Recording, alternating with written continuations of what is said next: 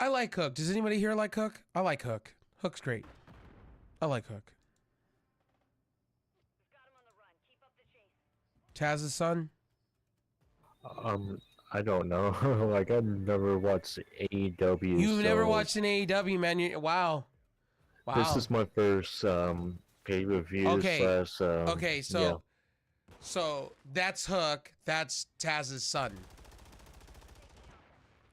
Chris Did Jericho's old not gimmick, if know. you remember from WCW, ECW days, Lionheart, Chris Jericho. Yeah, that's what he's doing. Yeah, like I know Taz used to be in like ACW as well, right? Yes.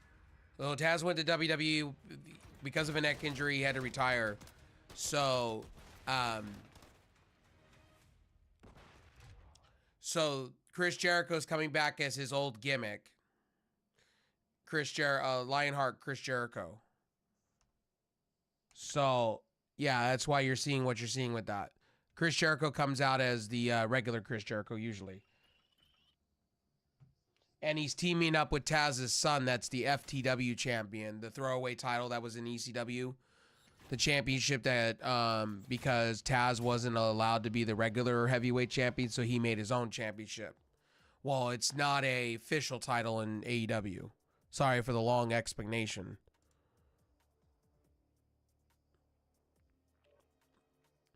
It's all good. At least it has like story behind it though. Yes, and then this is the infantry. So Lee Normati and Shane Taylor Promotions. So this is Shane Taylor Promotions. So these are Ring of Honor guys. Lee was one of the AEW originals, though.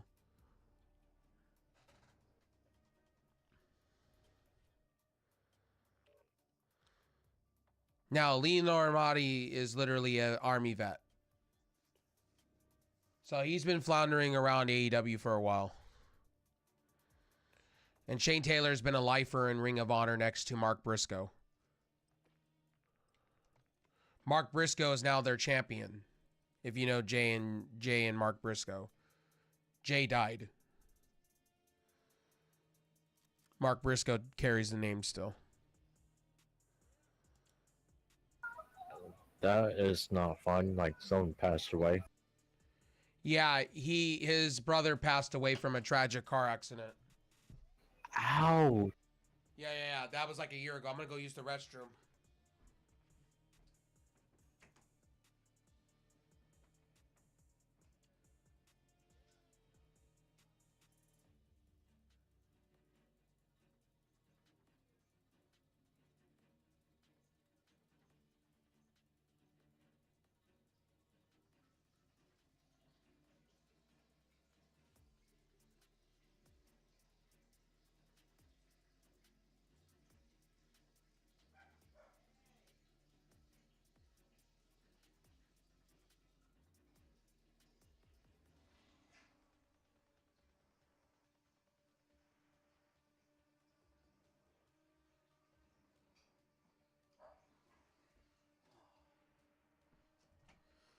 So, yeah, AEW is a little different. I say this to everybody. AEW is a little different than WWE. So expect indie show kind of deal when it comes to AEW. Yeah. Like I would call it NXT technically, black and gold. So just picture black and gold NXT, AEW. A lot of people don't want to hear that from me because a lot of people will tell me, "Oh, you're comparing it to WWE." I'm like, "No, take black and gold WWE, NXT when it was greatness, when Triple H was at his pinnacle of booking, right? For an hour show. That's what AEW is." The difference is Tony Khan, he tries to be friends with the wrestler instead of being a business guy.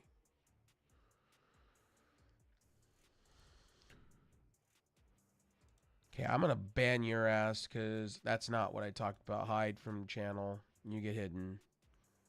Because I ain't playing that. Like, for real, for real.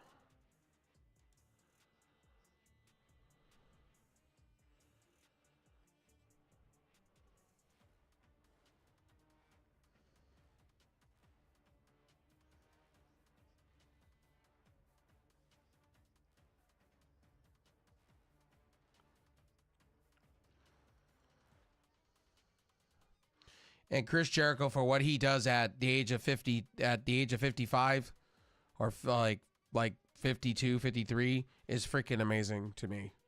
It blows my mind.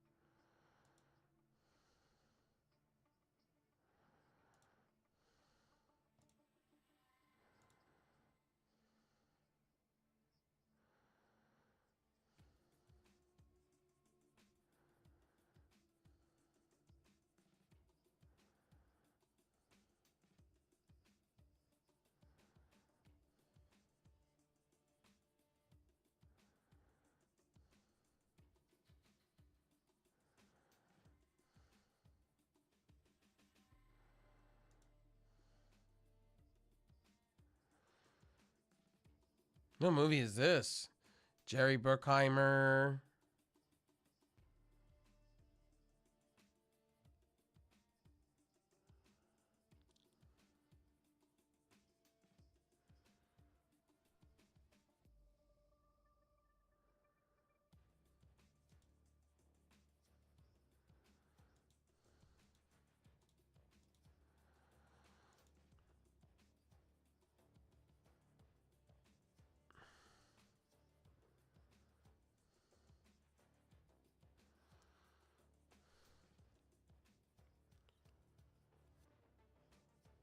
I tried that app, Dave. That shit's a ripoff. Yes, it is.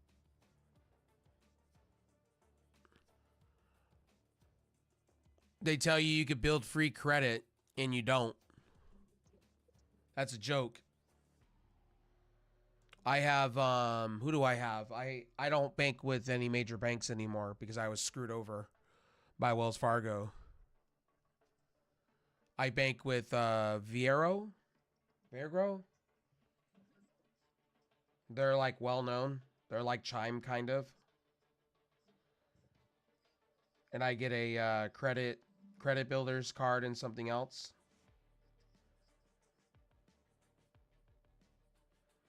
Yeah, Viero. Varo. I was the idiot. I should have sticked with Chime. Chime was really nice to me.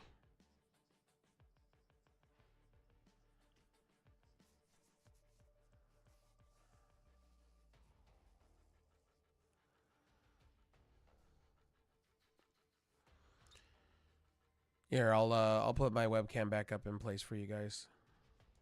We're watching AEW. We're just talking about wrestling in general.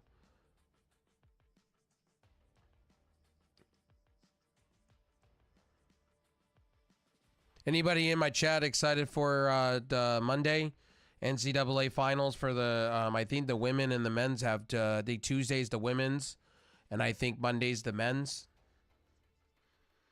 I know a lot of people are more excited about college basketball at the moment than if you're not a wrestling fan. And I didn't watch any of the USFL matches today. I don't know if there's any going on right now, but they're all over with. So speaking of USFL or UFL, that was formerly known as the XFL.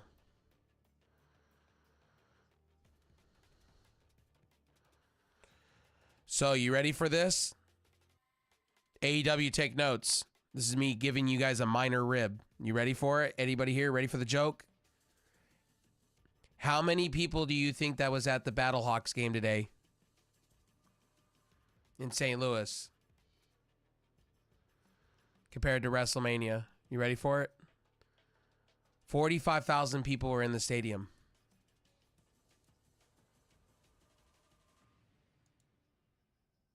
Sounds like it's semi much, but in ticket wise, kind of meh. I'm just surprised. I'm just surprised a lot of St. Louis fans are coming out like crazy to watch football like that, man. Blows my mind. Yeah, Well, they don't have a team, yeah. so it makes sense. True, because St. Louis Rams ain't there anymore, so due to LA now.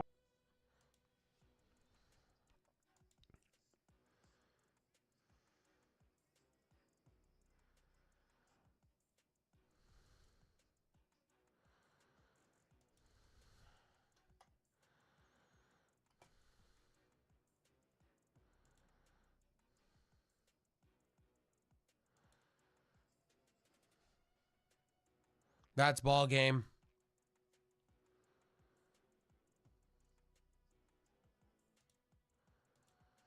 That's ball game.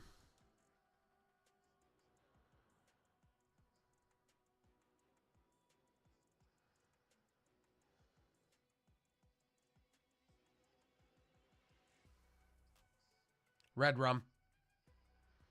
Oh my goodness. Damn. Okay. I will give it. This match was a little fun match. All right. Okay, Chris Jericho, I see you. You still can go when you want to.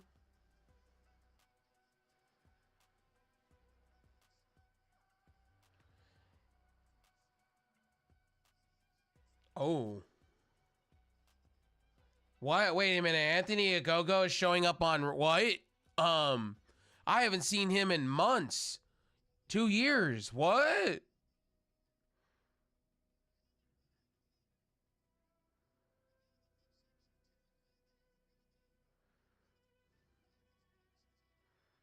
Anthony Ogogo was a boxer.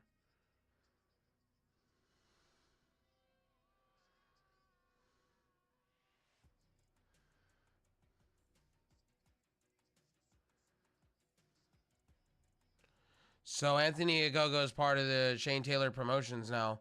Wow, okay. Anthony Ogogo was Cody's guy when AEW first started.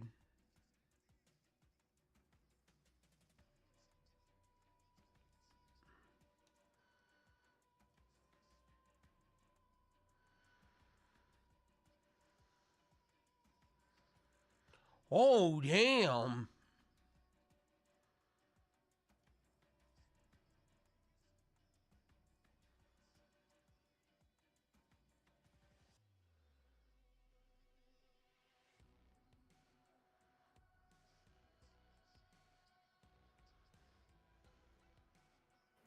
That kind of remind me of like the Big Show a little bit with the right hand.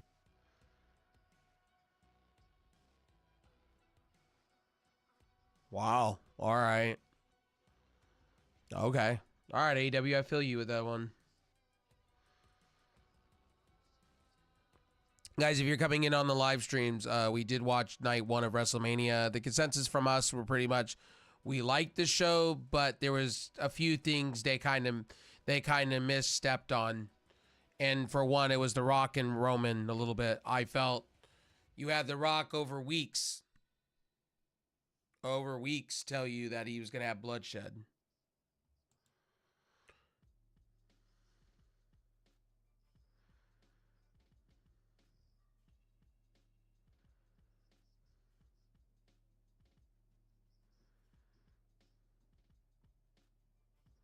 Dustin Rhodes is cutting a promo.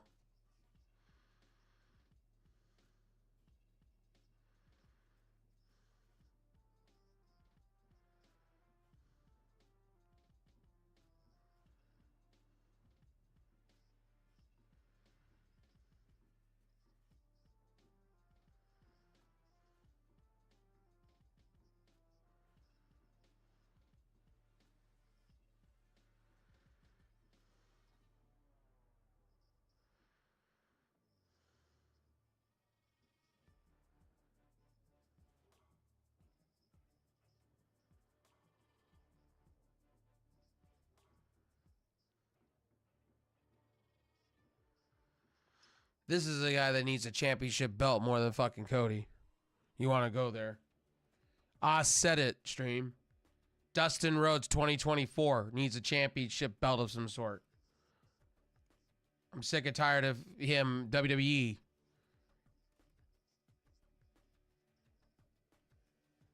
Yeah, I can see why, because he didn't get a lot of gold chances that I kind of seen.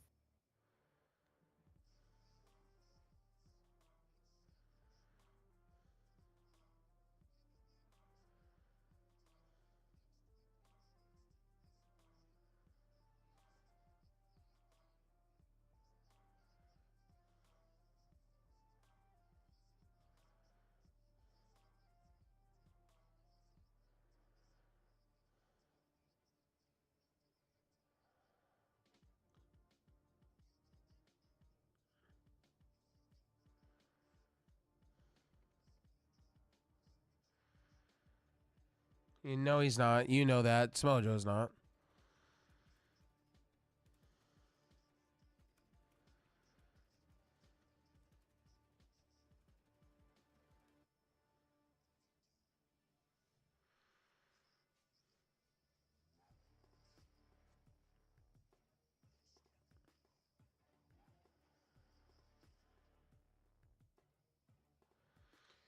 Yeah, but let's be honest. Let's be honest about this Dustin Rhodes, Gold Dust. You're not gonna get that from Samoa Joe, and if you do, you're gonna get squashed. They don't value you like that, bud. They don't value you like that, homie. Now, if you were in WWE, you would probably have some type of championship gold. I wouldn't say it's I wouldn't say it's I would say tag team maybe with Truth. Really?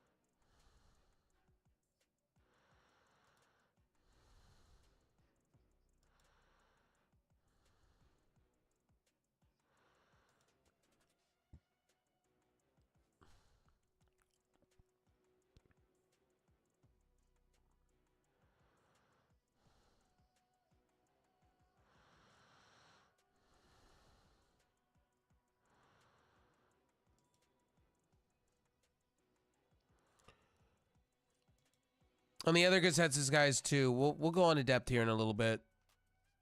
The night's kind of winding down for everybody. It's like 12 o'clock for some people out there. I will tell you guys honestly, like real talk, WrestleMania like night one, I'd say outside of a couple of things, it wasn't that bad of a show. If I had to give it a score, I'd give it a solid 7.5, 8 all day. It wasn't bad. I think a few things they misstepped on, but I thought they hit what they needed to hit tonight, like straight up. Yeah, I just felt like they kind of misstepped on damage control versus Bianca Belair, Naomi, and Did they? Who won that match? I got up to get something to drink. it's a J Card girl and Oh those yeah, other okay. two. Yeah, Of course, okay, yeah. Okay, I did see that then. Okay, because I got up for a drink and then I think I missed out on some of the moves. I got up for a second for that one because I was craving more coffee. yeah. Okay, so Will Ospreay, you probably know who he is.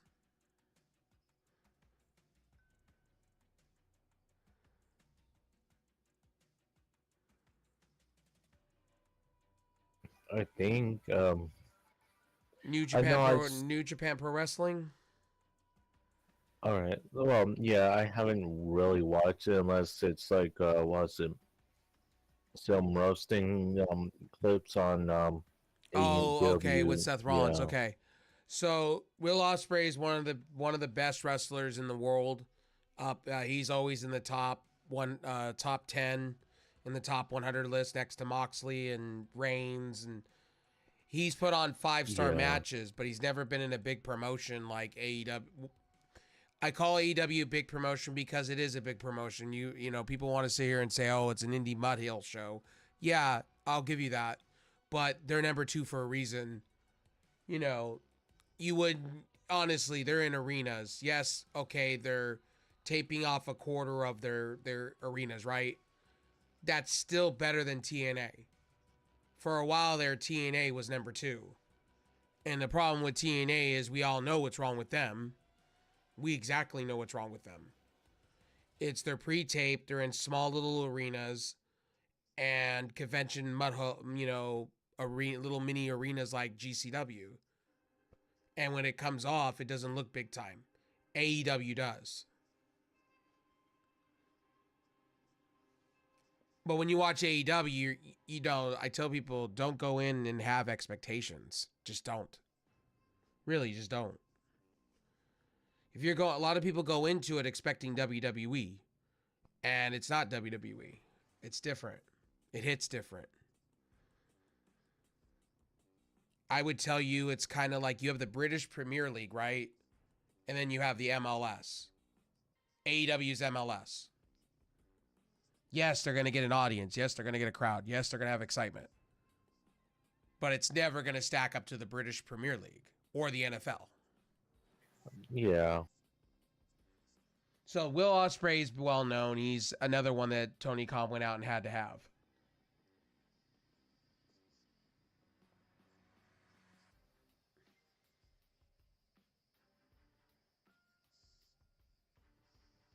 So this is Malachi Black. You remember Aleister Black? Malachi Black is Aleister Black. Yeah. Through like the NXT, right? Yes. Yeah. I know that when it happened, so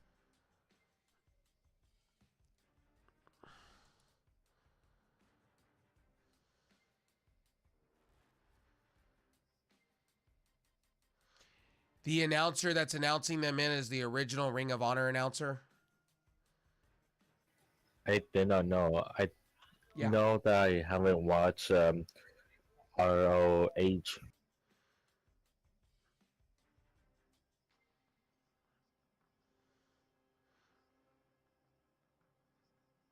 Mark Briscoe. And he won the belt off Eddie Kingston last night. Yeah, I know Eddie Kingston was kind of like a big name through, in my opinion, on You remember and him? He was Buddy Matthews he was Buddy Murphy in WWE. And Brody King has just been on the indie scene for a while. WWE never really picked him up. yeah, Matt and Sydal, you now should know who he is. He's Evan Bourne. yeah, that's what I meant right there on the left. Yep. He's been in Impact Wrestling / TNA for a while. He was for a while there, and he had great storylines. That's Christopher Daniels. He has never been with he was with WWF, but he's always been an indie darling. And the guy that looks like the bounty hunter, that's a guy that's been in Ring of Honor for quite a while. I think the guy on the black shirt, I think I see him in TNA, honestly. Yeah, he was in TNA for a while. Yeah. In what is it? What happened to Cesaro on the whole AEW kind of deal? He is actually doing big things with Blackpool Combat Club. That's John Moxley's stable. So that's John Danielson, Wheeler Yuta, and Cesaro or Claudio Castagnoli. Yeah, all right. Claudio Castagnoli's been 2-time Ring of Honor champion already. All right, and I'm sorry to Scalon. Oh no, you're good. You see Adam Copeland down there? He's their television champion, formerly known as Edge. Yeah, I saw that happen through YouTube. Yeah. And Kristen with like Luchasaurus dude and maybe one more person. Um, I forgot the name now. So With that icon. currently right now, I'm hoping Cody wins tomorrow, but I'm not confident. Um, so we talked about this earlier in this kind of talk review type deal. So we talked about it earlier. So I'll let you guys know. So if you had the Bloodline win tonight, that gives them their victory that they were looking for. Tomorrow night, Cody Rhodes will probably get his victory. It's typical WWE for you. Might be right. Brady was kind of, Retro over here was kind of he put the pictures for you. It's basically Roman's going to turn on Rock, or Rock's going to turn on Roman, and Seth's going to screw him over, or something's going to happen to where Rock gets screwed. It's going to end up where it's all going to fuck Roman one way or another. This is going to backfire on Roman. But I do see tomorrow night one thing that's going to happen. I see Damian Priest cashing in. And now I'm not confident with my pick here on who's going to win that world title. I'm not confident anymore. I'm kind of nervous about it. I'm sweating about it because he should have cashed in on Seth tonight. That was a missed opportunity. We all said that. Where was at the end? You had The Rock holding his belt and then Roman kind of holding his belt. And Retro said straight up tonight, what was the whole point of giving The Rock a championship belt? He didn't need it. He didn't really need it. That is true.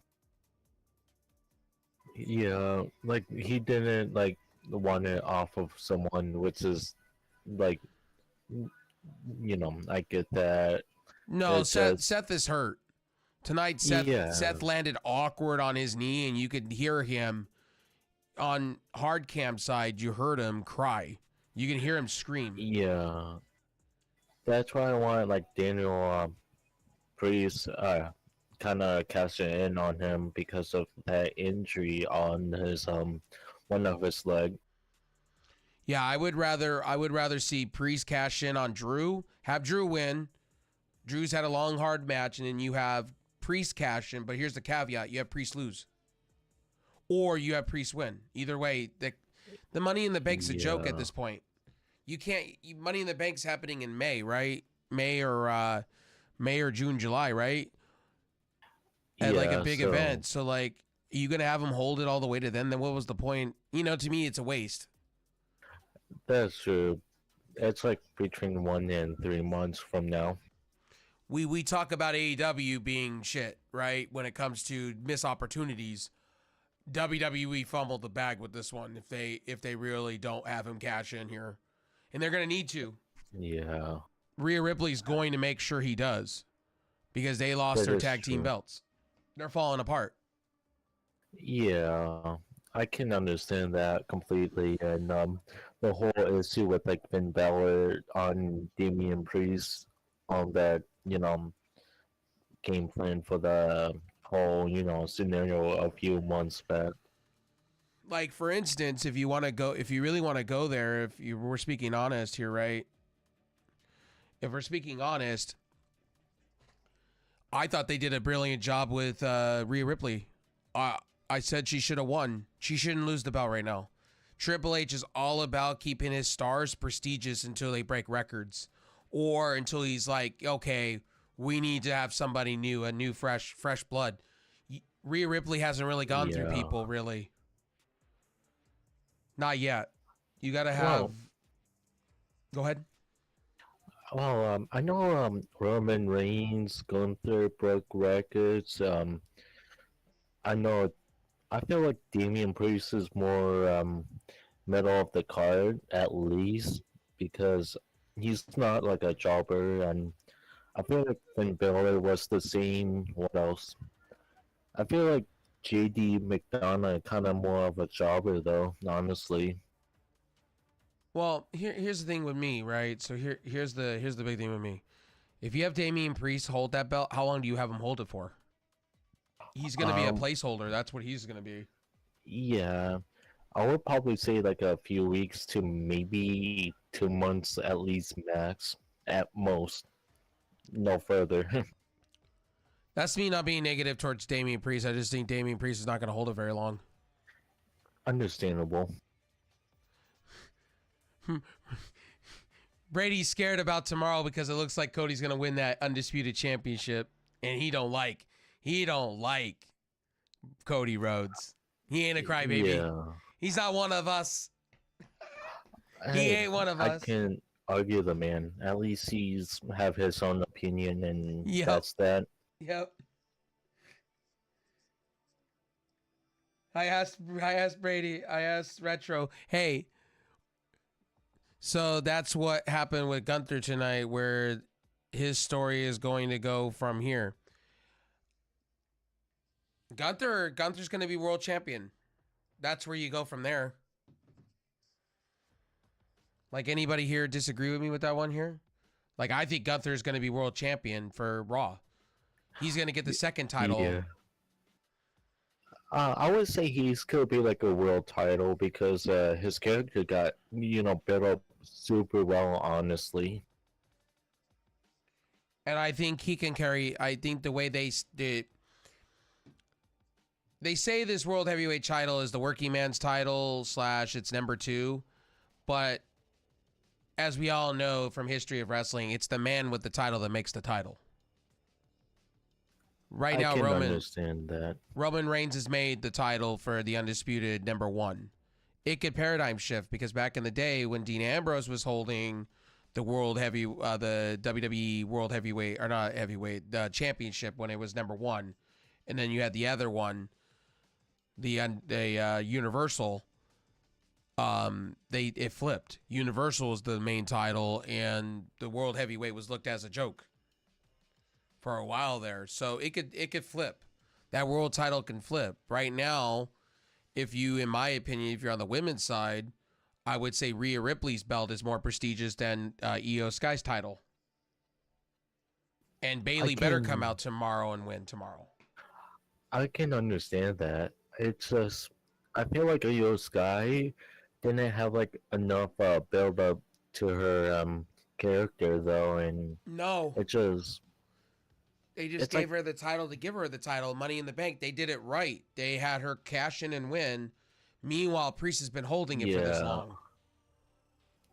Agreed, because Belair was injured like hardcore. You think they're going to let Reigns 15-day reign tomorrow? Yeah, I think they will. Triple H is like, if you listen to Triple H, right? Triple H is all about old school wrestling. What do we know about old school wrestling? Old school wrestling. Look at Hulk Hogan or San Bertino, right? Triple H is all about it.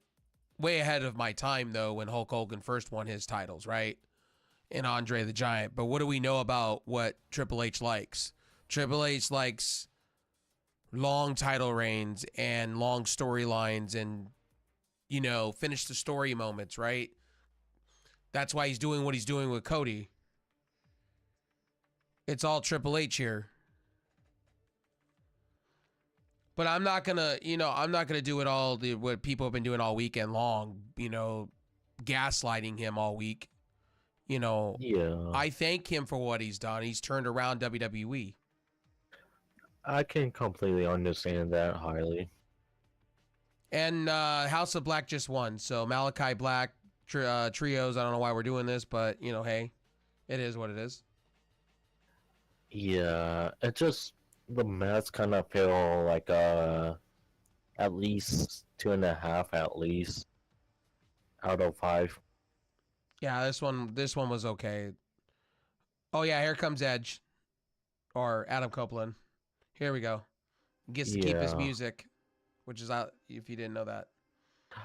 I heard it. It looks still good though. Like yes, it does. Yeah.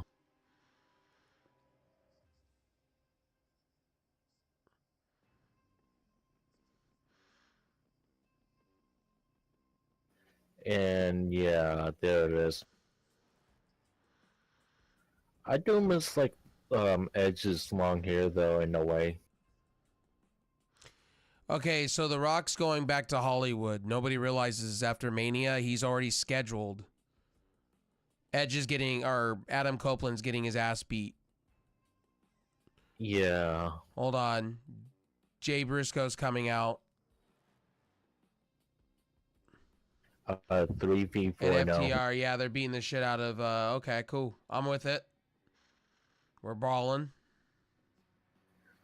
I might have to see like Karrion Kross and his career though on the whole thing against like the Street Profits and Bobby Lashley though. Nick and Mac Jackson, here we go.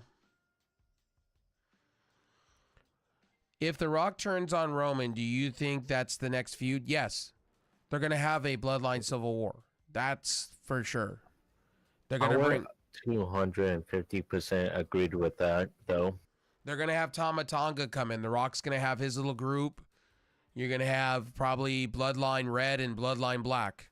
Or, you know what I mean? Kind of like what NWO did back in the day. The Rock said he's not done with wrestling just yet. He said he's going to be around for a while. So he said he's going to go do his little rest. He's going to do his movie gimmick. His lead roles in these movies that he signed up for. And he's going to come back and there's going to be a feud ready for him. Adam Copeland with a spear. Mark Briscoe coming out. Let's go.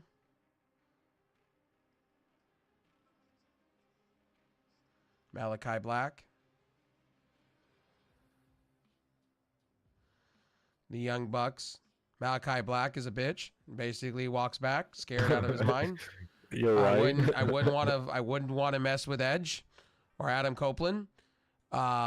Nicholas Jackson, part of the Young Bucks, is about to get his ass whooped.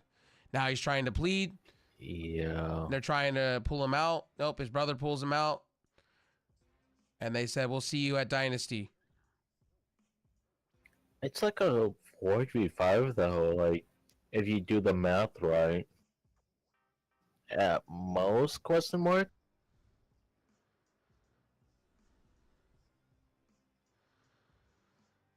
I'm just surprised that Kristen didn't come out and help the Black and the rest of the dudes though. Rocky Romero, part of the writing staff for AEW. Or some type of...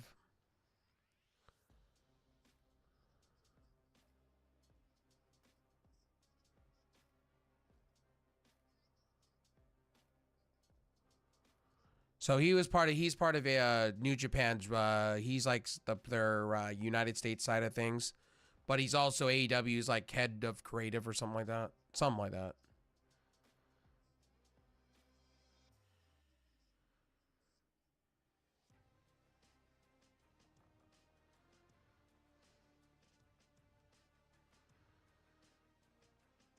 Roderick Strong and the, you guys remember, you'd probably know who these guys are. It's Wardlow, Matt Taven, The Kingdom, with Kanellis Bennett, or Kanellis, Maria Kanellis. Yeah. Probably not. You don't remember Maria Kanellis? Maria, back in the day in WWE? No. Wow, okay. Yeah, I haven't probably watched back then, I think. I know I missed out and got probably back in since like maybe 2023 question mark. And what happened to what was it? So the Young Bucks are gonna present backstage footage for the first time in All In, Brawl In. Wow, the Young Bucks got some big fucking balls since CM Punk came out. Wow. So, announcement, guys. The Young Bucks are going to show you all-in footage about Brawl Out for the first time ever. Wow. Tony Khan is allowing this for the first time. Wow. Holy shit. We're finally going to get a conclusion into this shit. Wow. Damn, Gina. Hopefully it's not I hope we're not getting joked, but... So do you think Drew is going to win the title and then lose it to Damian? Yeah, I do. They have to. WWE pigeonholed themselves. You have to have Damian cash in. Then Money in the Bank is pointless now. On the men's side, it's completely pointless. It's garbage. Why have a Money in the Bank then? They screwed up 3 times over with Damian. Damian should have cashed in on Sami Zayn tonight. He had an opportunity to do it there. I'm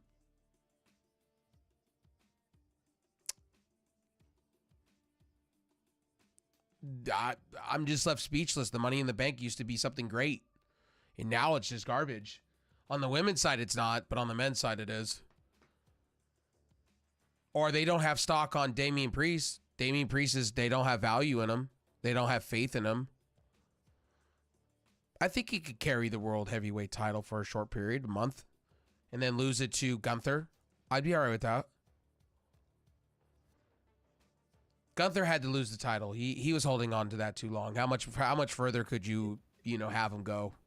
Yeah. Now Sami Zayn can have a feud with the other dude, Alpha Academy, Chad Gable. Now you can have a feud properly with him. Yeah, I can see that, honestly. Oh yeah, what happened to Kenny Omega? Kenny Omega's out with diverticulitis. Ouch. Yeah, he had the same thing that happened to Brock Lesnar. Yeah, he's been out. He just had major surgery. MJF, everybody's predicting MJF is showing up tomorrow at AEW. At WWE's Night 2. Highly doubt it because MJF also said he's still rehabbing. He's not medically cleared. Everybody doesn't realize he has 3 different injuries: a shoulder injury, displaced hip injury that he had to get surgery on. They had to put his hip in place, and he also had a torn labrum, something torn in his shoulder that he was trying to come over. He's not going to be back until probably October. So if he does sign with WWE, you're only going to get him at probably Survivor Series if you're lucky. I don't think he's WWE bound. I think he's trolling. And let's see. What if Cody wins and then Damian cashes in on Cody? That would be a mistake. Damian Priest is a Raw person, right? What's on Raw? The World Heavyweight title. Why would you have him go after the Undisputed? That would just be pointless to me. You've built Cody as a monster. This whole story with him.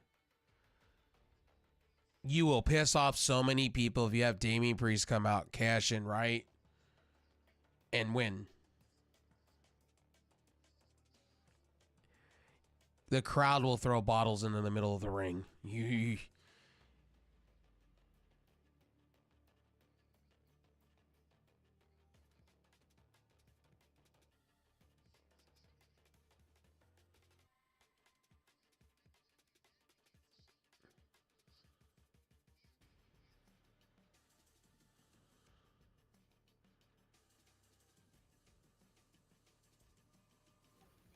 Okay, that is pretty smart of him to do it.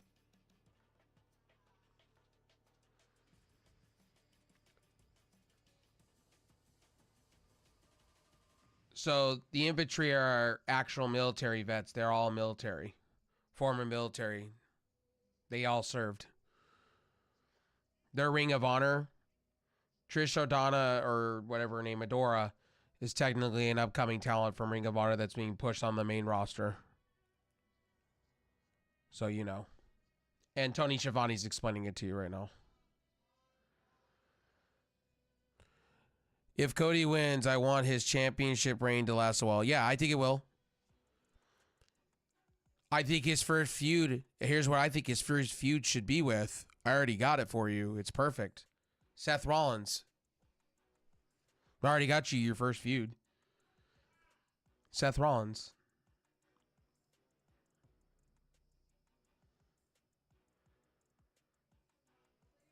I haven't seen her on AEW in a minute. She's in Josie Pro Wrestling. Yeah. She's an AEW original. This one right here. She's really good. But people frown upon this, like, you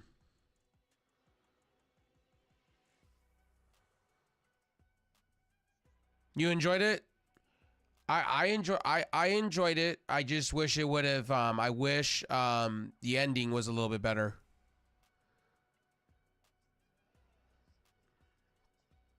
Honestly, I wish it was better. But I knew the Bloodline was going to win either way. It was either going to be Bloodline because what do we know about Cody's storyline? He has to fight diversity, right? So stack the odds, make it really fucking hard for him to win. Like a video game. Did you not notice The Rock was coming out like a video game? So it's a video game ending. Yeah. That's what they're going for. What do we know about most video games that are storyline driven? They're hard, complicated, stuff like that.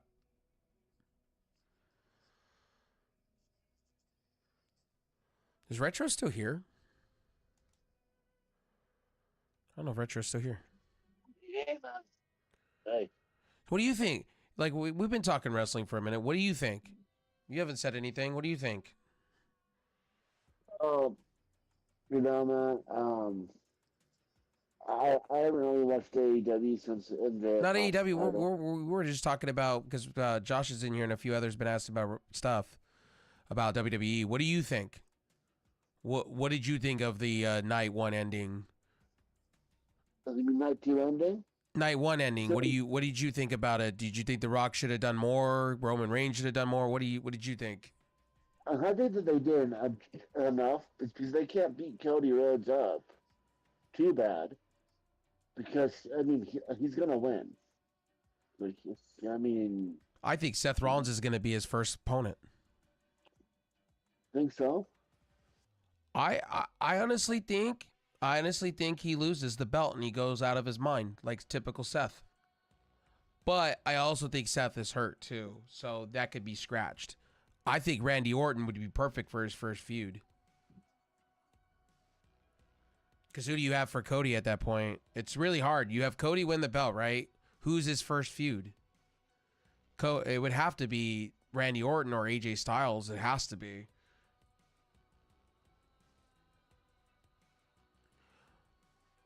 What about Gunther being his first feud? No, because I don't want Gunther. You don't want to. Okay, so you don't want to put Cody, right? And anybody here can tell you this. You don't want to put Cody in a feud with Gunther because Gunther's a monster. Gunther just came off 450 days or 550 reign. You don't want him to lose like that. You don't want Gunther to lose because you make him look weak, right?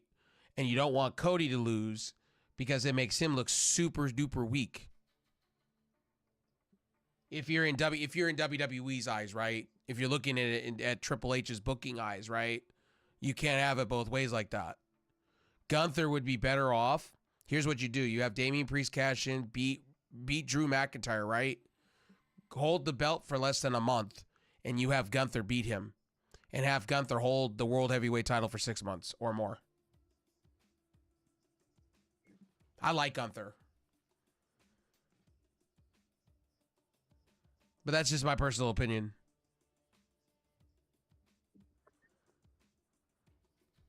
You got to make Gunther look prestigious. You can't have Gunther lose.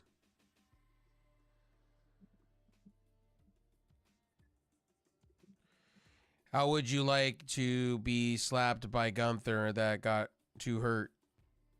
How would you like to be slapped by Gunther that got too hurt? Oh, that would fucking hurt. We were talking about that. I wouldn't want to be in a ring with Gunther. Gunther's a killer. I wouldn't want to be in a ring with him. I'd be scared out of my ass. I'd be Drake Maverick. I'd pee myself. Back in the day. Oh, sorry. Did I say Drake Maverick? Yeah, I did. Poor Drake Maverick. He got fired. Because 205 Live died. Yeah, we'll be doing another watch along. After this show, I'm going to probably... I don't know. These gentlemen are probably going to go to bed. And I'm probably going to talk about all the shows probably. And then I'm probably going to head to bed so I can get ready for night 2 tomorrow. Because tomorrow night 2 is supposed to be at the same time. And I know we're all going to want to reconvene and, watch night 2. Because I already know what's going to happen tomorrow if Cody wins. Retro over here is going to lose his mind and boo and hiss every minute and throw stuff in his own room over it.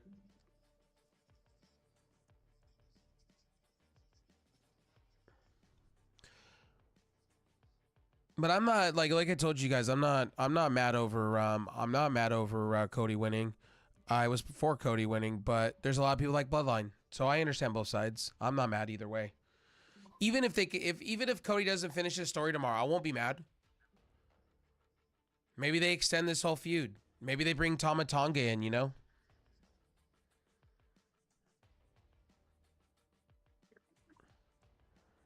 Maybe they bring in Tama Tonga and they fuck over Cody.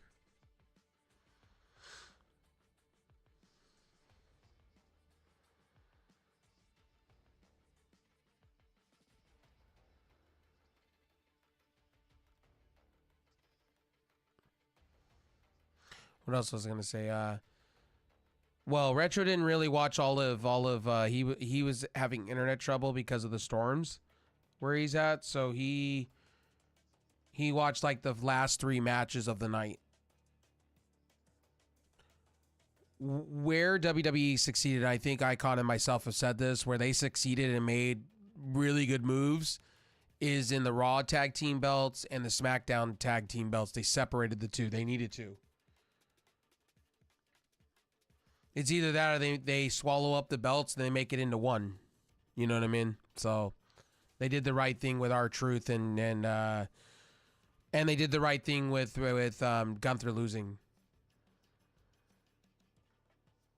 You can't keep throwing Sami Zayn in people's faces and have them keep losing. There was no other way in front of family. You just don't do that.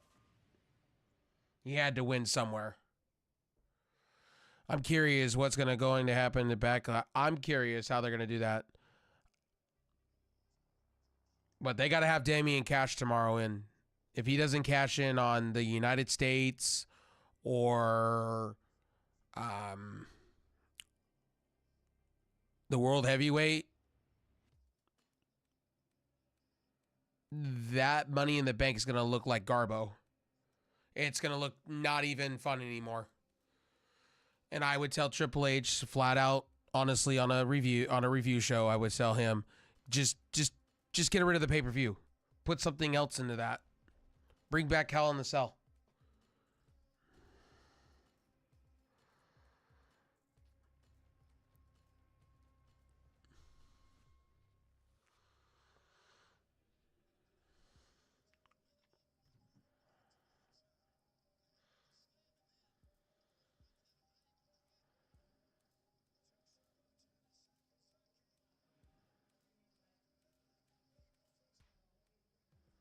But WWE is doing the right things, man.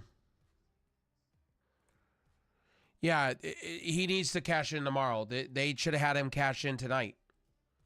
We've all said it here. He should have cashed in tonight. Seth Rollins was for the pickings.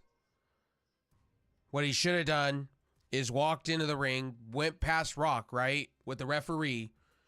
Seth is looking at him. He beats up Seth, puts him in the ring, gives him the State of Valhalla, whatever his move is, the choke slam. 1, 2, 3, you're a new champion. Boom.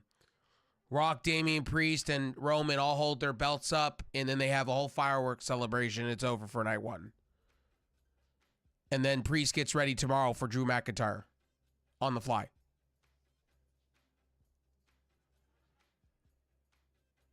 So the belt doesn't go in vain. The cash-in doesn't go in vain. And then you can have Drew McIntyre beat Priest easily.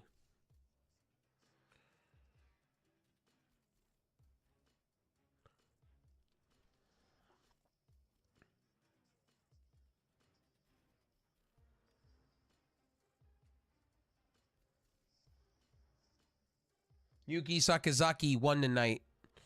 She's original talent of AEW. First couple of signings. She was a Kenny Omega signing.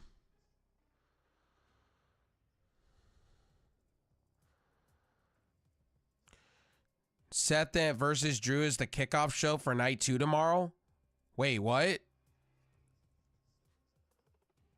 Wait.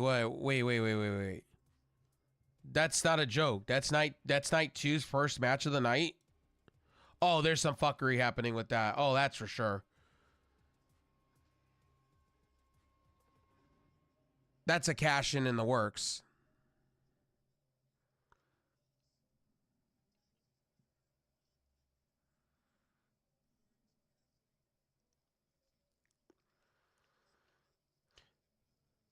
Here's the thing, Chuck D, okay? So we're going to talk about the best friends. Why did Chuck D not look interested at all?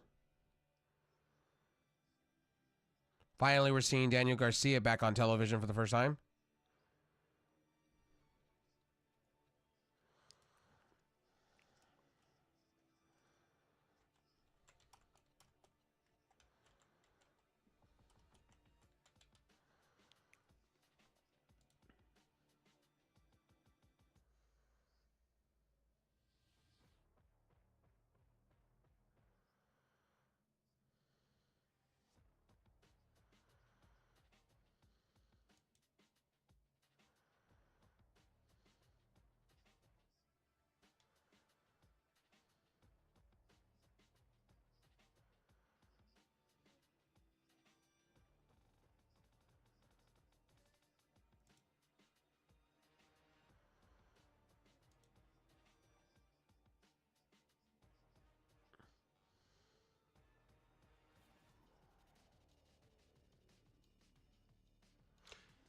Where are you seeing, Josh, where are you seeing this being kicked off? I'm fascinated. Now, you got me fascinated. Is it on X? Are you seeing this on X? That's kicking off night 2.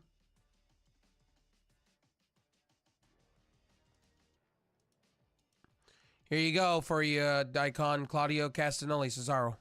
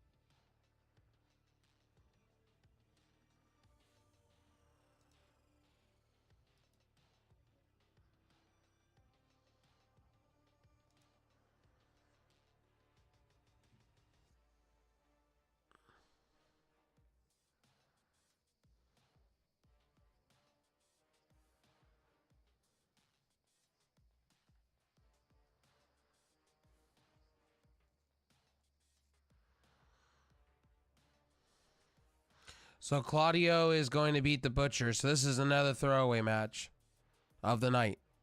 I'm just pointing this out about AEW. One thing I will tell you about AEW, they got to stop doing these fucking throwaway matches. You know, when you talk about wins and losses matter, the Butcher looks, you know, stacked up, but you shouldn't have him go against Claudio. Claudio's going to beat him. Watch.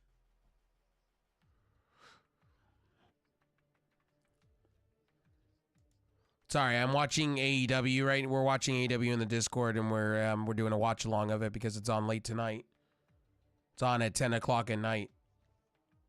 Pacific Standard. If you're on East Coast time, I believe it's 1 your guys' time. I'm going to say something to all of you in my stream. And I hear this all the time about, in my comment sections and things like that, which really starting to annoy the shit out of me. Guys, watch my video and hear my opinion before you make a judgment call about me. You don't know me. And for some of you that are sitting here, what I said about CM Punk, right? What I said about CM Punk in my video wasn't anything derogatory or mean. I basically just said me and the Dirt Sheets were basically talking about Brawl Out altogether. And now with the Young Bucks are going to talk about what happened on Wednesday at, you know, finally. We're going to get a conclusion on this story of what happened with CM Punk. Love it or not, you're going to get it. They just said that. We're going to see on Dynamite. So everybody's going to tune in and probably see what happened. Next week is Battle of the Belts X. That's Battle of the Belts 10 next week on AEW television right after they're both live. I'm just gonna tell you guys, like, look, when I make a title on my video, don't just assume things. I've had to mute people off my channel because of it. Don't be that way, please. Listen to what I have to say before you make a judgment call about me. And honestly, too, I'm really getting tired. I'm really getting tired of the fact people telling me, well, your opinion's your opinion, mine's mine. But then you guys want to go away from that and then go, oh, well, my opinion's your opinion, and it needs to be, your opinion needs to be my opinion. No. Stop that stuff. I respect you as much as you respect me when it comes to talking wrestling, okay? And I don't shit on anybody that has an opinion. If you like the bloodline, hey, cool. We're all wrestling fans, man, at the end of the day. We all like what we like, you know what I mean? But I have an opinion in a mouth, and I will never tell you guys that my opinion's the final opinion. I'm never going to tell you your opinion's garbage or shit. Hell no. That ain't me. I do these shows for you guys. I'm not getting paid to do this. And I don't make anything either way. You know, if my opinion's my opinion, you know, I don't make anything out of this. I do this because I love you guys and I want to just do it because I love wrestling. I do these reviews and watch alongs. I'm hearing more noise in this match through the fans a little bit more than the previous cards. Yeah. I agree with you. The fans are waking up finally. Yeah. And sorry about that if I went AFK a little bit. Oh, you're good. No, you're good. It's late night. I know everybody's got to get ready for bed here soon. I get it. Well, it's not like, well, it is night, but it's, yeah, it's normal hours for me. I was just telling everybody in my stream, hey, when you watch my titles on my YouTube videos and you're watching my reviews and you're doing the things, watch the videos. Don't judge. Watch the video. Just because you see a title, yeah. Watch the whole video. Get to know who I am before you make a judgment call. You know? Understandable. And the other thing I want to say, look, I want to make this very clear in all my I want to make this clear in this live stream and videos and everything. You guys are entitled to your opinion. You guys have a right to have an opinion as much as I have. But please, I ask you guys nicely, don't make your opinion should be my opinion. You know what I mean? You guys all have a right to have an opinion. I love you guys. You all are my friends, and I love you all. My community, we all love wrestling the same. You know, like, I just wish, you know, people would actually watch my videos and actually, you know, stop having a perception, you know, like a perception of who I am. I'm not an AEW mark. I'm just a pro wrestling fan that likes all wrestling promotions. That's it. I don't care what you like. We all like different things. It's like Icon's never watched AEW, but has watched highlights. That's fair. That's most people. That is most people that watch. Honestly, that's most people. It's the truth. That is most people.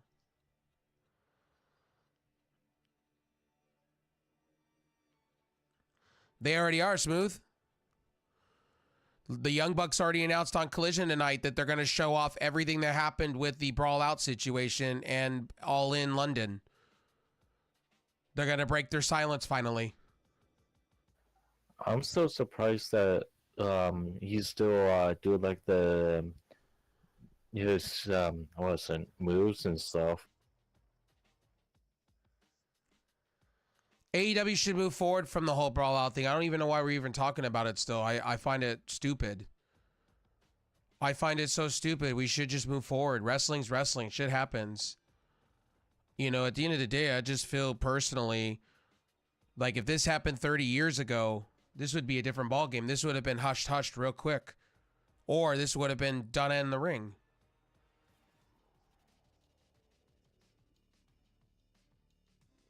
That's Julia Hart, by the way. That's Willow Nightingale, and that's Sky Blue. Sky Blue is pretty much top tier of the division, technically, of the women's side for AEW. What happened to Paige and AEW with Okay, so Paige is around. So Paige had a little storyline feud with recently with Cool Hand Ange and Ruby Soho. Ruby Soho, they tried to counteract PCB in AEW, which was what was it? I'd have to go look it up. I forgot the fucking team name. And so they broke up, and she fell in love with Cool Hand Ange. It's a storyline, and then Paige's brother is now with AEW. He signed with AEW because Paige pushed for it, and they've been in Ring of Honor / AEW for a while. Oh, okay. So, like, Tony Storm was the same thing. He, like, broke up with like stable as well, and with like Paige and that then. Yeah, so Paige is so Paige has her own little like other like disciple of what she is. So she's a psychopath right now currently. Yeah, like I know those three used to be in WWE, like was it Sasha or now Monet and all that. Yeah, PCB, Paige, Charlotte, and Becky, yeah. So they tried to recatalyze that with the Outcast. There it was. It was called the Outcast, but basically it was Tony Storm, Ruby Soho, and Saraya. Sorry, my brain is kind of becoming because it's late night, and I've been watching so much wrestling this weekend. Understandable. So it's the Outcast. So they broke up. Tony Storm went to go do her own thing. She broke away from the Outcast, and she's doing the best work of her career at this point, being timeless Tony Storm with Mariah May. So Mariah May they brought in because Tony Khan's got to sign every freaking person off the street, obviously. I'm not one of those, I watch all wrestling, but the thing with Tony Khan is he's got to start working with his talent that he has. He needs to overcome this whole shit about CM Punk. I think, now hearing an announcement, as we saw tonight on the show, that they're going to address all of what happened at Brawl Out. They're going to have like a 40-minute segment addressing this shit. To me, I don't care anymore. It's already done. CM Punk's moved on. They've moved on. Why are we still talking about this? Why is this a thing? CM Punk's moving on to better pastures, and fucking AEW needs to move on. It's like... I can relate on that, honestly. I think it's so stupid, and the fans are we're all fighting over nothing. It happened. CM Punk went on a fucking brawl show at the media scrums. He ran his mouth. He was up for a fight. It happened. I'm on neither side of the board. I think it's childish on all sides. CM Punk is, to me, CM Punk is an injury-prone wrestler. He's proved it already, been in WWE. I want him to stay healthy.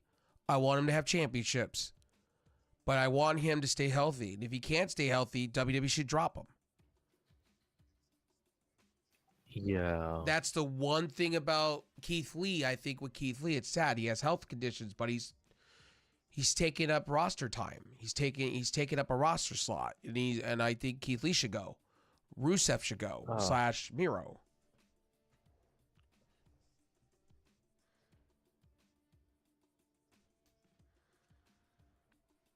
All right, Samoa Joe's on AEW at the moment. Collision right now.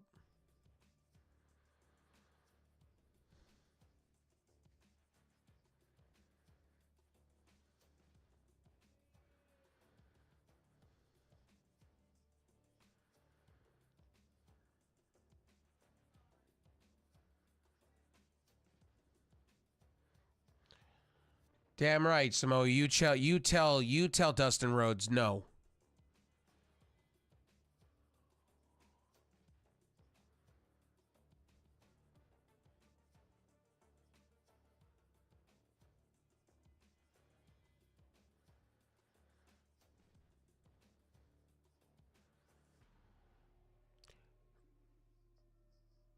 And so, yeah, what AEW needs to do is they need to have good storyline. They need to have good wrestling, good storylines, and they need to start introducing wrestlers.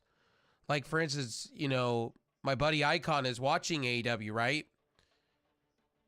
But I'm having to explain every little bit of every little piece of AEW for people. I shouldn't have to. They should tell you already what they are. That falls on the announcers. There's some quirks AEW needs to fix is vignettes. I think, vignettes, when you're debuting somebody or giving the history, like a lot of fans don't know who that person is. They go, oh, Will Ospreay. Okay. Well, I'm new to AEW. Who's the hell is this person? And when you go to explain to them who they are, it's like I'm reading a novel to somebody instead of, giving a quote, a highlight package real quick. And they did tonight. They gave you a highlight package of what he has to offer. Same with Danielson and things like that. That's great. But AEW's got to fix some things. They got to stop this drama shit real quick. They got to just stick to being number 2. Be a good number 2 company. That's it. Nothing more. Just be good at being 2. I don't need you to compete with fucking WWE. I don't need you to. Just be a good number 2. They pretty much have number 2. And in fact, if you really want to go there, JD from New York isn't telling the truth. The real reason he's not allowed back in the AEW media scrums because, again, how you explained it time and time again. Yeah, so the problem was, here's the truth. I'm not being mean about JD from New York. Please don't take this the wrong way. I'm not a hater of his product. I'm not saying he's a piece of garbage or anything like that. I want that to be clear on my record on my stream. What I'm honestly telling you is JD from New York asked the wrong question in the media scrum. If you have one question, you better be asking an educated question. Not acting like a fan. You're part of the media. There's better ways to handle your shit. If I'm sitting in front of Tony Khan, right, and I'm part of the media, right, and I get asked to sit in front of Triple H, I'm going to ask a good question within reason, what they can answer. There's certain things they can't answer. I'm Solo. I'm Captain. Yo, thank you for that, homie. Yo, thank you for that, homie.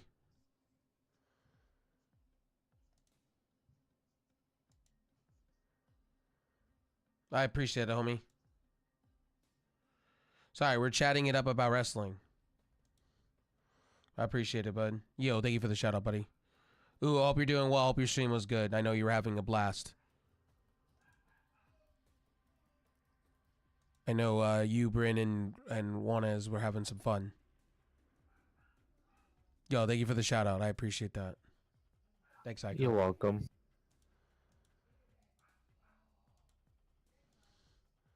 Hold on, let me get back to my question I was answering. JD from New York, scram again. Like, yeah, I'm not saying JD. It's just the wrong question. If I'm sitting in front of media, right? And this is anybody. You're not going to ask a dumb question.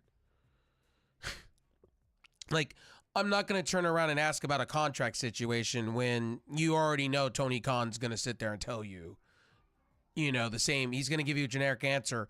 And then when you come back and ask the same question again, you're going to get laughed at. You got to be smarter than that. And the reason he's not back because he asked a stupid question.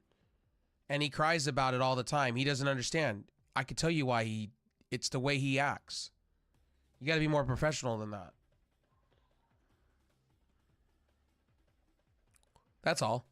I'm not hating on him. I just think sometimes he spins a narrative sometimes on YouTube and he makes people believe certain things when he is not reading articles properly. That's all.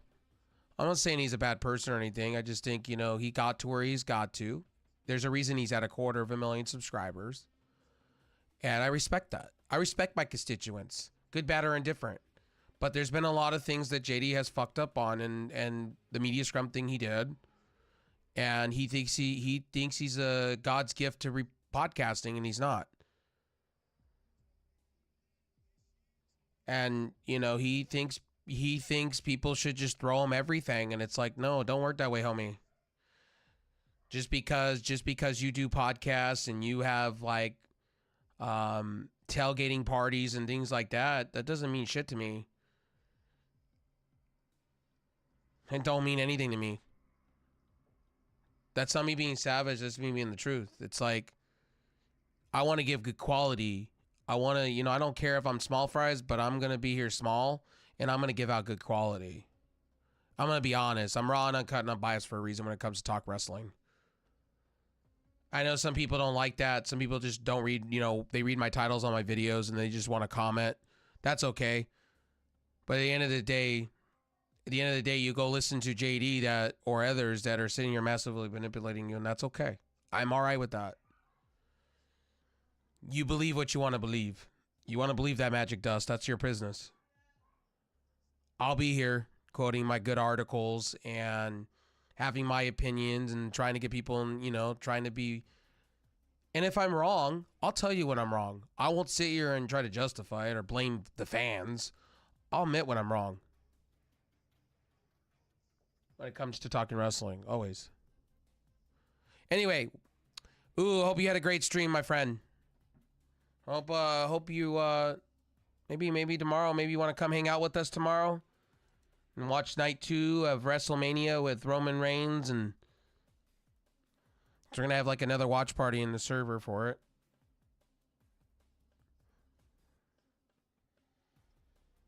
Now, you guys missed tonight. Nessa was hella funny. Nessa ate 2 jelly beans and died.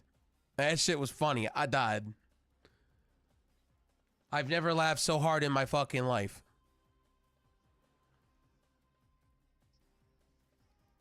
So thanks to Nessa for that.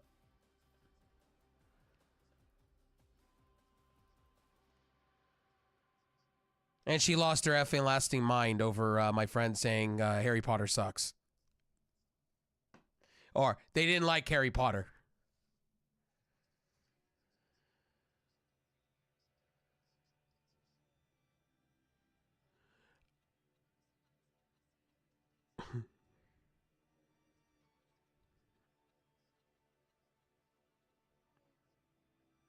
Yeah, I agree with you. Smooth, I agree with you there.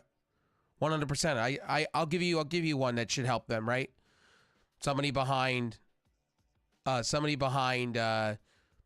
Tony Khan should be Scott D'Amore. Put Scott D'Amore in place.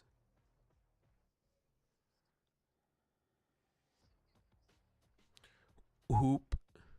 Yeah, she didn't like when Gothic said he's not a big fan of and I said the same. I'm like, I'm not the biggest fan of like that of I'm more of a Lord of the Rings guy.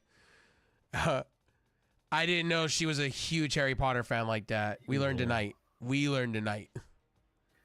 Well, don't get me wrong. I feel like Lord of the Rings actually got more action through it. It just, I'm not one of those Harry Wizard jokes, or actually, movies. So I'm not a hater of Harry Potter. Hell no. I enjoyed it for what it was. I don't put all my life into it like that. Yeah, it's just, I don't mind the magic. It's just I don't mind the allure. I even told it to Nessa tonight. I didn't mind the allure. Yeah. I don't mind Harry Potter. It's just not my everything. But I get the fandom. I totally get the fandom. 100% I get it. It's the same that people that like Dragon Ball Z and things like that. I totally get it. True. The Last Airbender. I'll get it. 100%. Yeah. I told her, I will never touch dirt on talking Harry Potter ever with her. Too serious. Way too serious. And she was laughing about it. So we were having a good time. It was all in fun. But people were following her left and right as I was shouting her out, and she was eating because it was fun because we wanted to see her eat these weird jelly beans, and every time she ate weird jelly beans, she didn't like it at all. She goes, "You're all a bunch of assholes," and I died. Yeah, I was. You shouldn't have said anything to a bunch of people in a stream. Yeah, I can see that. Oh, nice Canadian destroyer.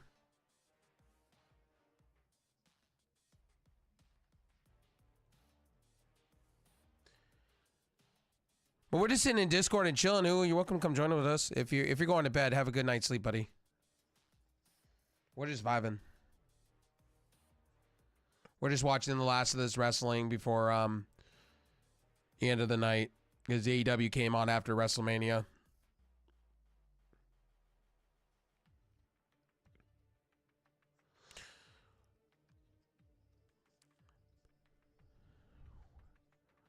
Yeah, I think if you brought in so Smooth, if you're still here, Scott D'Amore would be perfect for that. You put Scott D'Amore behind Tony Khan. Tony Khan could be your owner that just goes around and pleases, just goes around and talks to everybody, And then you have like your pit bull, and your pit bull would be Scott D'Amore. And you could put Scott D'Amore because then he could be one of, about policing rules and,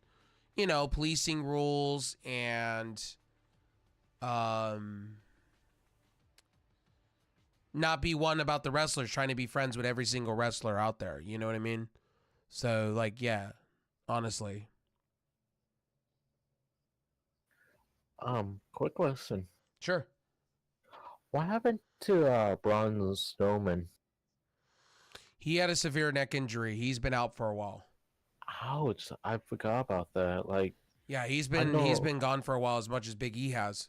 Yeah, he got hurt really bad. Ouch! Yeah, I did not know. Like, I might have missed it then. Yeah, he was on the pre-show selling their alcohol sponsor that they had for the night, the whiskey, or whatever, wheat whiskey or whatever it was, or wheat vodka or whatever it's called. Yeah. He was drinking it up with Rosenberg or whatever his name is, that other shill for WWE, Rosenberg, that I can't stand because all he does is shill for WWE. And it's very apparent when you hear him talk.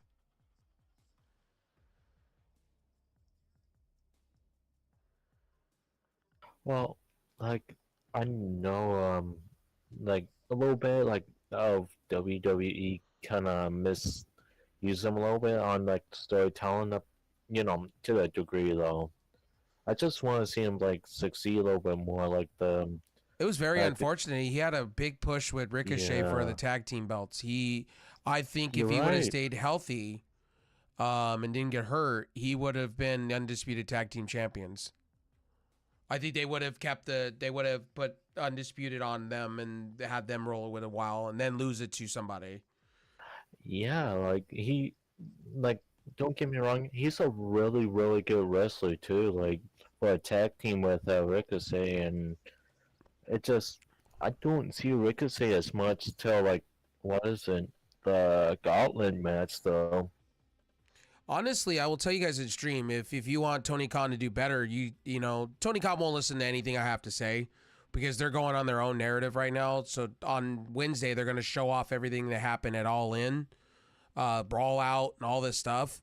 So there's that. But I'm gonna honestly tell you, they're gonna break their silence on this. I don't know if it's a troll or not by AEW. AEW is taking it too serious. This one thing I will say about AEW is they're taking it too far. I think if everybody signed an NDA, why couldn't these guys just get in a fucking room and just talk about it? And just fight it out in the ring. I agree with Undertaker and a lot of them that said that. I just don't understand that logic. CM Punk really tried at the end, but CM Punk didn't want to be there either. So it's kind of a tale of two sides on that. CM Punk didn't want to be there, and Tony Khan is just a fan of the wrestler, and he was trying to please as much as he could and both sides, and that's what you get. Tony Khan should have stuck with his guns and just went with the CM Punk stuff. But then you run into the question, then you run into it. And this is the other thing that Tony Khan, he put more stock into Kenny Omega and the Elite. And the problem is, or the Young Bucks, and the problem is you're starting to see it. He should have just went on the side of CM Punk and stuck with CM Punk. He's a money draw anywhere he goes. You can hate the guy. You could say he's this, that, and the third, but he's a money draw. Anywhere he goes, he's a money draw. That's just a fact. And I think he should have stuck with AEW. Maybe pleased him and then went his way. But who shoulda, coulda, woulda. In my mind, I think it was a sad day for me because I did want to see him succeed in AEW, and I wanted to see Tony Khan, do his thing. But I knew CM Punk was coming to an end. It was too good to be true. And when you're giving CM Punk, honestly, if you're giving CM Punk, right, all these privileges. If you give him an inch, he's gonna take a yard. That's what he did, unfortunately. But Smooth, thanks for coming by, dude. Thanks for chatting it up with me, man. I appreciate it, dude. I know a lot of you are coming to by my streams and whatnot, and I'm not trying to badmouth any of my constituents. That's not my goal or my intent. My intent is a lot of you try to compare me to JD, and I'm not a JD. I will never be a JD from New York. I don't need to wear a ball cap. I don't need to put a persona on. I don't need to tell you. I don't need to hide my room from you. I don't need to hide my life. Yeah, I don't need to hide things to you, and I don't need to tell you I have to drive a fast car. Like, dude, if you have to tell me you have to drive a fast car to be better than somebody, let me tell you, you have small PP syndrome. I'm sorry. It's the same with the trucks. If you have to have a big ass fucking truck lifted up, man, you got some issues. Then I'll make you. What makes you is the people around you. In your opinions. My dad was that way. My dad used to buy cars thinking he thought in his mind, when I was a kid, he thought in his mind that he could buy all these cars and people would love him or see that he's worth something. It don't work that way. People laugh at you because you've just wasted money on cars that you'll never use. And I'm not a Mustang person, to be honest with you. I'm not a Mustang fan. I probably will never own a fast car in my lifetime. I'm more of an economy car guy. I'll drive.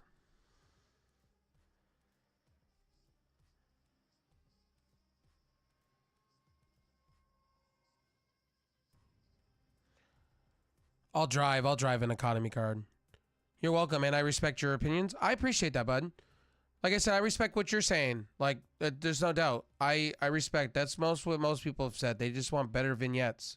I just want AEW to be number 2 and stick at being number 2. That's all. I'm not looking for them to be the be-all, end-all. Here, and I will, since we're still talking wrestling, what I'll do here is, let's see. Have you seen Stand and Deliver, buddy? Me? Yeah, both of you.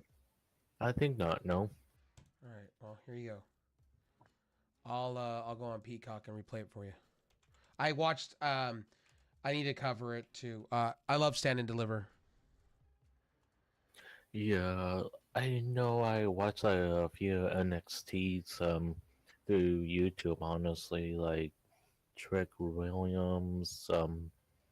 Here, I'll put it on for you guys. Here. Stand and I Deliver. don't know. Here you go. Oh yeah, Corey Jade is injured. Watch from the start. Here you guys go. I'll put it on for you.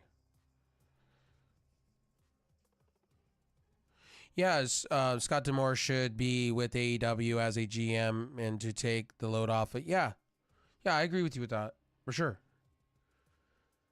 That might be a good idea. Tony Khan needs a pit bull. Tony Khan honestly is too much of a wrestling fan. He just needs to be an owner. He needs to set and release. Let it go.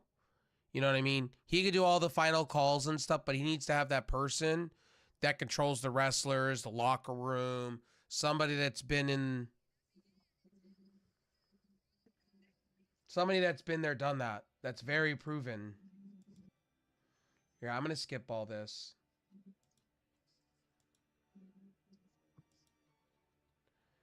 Because it's giving you the pre-show, and who cares? Oh, here you go. Sean Spears was on the pre-show, by the way.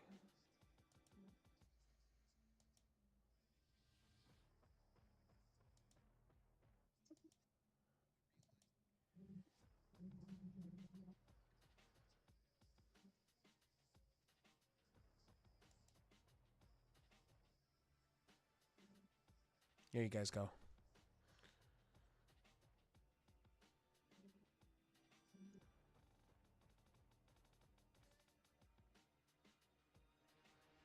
Oh yeah, and you remember when Rich Holland said he was gonna retire? Yeah, that was all storyline. Oh, it was? Yeah. Yeah, it was all yeah, he's joining technically. Yeah. Sorry, spoiler alert, if you haven't watched End and Deliver, I watched End and Deliver this morning. These gentlemen in Discord haven't because well, Retro Collective had in the Midwest there's been windstorms and stuff, so power's been out most of the Midwest. So they didn't really get to enjoy Stand and Deliver.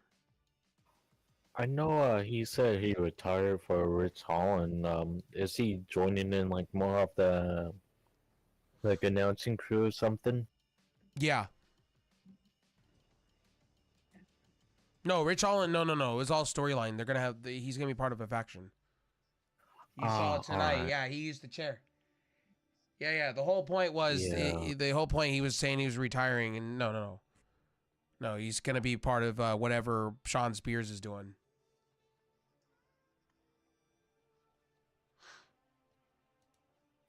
All right. Well, I know he was used to with Pete Dunne or Butch and one Oh of the yeah, part of two. the Brawling Yeah. Brutes. Yeah, that shit was garbage. Yeah.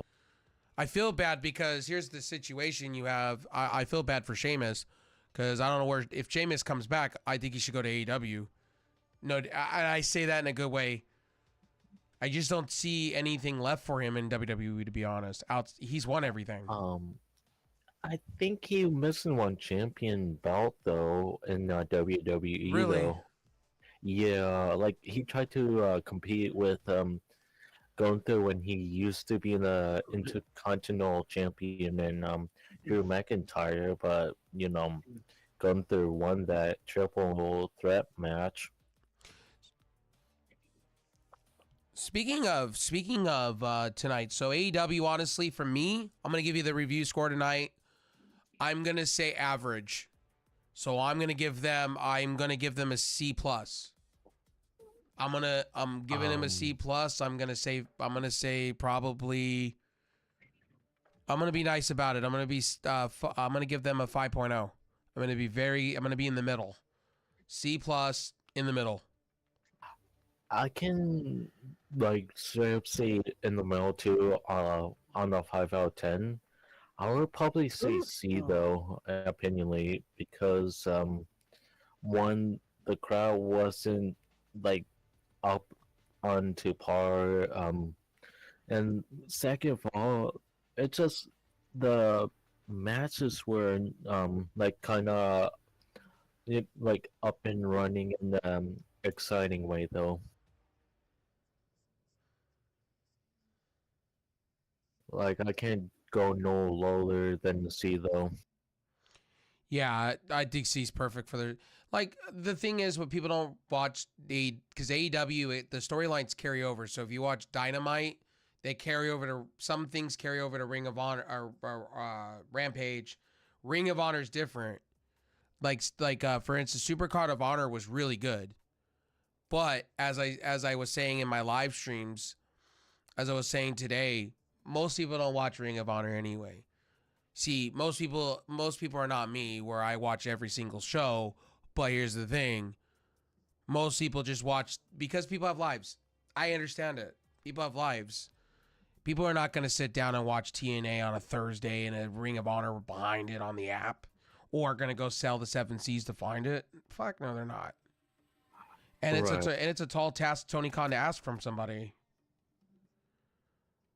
And I think Tony Khan, what he should do is swallow up Ring of Honor with Rampage on a Friday, and just have a 2-hour show, call it Ring of Honor Rampage, and just have it be like a third promotion, or have it just be the Ring of Honor stuff and just have it separate.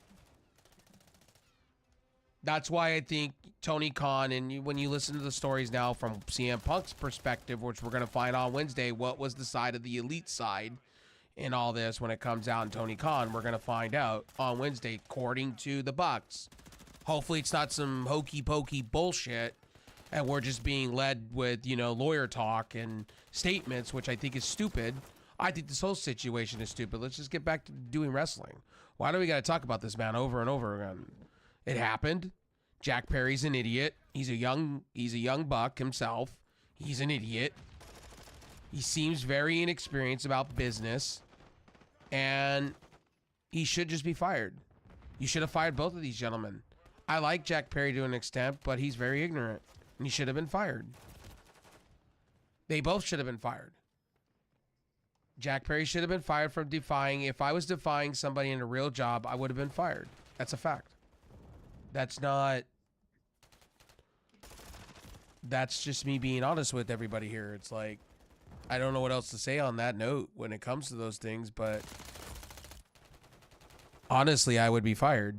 Sorry, I got to turn my mic up a little bit. I've been talking low for a minute. I apologize, streams. But yeah, I think Scott D'Amore coming in would be perfect. I think they can bring him as a general manager, creative figure. I think you need to have a couple of writers. I think, you know, you could do the Will Washington. You brought in Peppermint. You can have her part of your writing staff. You have Rocky Romero right there. You have Christopher Daniels. You have these great minds. Put them in a room. Put them in a room and have them out once a week. You know, like, I don't know why Tony Khan has to do everything himself. You know, he tries to act like a one-man army, and he's not a one-man army, unfortunately.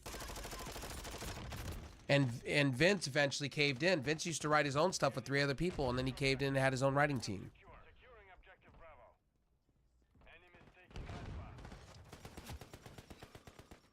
And again, that's why, you know, that's why I will always tell you guys, WWE's the NFL.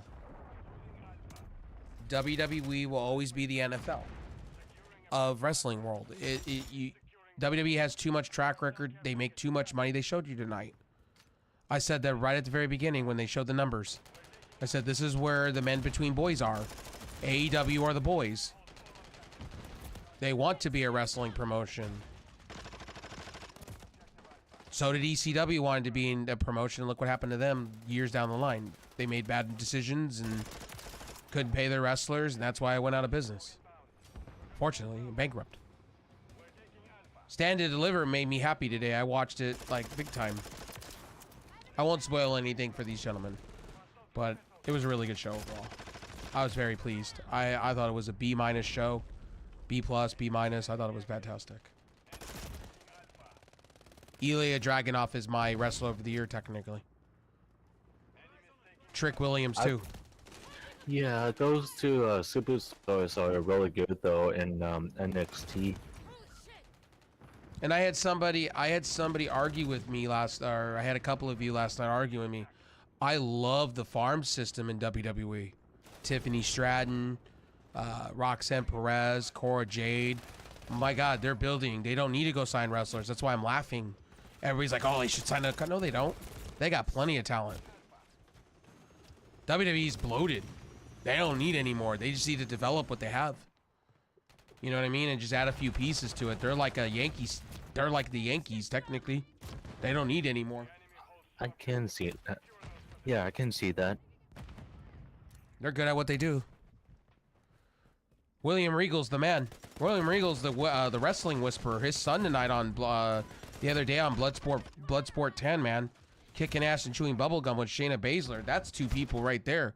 I would have Charlie Dempsey on the main roster already. He's great. Love him. He could be a badass heel like Dragunov, man. Bring up Dragunov, man. I can't wait. That's a guy that you put an Intercontinental belt on and have him roll. That man's great. I want to see say like Baszler be good, like for probably one testing her. I feel like after like the match between her and Ronda Rousey, she go nowhere afterwards. After that match in the PPV. What you do, here's what you do, since you got the, like I told you guys earlier, I spoiled that for you guys. The North American Women's title, bring in Shayna Baszler, have her win it. Have her be face of the North American on NXT. I'd be alright with that. Now I know that's, I know that's gonna be in the fucking, that's gonna be a spit in the eye face of some of these talents that are building up, like, you know. But you need to have a big name behind it. Wow, they have Joe Gacy beat Sean Spears, formerly known as Ty Dillinger. Wow. Interesting. Well, they have to give Joe Gacy a win. He's lost a lot. That's I understandable. think I've seen Shawn Spears in the Indies for one match with like one dude that used to make I think YouTube WWE games on for content.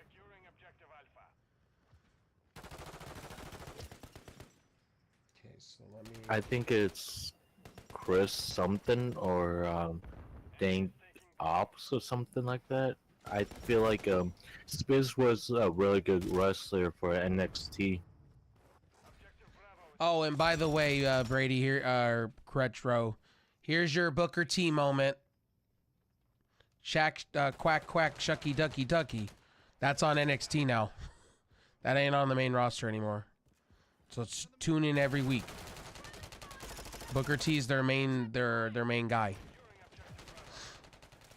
on NXT. You were asking me that the other day.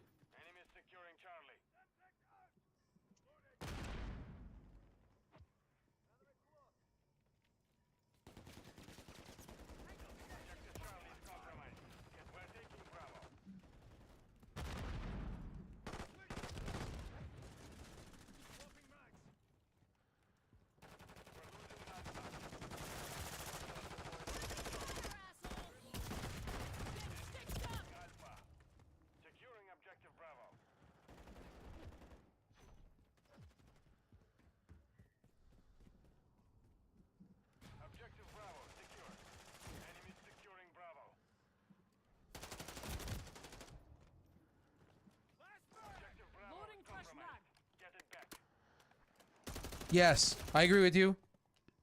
They should. They did. It was called AEW Dark. They did. What they could do now is they could use Ring of Honor as a performance thing. Mixed in with some veterans. They could. They could do the same thing with Ring of Honor. That's what they should do with Ring of Honor. Turn it into their NXT.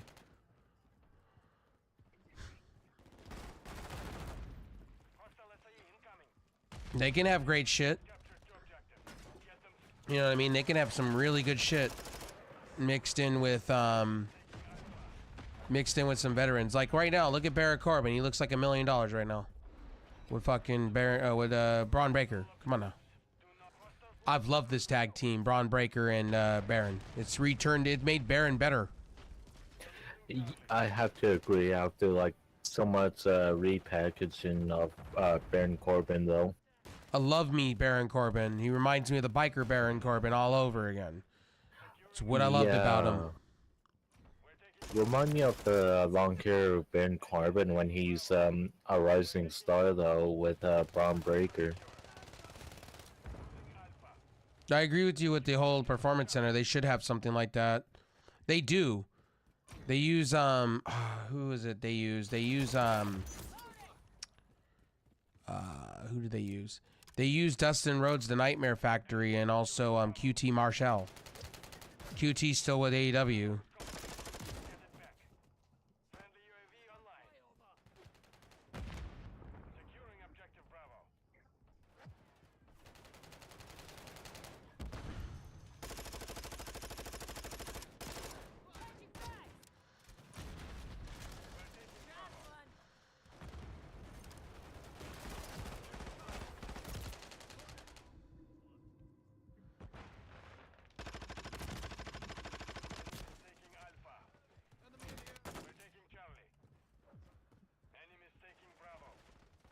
What's up, Pikachu One? I hope you're still, sorry that I missed your message the other day. My bad, dude. Over on LiveSpace. Like, another thing I will honestly tell you guys, I'm going to change my title here in a minute, too, on YouTube. I'm going to put, also Stand and Deliver. We'll talk about it as they're watching it. I thought Stand and Deliver was great. You'll never hear from me one show's better than the other. I love each one of them the same. They all have pros and cons. They're all not perfect. But I really enjoy NXT for certain reasons. I like what Shawn Michaels is doing. But you know what's sad? Shawn Michaels looks really old, unfortunately. I have to agree on that one, honestly. It's so sad. He looks like an old man walking. And you ever seen him walk? He looks feeble. You know what I mean? Like when he retired, he's just like now is like looking feeble, man. It's like wow. It was like somebody was talking to me like when they went to look at Triple H, and I'm like that man can't work out like he used to, man. So of course his body's going to look old. Unfortunately. Yeah. Triple H can't go walk on a treadmill hardcore in the pain unless he wants to get his heart restarted. Unfortunately. Same with Arnold Schwarzenegger.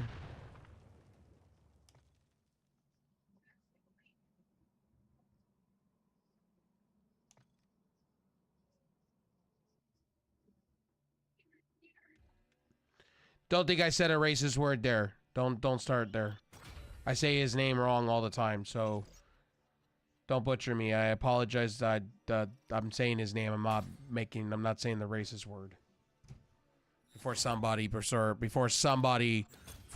clips and it says I'm saying this, that, and the third. No. I say his name since I've been a kid wrong. So let me quote myself before that fucking shit gets posted by some numbnuts loser on the internet that has nothing better to do with their time. Some nerd on the internet that has nothing better to do with their time but clip people. I could see Trick Williams being on the main roster in a year or two, depending up on continual improvements in and out of the ring. Yeah, I can. I agree with you. I think he could be on the roster sooner than ever. I think he could pencil in right now on a SmackDown or a Raw.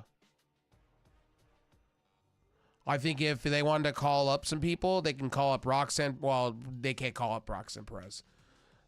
I'm not going to spoil it for anybody that's watching it. Yeah, I think, like a Cora Jade. I think Trick Williams, and I even think, what's his name? Oh my god, I'm gonna forget his name. His homeboy that's battling him now. Hayes. Dragunov? Hayes.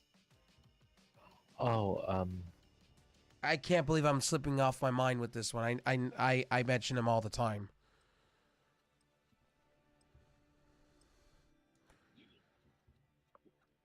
Somebody's gonna quote me. Carmelo Hayes, thank you. Thank you very much. I appreciate you. Thank you. My mind, too much wrestling this weekend. It's been a long day of watching wrestling. Yeah, Carmelo Hayes kind of deserved to be on the, main roster, though. Oh, dude, I'd have Carmelo Hayes be a heel, have him do what he's doing, have him come on the main roster. I would have him do everything for you. He should be your Swerve Strickland of your division. Carmelo Hayes is good shit. I'm a huge fan. I love his whole baller gimmick. I love the idea of he puts flags on the, on the thing like championships. I like that. And I like him as a heel. I think it's great. But they got to be, if he goes to the main roster, they got to be consistent with him.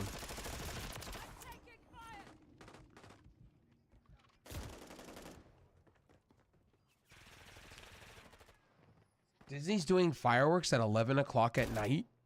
Jesus. Hello? That's like 2 a.m. EST. That's crazy to me. That's wild. It kinda is. Oh, they're doing summertime hours now. Disney is. Okay, Disney's doing... Yeah. Because I'm like not that far out from Disney. They're doing it like early. Yeah. They do one at 9 Disneyland, and then California Adventure goes on until midnight because they have all the because right next to it is the House of Blues and everything. So yeah, of course. Guys, don't come to California for Disney. It's hella expensive. You might as just go sign. You might as just go and sign a loan right now for a year of Disney. Just to go with your family. You might as just Go ahead. I actually used to live in California from 2000 through 2008 until I think October 24th of 2008, and I moved back to New York State. It's expensive. Disney's expensive. It's not cheap. It is. And even in California, it's super expensive despite the, great, weather there.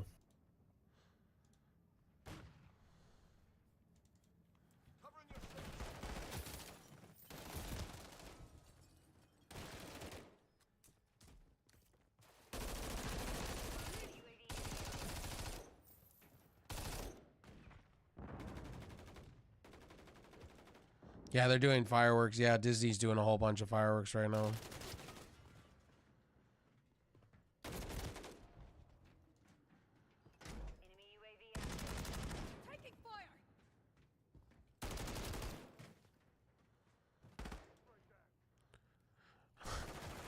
Retro, you became a subscriber. I'll see this in Nessa's chat. I'll see this. You want her to eat some more of those bamboozle stuff, huh?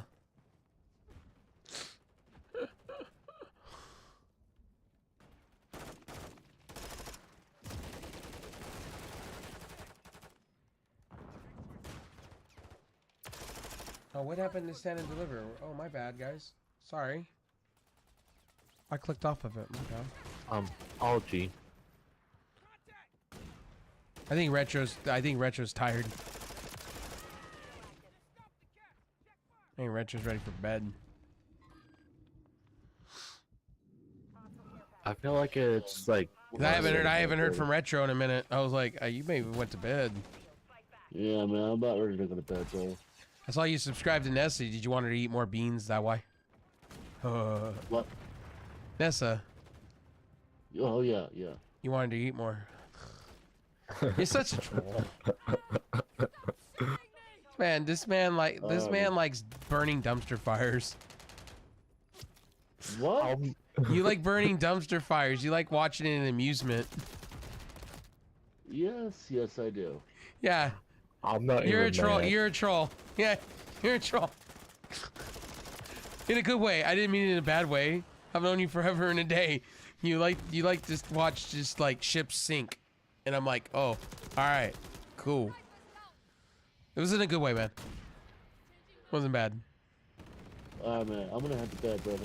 I'll see you tomorrow for night 2. Yes, hopefully. Hopefully. Have a good day tomorrow at church and all that. Good night, Yes, dude. man. Peace out, brother. Peace out, bud. Thank you, Brady, for hanging out with us, man. If you're watching the streams, I appreciate you, bud. I know you've been having a terrible weekend with the windstorms in Colorado, so. Nikki, thank you for the love, homie, over on Kick. I appreciate it, buddy. Hey, feel free. Anybody in my YouTube chat that talks wrestling, feel free to talk. Feel free to chat it up with me more about wrestling. I'm having a blast with you guys. Seriously, it's gotten me and Icon to talk a lot about wrestling, and I appreciate that. Seriously, real talk. I'm having a blast this weekend, just talking wrestling with you guys, man. It is, and kind of busts my silent bubble a lot more. So got more things to Like I talk. said, since you talk a lot about wrestling, I'm surprised you don't do shows with me. Damn. Yeah, I'm one of those introverts that keeps quiet like a mofo. How I have it. I don't know. You got a good wrestling mind. I'm just saying, my dude. I'm surprised you got a real fire for it. Like I'm telling you, you do. Should. Oh, thank you. For being introverted, man, you got a lot to say about wrestling. That's and you're very, very like animate about it. That's podcasting. That's podcasting material. I'm just saying. Just come on some shows, man. Talk wrestling with me. I like to study before I want to say stuff. So it's That like is- that is very fair. And by the way, on what you guys are hearing, like I'm gonna be doing more of these watch-alongs and more watch parties and things like that. We're gonna do more of them on the fly ship because it's fun. I enjoy it as I stream. I think this is the way I'll do long-form content with the homies and just have some fun talking wrestling, shooting the shit for you guys. And like I said, if you guys are into talking wrestling, come on down. Come hang out. Seriously, anybody in my community, come hang out. As long as you're not rude or mean, and we can keep it mano y mano, you know, even Steven. Come on down, hang out. Seriously. No wrong opinion is a bad opinion, like I said. I'm very approachable. Just don't be an asshole. All I ask. CM, what's up, buddy? When does Money in the Bank expire? I don't know. See, I don't know, man.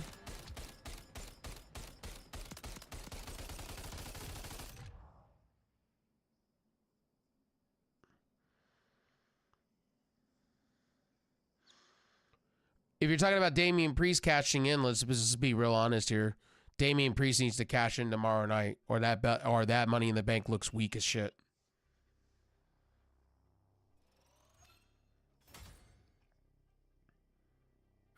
Well, I really enjoyed this match, though. me too. It got like this flair and excitement, honestly.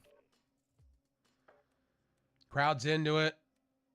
I like Alex. I like Axiom. Axiom's great shit.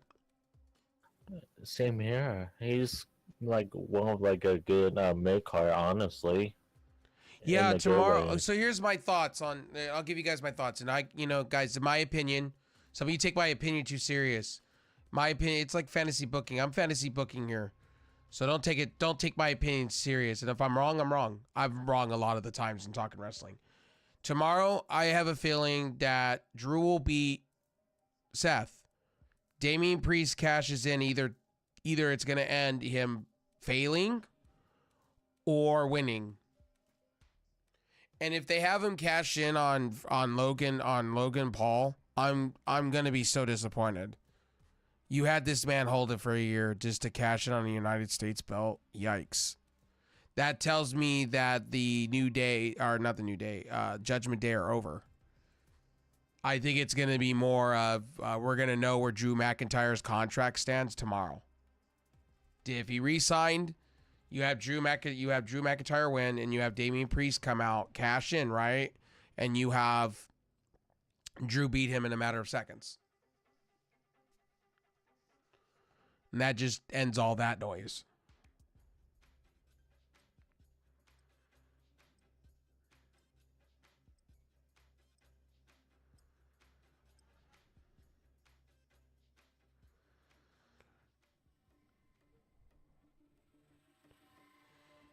Because we don't know. Like, I really kind of don't know where Drew stands with the company. Did he resign? People said he has. Some people say he hasn't. You know, again, the dirt sheets are 50-50, man. We don't know. You can listen to Dementia Meltzer all day long, and he's been wrong 75% of the time this year. You can't take him really serious. Yeah, it is 50-50. I just feel like if he didn't win the WWE title belt from Seth on the heavyweight, I feel like he might not come back. I don't know for sure. I don't know if he re-signed or not. And this whole rumor going around about MJF Night 2, I don't think that's real. MJF came out and he's rehabbing 3 different injuries, man. I really think he re-signed. I think he signed an extension with AEW. And I think he's just doing this to create buzz as typical. It's kind of like what CM Punk does. You know, the master and the student. And I'm not mad over those things. Like, yeah, man, he's going to create buzz. I don't think Drew needs AEW. I agree with you there. He don't. But I think he's doing it all as a ploy to get more money. I mean, it's typical. It's what Becky said she's going to do. She's going to use the other company as a bargaining chip when she renews her contract. Or when she goes to negotiate with...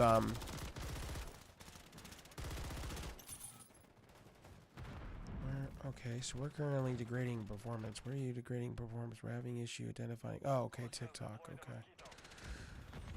My chat system's having issues with TikTok. I don't stream on TikTok because I don't have 1,000 followers.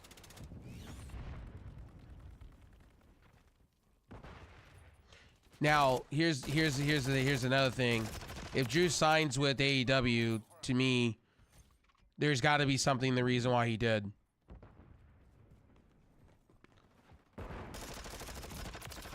Or maybe he wins the belt and he beats Damian Priest tomorrow and we all just, you know, go, okay. And Seth goes home and gets, you know, because tonight Seth looked like he was legitimately hurt. He stepped wrong and you could see. Yeah. You could see the tweaking of the knee. I saw the tweaking and that was no kayfabe. And you could see him trying to walk on it and then falling over. Walking on it, falling over. And I've seen that with sports athletes before, like in sports.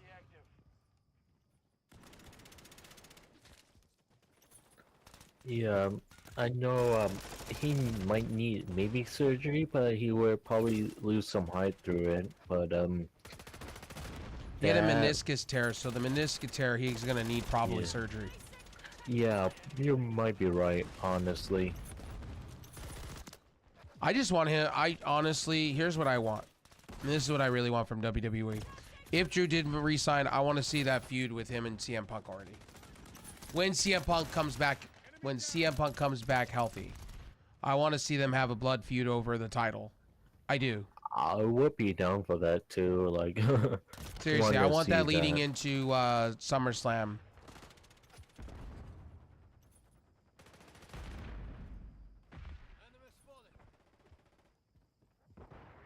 Just personal opinion. If he did resign with WWE and he wins the World Heavyweight title and Priest fails to cash in tomorrow, I do want to see a blood feud between CM Punk and Drew. It's brewing. And it's been great, too. And Drew McIntyre is doing the best work of his career at the moment in WWE. He's turned himself from where he was to now being this, and I'm happy with it. Yeah. He doesn't need AEW, but maybe I'm seeing it wrong with him. Maybe he feels a certain way. I don't know. I'm not in Drew McIntyre's camp, so I don't know. I can't answer for him. I don't know what he wants. Well, he's done well as a heel, honestly, with like the CM Punk meme for merchandise, honestly. Can I tell you, if they do a traveling AEW show, or not a traveling NXT show again, because I don't like them in the corporate arena thing. If they do this, this is the type of arena they need to keep with the setup for NXT every week. I'd be alright with that. I love the setup for it. It's quite cool. I wish a lot of these companies would just go to simplistic entrances and simplistic, you know, little things. I do like the setup they had for Send and Deliver. That's how I think they should do it. Simplistic, easy. And they have like a little like screen in the back like that. I like that. It's simplistic, it's easy. So how you doing, Gonzo? Hope you're doing well, buddy. You guys are doing well tonight, man. I appreciate all of you guys coming in and talking wrestling with me tonight on YouTube, man. You guys are amazing. I appreciate you guys. Now let me make sure all my chat systems are not broke real quick, because they said they degrade performance. So let's see.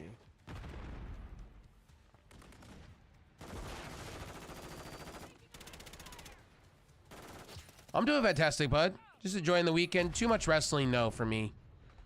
I know it's WrestleMania weekend, but I'm kind of exhausted from Thursday all the way up until now. I've watched so much wrestling in a matter of 3-day span. It's insane. I watched Bloodsport 10, which was really good. Guys, if you get an opportunity, go find it somewhere. Bloodsport 10, Josh Burnett, man. What a show. Shayna Baszler, amazing talent. I don't know why WWE doesn't utilize her like that. She is so good in Marina Shafir, man. Honestly, like, people made fun of her in AEW and NXT, man. She's gotten so good on the indie scene right now. Like, I wish they would bring her back into Ring of Honor and give her another chance, because she's so good at what she does. And she looks like a killer. I just feel like they're giving up like a good you know, opportunity with Baszler because, like, don't get me wrong, she's really good with Zoe Stark for attacking, but I feel like, Oops. WWE, you know, kind of missed the opportunity on her as a single wrestler too, because like I wanted her to a little bit more succeed instead of like more of a lower card or near like a jobber, honestly. So I agree. I get you there. Ring of Honor Super Card of Honor was a very good show on Friday. Yes, it was. Mark Briscoe deserved his flowers, and I said that in my live stream. I thought Super Card of Honor, that's how a show should be booked by Tony Khan. When Tony Khan's on one, he's fantastic. When he's not on one, shows are just out of this world, all over the place.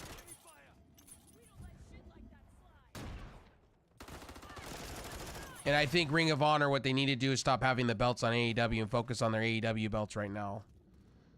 Focus on the AEW belts. Ring of Honor should be its own thing for up-and-coming talent and have the up-and-coming talent win belts. yeah, I feel like AEW could be more of a, you know, like was it like WWE, while like Ring of Honor would be like NXT and As I keep it. said, as I said to you earlier, AEW could Yeah, be the black and gold version of what we remember it to be. I don't want them to be. Here's the thing. I've told this to people before, and people take this out of. They think I'm an AEW shill or a mark. I've said this all along, right? I don't need right, AEW to be WWE. Just be a solid number two. right, Be good at what you do. You don't need to compete with WWE. Fans will come if you put on good shit. They don't. Fans, I'm tired of hearing about hardcore casuals. If you put on good shit, fans will come. If you put on a bad product, fans right. are going to hate you and they're going to show you what they don't like. Yeah, And the problem with AEW is they never stay consistent, and they don't. People that are coming to watch AEW or Ring of Honor, they're not doing vignettes. They're not showing off things that, wow, I don't know who Okada is, but I've heard of the name. They finally did it on Collision tonight. They finally showed you what Okada is. And it's like, okay, me, the wrestling know-it-all, or which we call Smart Mark, knows who he is. But the casual fan or the fan that's just coming in, looking at wrestling for the first time, they hear AEW or Ring of Honor, and they're like, oh, that's hardcore. I don't like WWE. I want to come watch AEW. They go to watch, and they go, the first 10 minutes, they're like, I'm out. I'm out. Because you've disconnected in the middle of 10 minutes because you're not getting all the information. For instance, the Continental Belt, right? Their Continental Belt, they don't put up rules for it. So when they show it off, right? Okada, right? When they go into these matches, they don't show you the rules of those matches. That match is prestigious for a reason because it has special rules. For instance, that title, it's 16 minutes. Nobody can interfere.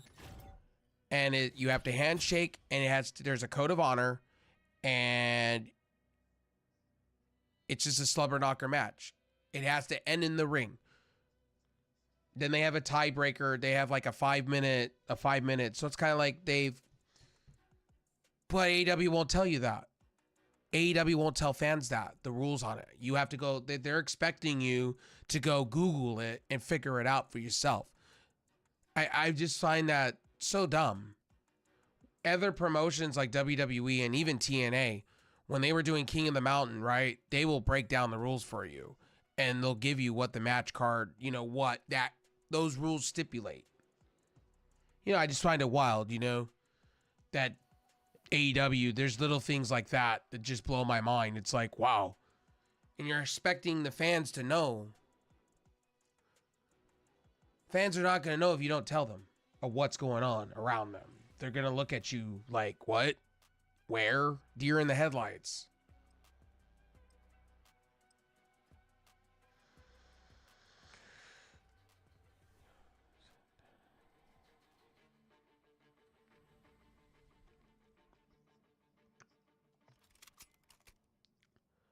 The Will Ospreay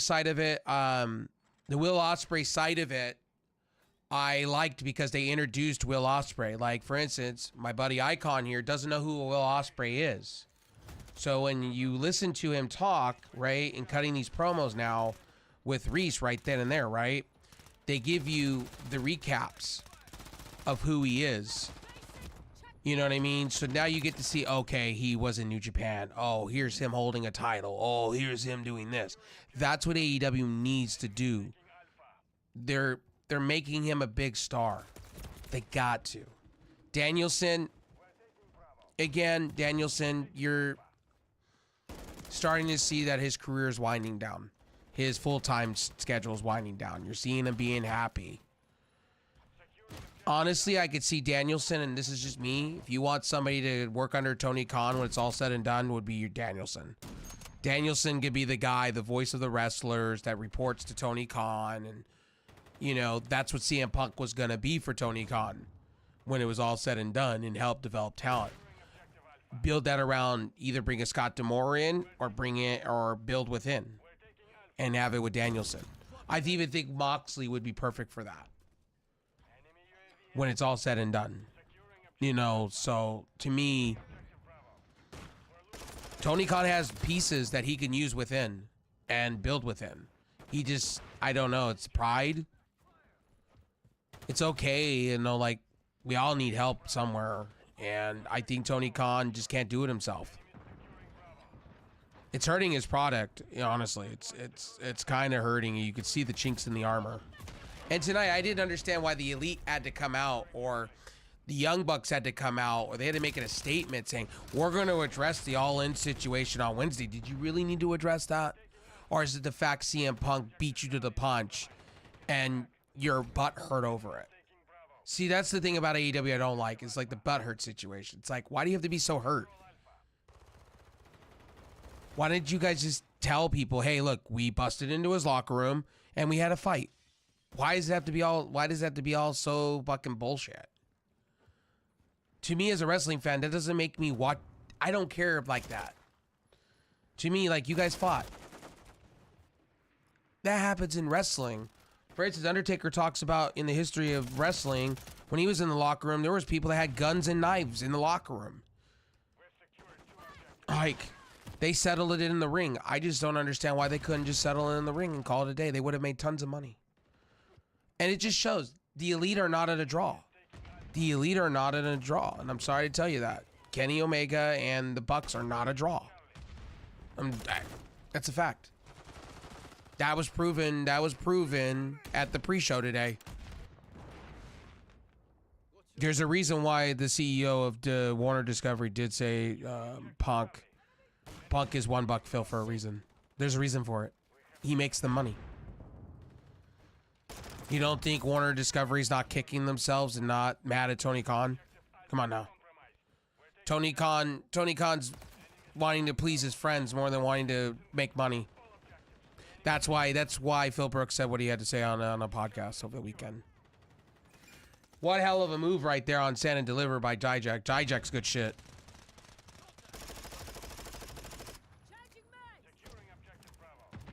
Sorry, I'm talking way too much as I'm gaming, so...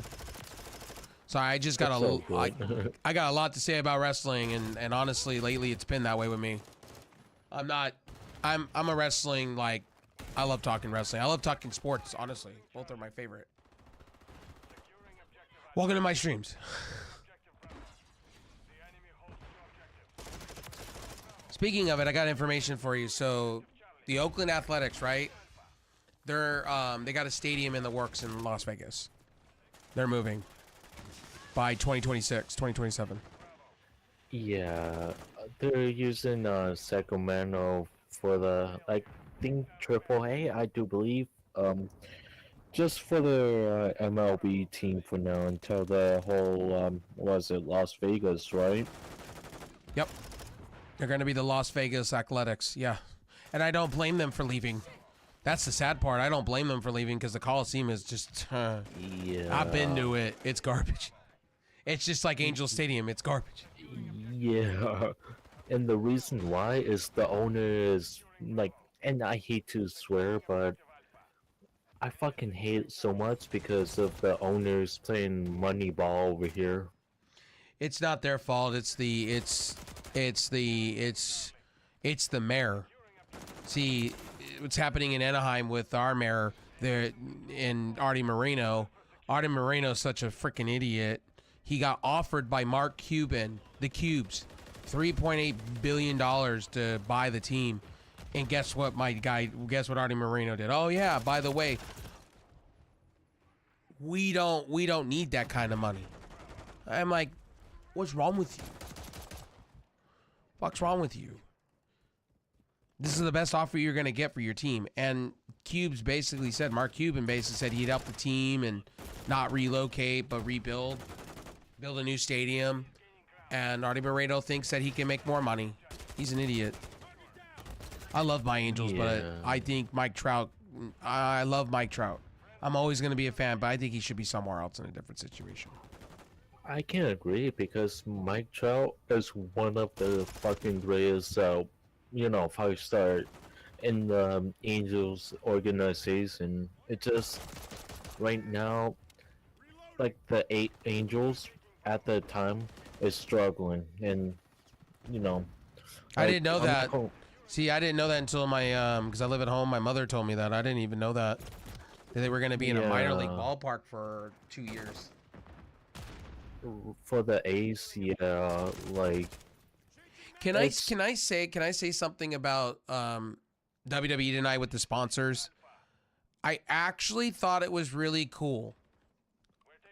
I thought it was really cool what they did with the sponsors. They didn't overdo it. It was very subtle, and it wasn't bad.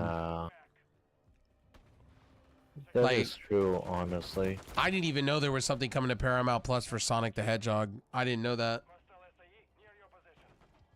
Yeah, like they did, bring up like the costume for Knuckles though, through the announce table. Yeah, that's pretty cool. Well, I guess my Lakers went up in standings. I guess tonight they beat somebody and they went up a couple of standings.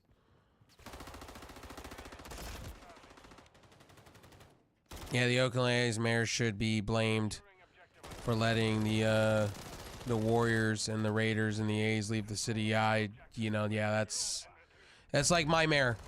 Here I live like 5 minutes out from where Angel Stadium's at, and let me tell you something about. Whoa.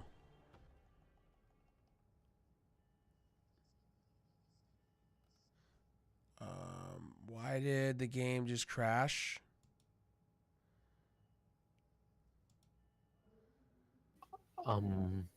Rapparoonie? Yeah, my game just froze. Yeah, it's stuck. Welcome to Call of Duty. That's why I won't buy this game. I refuse until it hits Game Pass. Yeah. You guys are seeing all the bugs today. This is a free trial. They gave away a free weekend, and I'm like, this thing is borked. Every other moment you see it, it's frozen. Gothic was crashing earlier. Retro was saying he was crashing.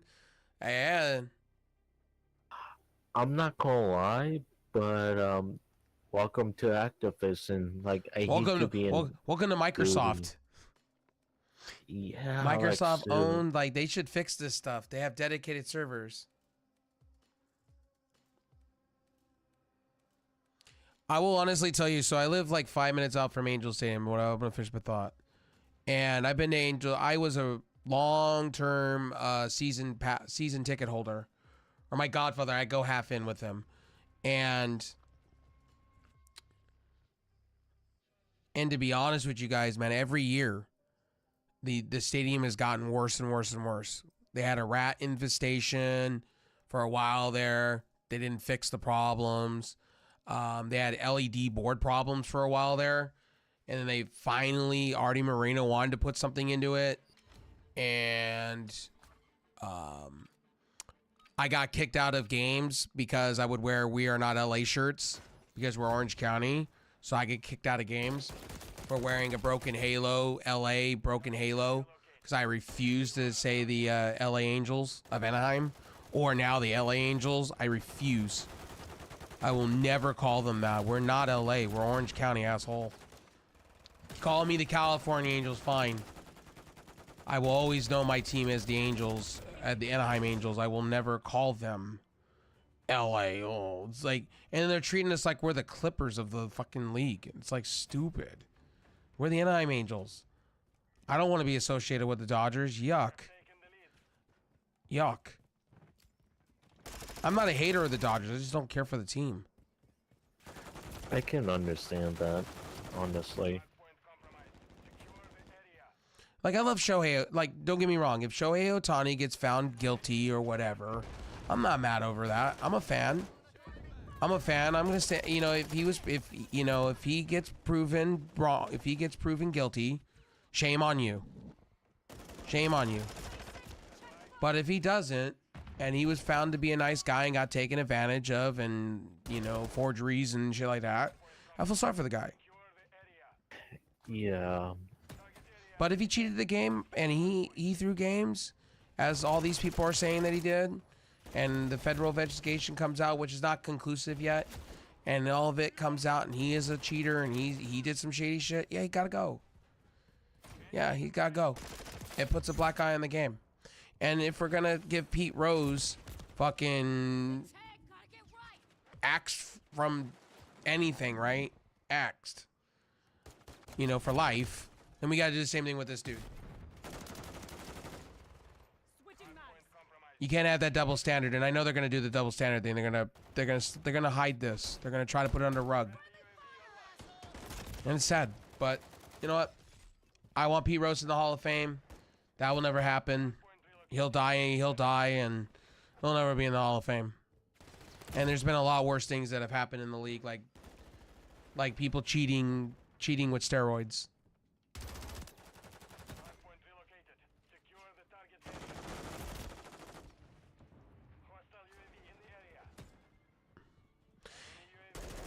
I'm taking it you're a Yankees fan.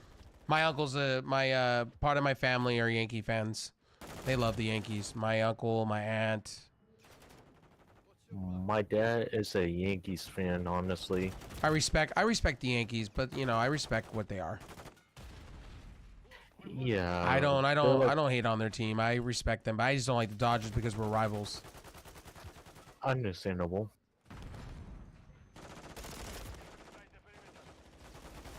The Angels were the Yankees' nemesis in the early... Yeah, they were. I was in the stadium for 2002 when they won the World Series.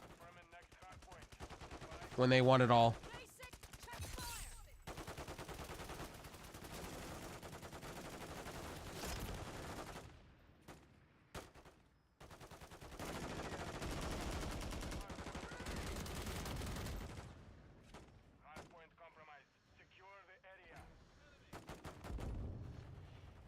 If they wanted to do Toxic Attraction again, they could do that around Jesse James. They got the people to do it. They could do another one. I like Toxic Attraction. They don't need Mandy Rose for that. They could bring it back if they wanted to. 2.0, and they can roll it around Cora Jade and Jesse James, and they could do it all like that. It would work perfect. Yeah, I know. I wouldn't probably say Gigi though, because you know, between like the rivalry between her and Jane though. I respect that. Sure, yeah, the Yankees are great. My dad was a hardcore Yankees fan as I grew up as a kid. But my dad wanted me to have the same lane, like feel the history, so he raised me as an Angels fan. I went to every single Angels game.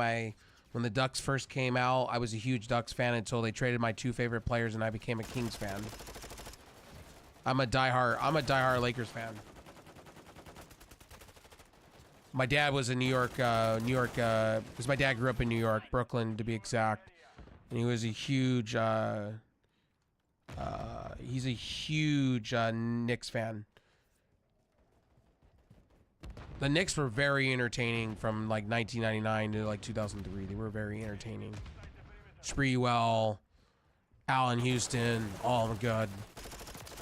I enjoyed Patrick Ewing in the paint. Oh my goodness. And I also liked the San Antonio Spurs back then too. I was a huge Laker fan, but I was a huge fan I was just a huge fan of Patrick Ewing. I loved Patrick Ewing. I was just a fan. I just don't like the Dodgers because, for one, you know, people, you know, rub in our face all the time they're the better team and they're the better this because they sign all these players, and it just drives me up a wall. But one team I do in LA will tell you guys straight up, and I'm not a hater of them because I'm a Lakers fan. I really want to see the Clippers for once in my life win a championship.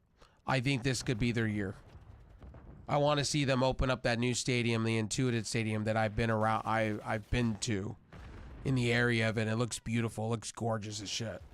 I want to see them open up with a. I don't think that's going to happen, but I would like to see it. In a perfect world, I would like to see that. They got to go through Jokic though, and that's the problem. Jokic is greatness right now. You're not being Jokic. I told that to Retro earlier. Nobody's being Jokic. Jokic's on a whole different ball game, different level.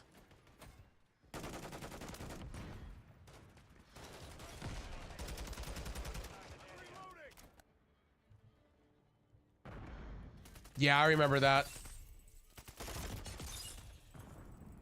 I remember the Lakers couldn't get over the hump until they brought in Phil Jackson for a while there. And they brought in Jerry West, and they started signing players. And hence Kobe and Shaq, and man, I can name off the starting five. Rick Fox, AC Green, Glenn Rice. I remember the first year Kobe was in the league, and he struggled. But you could see a glimpse of greatness. He just needed the coach around him, and he got that when they fired his first coach that the Lakers had, and they brought in Phil Jackson right after that.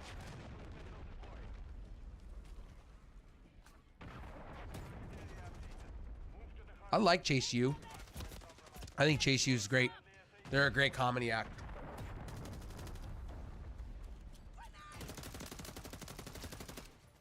Oh, did she just give him the... That's funny. That's fucking funny, Jason Jane. I like her. I like Cora J too. But back on the wrestling topic, like tonight wrestling was good. I didn't mind it outside that I felt that the ending of WrestleMania 40, night one, just being honest with you guys, night one should have been a lot better to me as far as the ending.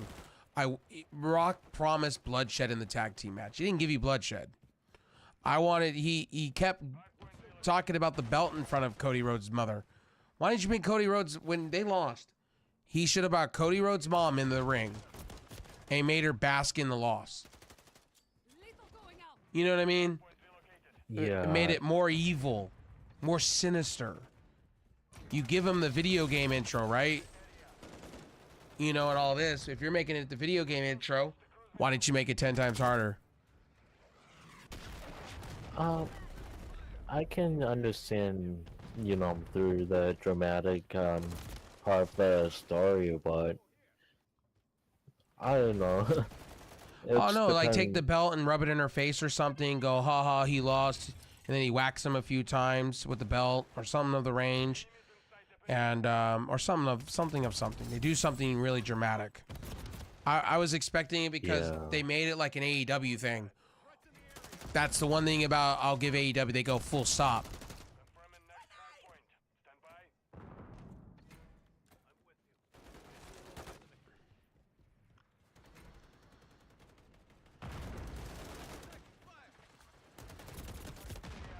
I don't see the Nuggets reaching the final. Yeah, I don't see the Celtics beating the Nuggets in the finals.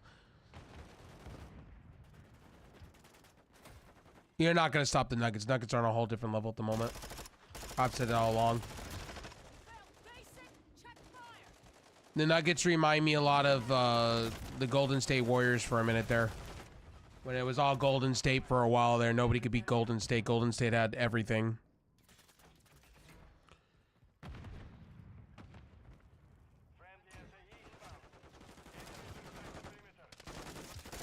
No. I honestly don't think they're going to bring in somebody until after Mania. Here's what I think they're going to do, and I really think they're going to do it within The Rock's gonna turn on Roman. They're gonna have some segments probably during WrestleMania where the Rock and Roman are like gaming. They're talking game plan of what they're gonna do. I really think Roman's gonna turn on Rock. I just have this feeling it's either gonna be the Rock turning on Roman or Roman turning on Rock and paying him back for what he did with the spear. I see something of the range. I see mistakes being made by the Bloodline.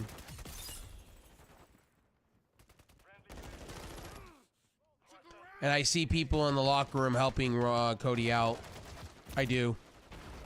Who I see the ultimate person who I think is going to turn on Cody. I think Seth Rollins will turn on Cody. Because Seth is going to be mad, right? Think about it. Seth is going to lose his title, right? Seth is going to be really, really upset. Who's he take it out on? He's going to be in a leg brace and everything, and he's going to try to... I honestly think, and if this is the way they're going to go with it, if it's a work, then Rollins could have been faking his knee injury thing all that match long, and what he could do is lose his title, right? Think about it, lose his title, and then at the end, fuck Cody over. Or Cody wins the belt, and then Seth comes out and gives him a big fucking beatdown as he's celebrating. Sets up your first feud. Why not? I felt like that's kind of the way in like Finn Balor a bit when I think what's it? Finn Balor got injured for like a long time while Seth got like like a title reign with like I think the WWE or like the World Heavyweight one, but I can be wrong though.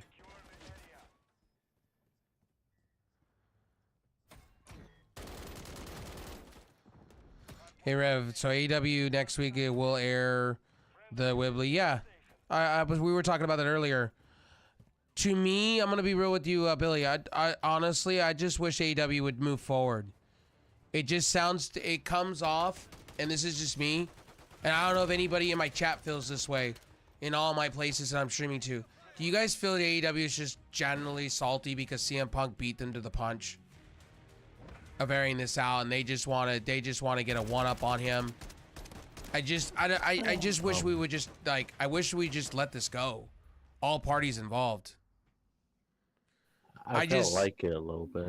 It feels like we're just dragging it on. It's like fans are over it, man. Fans are just like, hey, man, I just want you guys to be number 2, be good, have some good feuds, and move on and have a good all-in this year. That's all we all want. I don't know why Tony Khan and the Young Bucks and all these people are sour grapes, man. I just don't get it.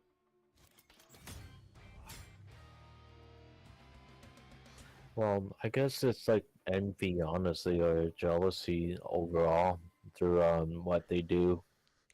Okay, so as I said before, 6-8 months ago when I talked about this, right? So here's my opinion, right? I thought it was a fuck up on all sides. CM Punk knew what he was doing. They're adults. If I go and I say my constituents at any job, right? All right, so let's say, for instance, I start talking shit about my employee, right?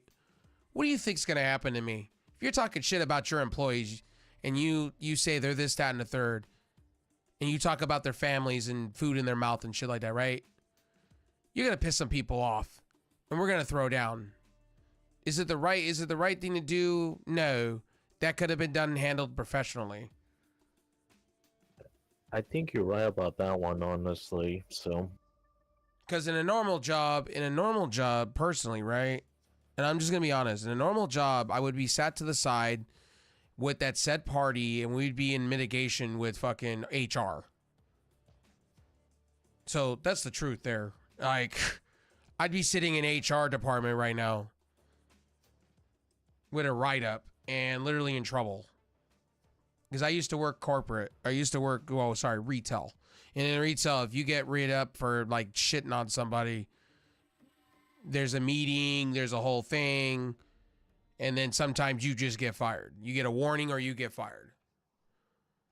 The whole Tony Khan, CM Punk thing is ridiculous. Tony Khan had a person on his staff that didn't want to be there. It's apparent he didn't want to be there. And Tony Khan wanted him to be there. Yeah, I agree with that. 100%. I think wrestling fans are just at the same, they're on the same toke. They're on the same, tongue in cheek. They're like, look, they're done. It's over. And CM Punk didn't say anything that we didn't already know. That was the sad part. Honestly, he didn't say anything that we didn't already know. AEW is just trying to, buy wrestlers, and they're just trying to five-star matches. I mean, they're not really focusing on building storylines and stuff like that. So what's new? Stuff we already knew, So like it honestly, I want this to be over with. I hope on Wednesday when they pull the trigger, because they're just doing this for the tribalist and the people that like drama. Honestly, drama seekers and shit. I'm hoping once they get done with all of it, it's said and done and it's over. For my sake, I'm tired of hearing about it.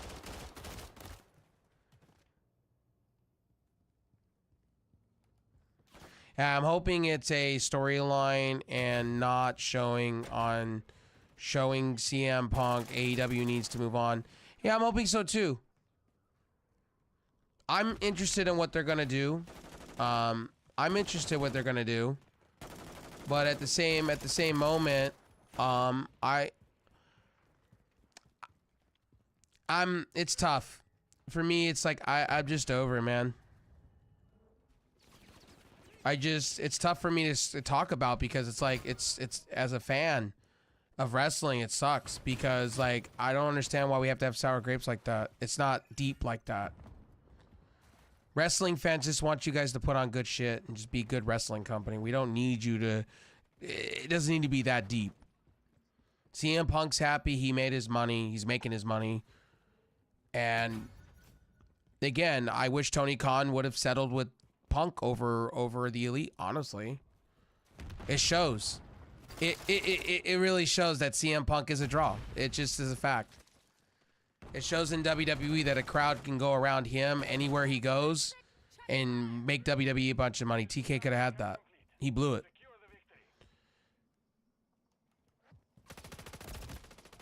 That's just my personal opinion. I think TK blew it, and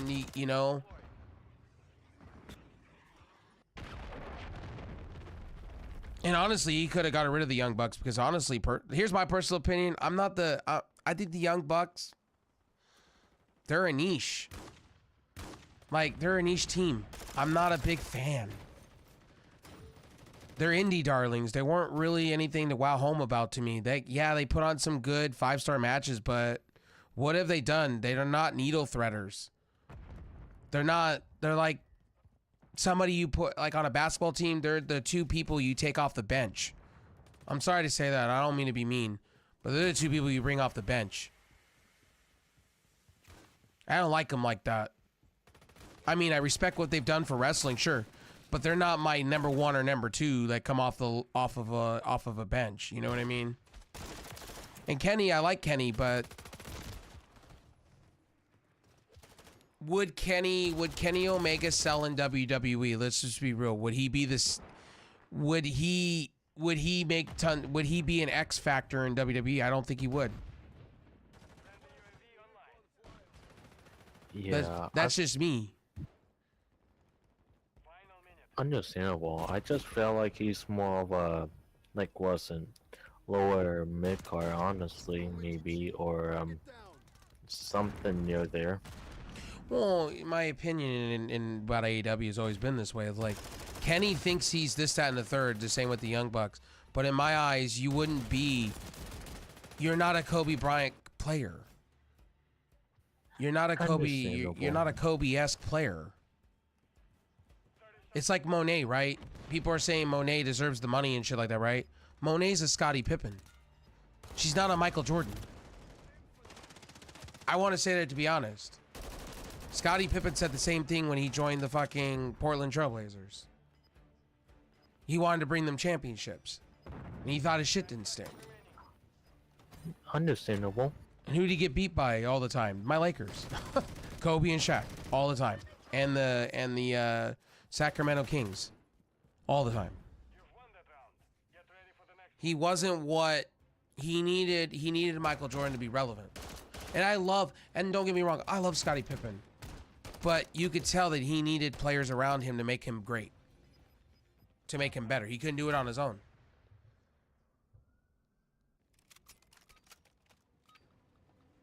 Monet's a Scottie Pippen player. Monet did not like the fact that Charlotte Flair got $5 million per year. She wanted money. She did. I like the North American white belt. Okay, that's a sexy looking belt in white. I'm not a big fan of a white belt, but I think it's a sexy looking belt that The Rock's daughter announced. It's clean. Understandable. Yeah, it just felt a little, like, bright, though. Like, just me, though. I feel that. Yeah. I don't mind the more of a black, like, belt color for the whole. Yeah, if you guys didn't watch design. on Collision, me and Icon here were like, what? They're gonna show the footage of what happened with CM Punk. Do we really need to go that far? Like, I start losing respect for people. If it's a troll, okay, I understand, haha, rib, you know, because he talked about us, we talk about you. Okay, can I be honest? I'm a huge Roxanne Perez fan, but she's hot as shit here. Evil and vindictive, I think she's hot as shit. I'm sorry, but she's hot as shit. I'm not gonna disagree, like, she's hot as hell, but, like, not gonna count. Like, she needs to be on the main roster and hand her everything at this point because she's too good at what she does. I said that when she was in Ring of Honor.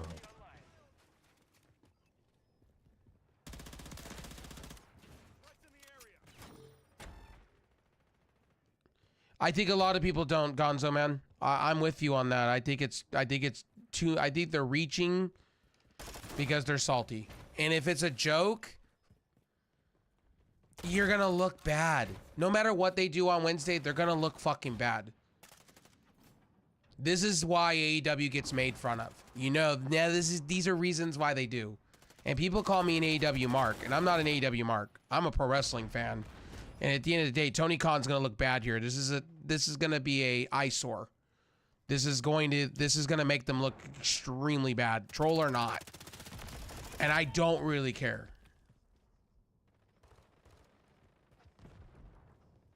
It's gonna be a black eye on AEW. They're idiots. And it's gonna make them look very, very salty. No offense, they're gonna look very, very salty. Just personal opinion. They're gonna look like they have sour grapes. What they should have done is wrote a little statement, a professional statement saying, hey, CM Punk has his comments. You know, they should have just taken the high road and just let it go and just wrote a statement saying, yeah, CM Punk said what they said. Yeah, there's an NDA. Tony Khan could just admit, hey, there's an NDA. There's things in place. We can't talk about our lawyers, his lawyers. You know, mumbo jumbo, we're moving on. We want the wrestling fans to know that, you know, hey, we heard his comments. You know, keep it simple. Keep it fresh. They don't need to do all that.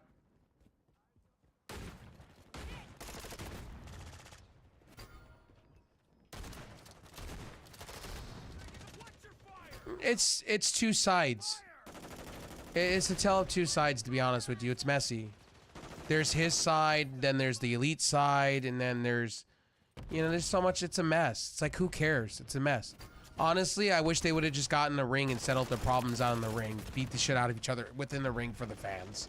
Who hurts the most out of this is the fans. The fans hurt out of all this. Let me read your comment there, Smooth. My bad. Heel Roxanne Perez is doing some good work. Yeah, they're gonna look very petty tomorrow on Wednesday. They're gonna look very, very petty, and they're gonna look like they're like a scorned divorce. You could have had CM Punk. You could have said fuck the elite. You could have said fuck Kenny. I think that's what's all about. You could have had him on the roster. You could have had him on both sides. Honestly, you fucked that up. That's on Tony Khan. That's on the elite. They fucked themselves. And also, CM Punk fucked his own self. He didn't want to be there. He wanted the money. The money was good to him. He really wanted to be in WWE, but he didn't want to work for Vince. That's all that was. I can understand that. Like, I know, listen, he kind of dropped the pipe bomb with Vince McMahon, honestly.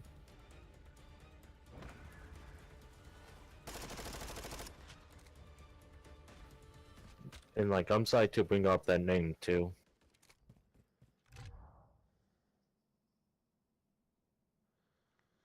Sorry that I'm going on about this whole situation, but honestly, it just makes me sad. Oh, yeah. By the way, guys, at Stand and Deliver, Julia was shown off. Julia's going to be the next stand-up new talent for AEW. Sorry, NXT, sorry. She's finishing her last dates with Stardom,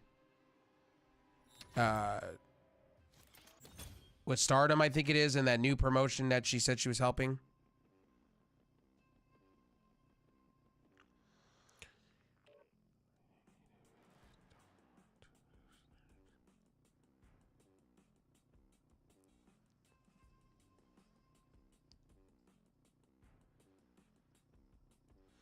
Dude, Roxanne Perez coming out with that, it reminds me so much of Paige. When Paige was a heel in WWE, it's like glorious. I love it. You're right about that one. She's sexy as shit. You gotta give her that. Yeah. And you know what? Hey, I'm cool with that. And I like the fact when she came out, I forgot to mention this, when she came out on Stand and Deliver with the Fallout shit, I thought that was so cool. I like marked out. I like the green hair. I like the green look. It's glorious. I love it. I hope they give her everything she wants when she goes to the main roster because she's super talented, and I hope they keep her as a WWE person for a while because she's really good at what she does. Why'd they get sponsored by Fallout? Because WWE has a bunch of sponsor deals now. They opened up the floodgates for sponsor deals. That is cool. I like that. That's something that AEW should take a note on instead of just working with Ric Flair for his stupid energy drink. Actually work with companies that actually care about you, like video games. Yeah. Like Tony Khan could be working with honestly Fortnite. You want AEW to go over with kids. Start working with Fortnite. That might be a good idea, honestly. Your video game, honestly, I bought the video game and your video game's trash. I'm sorry, I don't mean to make fun of All Elite Wrestling's video game, but it is trash. It's sad. I liked it at first, and then it's like there's no content, and they want to charge an arm and a leg for every single piece of content. I am not happy about that. I bought it on Xbox. I'm not a happy camper. I spent $60, and then you want me to pay $30 per DLCs? That's a tough pill to swallow for me over maybe 4 wrestlers.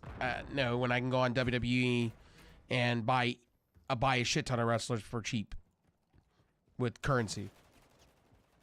Right. I'm not gonna lie, but I like Lyra's entrance, honestly. Lyra Valkyria? She's good shit. Yeah. I remember when she was on the indie scene. She's good shit. Yeah.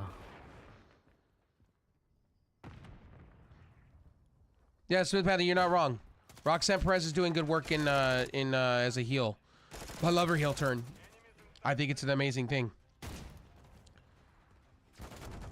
Reminds me a lot of I ain't gonna lie, it reminds me a lot of back in the day when Paige would lose her mind and just start beating the shit out of people randomly. Mixed it with Nikki Cross a little bit. Love me Nikki Cross when she was Nikki Cross with Sanity. Loved it. Right. I just felt like Nikki Cross ain't doing much in WWE, which is kind of like listen, I don't know, like I miss the old Nikki Cross more. Does anybody agree with me when you look at a white title belt in AEW or WWE for the women's side? I wish they would give it a different color. The white belt, like when they hold it up, it looks like it's been shredded a little bit on the sides, or it looks like it's wear and tear. Like, if you're having prestigious matches, can we have it in black or like a different color? I wouldn't mind a blue, like an off like red or like something else that doesn't look like it's like worn down. I just feel like when I look at it, when they hold it up in the air, the the NXT championship, it looks cool, but then I go to look at it and you're like, oh, it's got tears in it. It's like, whoa. Like I want it in black, you know, because black doesn't show marks like that. Not to the naked eye, I don't. Either black or maybe dark green might work. Purple would be cool. I have not seen WWE use a dark purple or a blue color in a while. Or yellow. I think yellow or purple would be a good idea for the unique idea of the belt for content. Hope you guys are still here, Smooth. I appreciate you, buddy. I appreciate you coming and talking to me. Sorry that Brawl Out shit is like taking over my stream. I know a lot of streamers are gonna talk about it because, you know, because it's gonna probably, because AEW wants you to talk. It's gonna trump anything that's going on with WWE, and I find that stupid. Like, we should be talking about the good things in wrestling this weekend, not some shitty shit that happened a year ago. And I'm getting disliked for me even saying that shit. And guys, watch my videos, please. For the love that's all it's holy, watch my videos and stop coming in my comment section and writing some ignorant shit towards me. Like, that's not what I preach here on this channel. And I've had to ban people out of my channel for being ignorant. Don't do it. If I read your comment and you're writing me, like, for instance, this guy in my CM Punk video, right? When I said these are things we already know and we should just stop talking about it. This guy is like, oh, well, it's great it came from CM Punk's mouth. I didn't need to hear about it again. It was regurgitated for 6 months. And now it's going to be regurgitated for another 2 more months. Well, trust me, wrestling fans are not going to let it go. Yeah, it feels like, it's hard to maybe digest if it's not, like, you know, cooked well, honestly, for, like, you know, context. Yeah, it's like, for instance, people come to my channel and JD's going to spin this as a narrative. Watch. On his channel, JD from New York, like some of these wrestling channels like JD are going to spin it for a narrative. And they're going to have clickbait titles, and they're going to get hella views, and they're going to try to spin this as a narrative. Because that's what AEW wants you to do. They want to massively manipulate you because they want to keep this talking, because they want traction. They want CM Punk to look bad. And it's like, we can't have nice things. Like, we can't have nice things. It's just a fact. We just can't have nice things in the world. Yeah. You know what else? I want to have something nice for once. What would that be? This for like the PlayStation 5 and Xbox. Like, I'm sorry, but I like the old school kind of games, honestly, through like that is very true. Yeah, like buy it once, it's like fully yours for the rest of your life. Yeah, you've documented the whole situation, so it doesn't make sense to listen to a regurgitated version now. Yeah, we're gonna see on Wednesday. We're gonna see on Wednesday. I'm fascinated what way they're gonna go with this, because it's got my mind triggered. But it's gonna look like an. I'm gonna sit here because I like dumpster. I'm gonna be real with you guys. I like dumpster fires. Okay, I watch them and I like watching boats sink. Okay, all right, and train crashes. Okay, in slow motion. So we're all gonna watch it together, and we're all gonna be like that kid in the picture with the house on fire. We're all gonna smile when the shit goes bad. It's okay. The memes and everything is gonna be great. I'm just saying. Right? And AOE point of view, this is fine. Oh, it'll be Eric Bischoff's wet dream, dude. Right? That's what's gonna happen. It's gonna be Eric Bischoff and Jim Cornette's wet fucking dream. You're right. That's what's gonna happen. Let's just put it in perspective.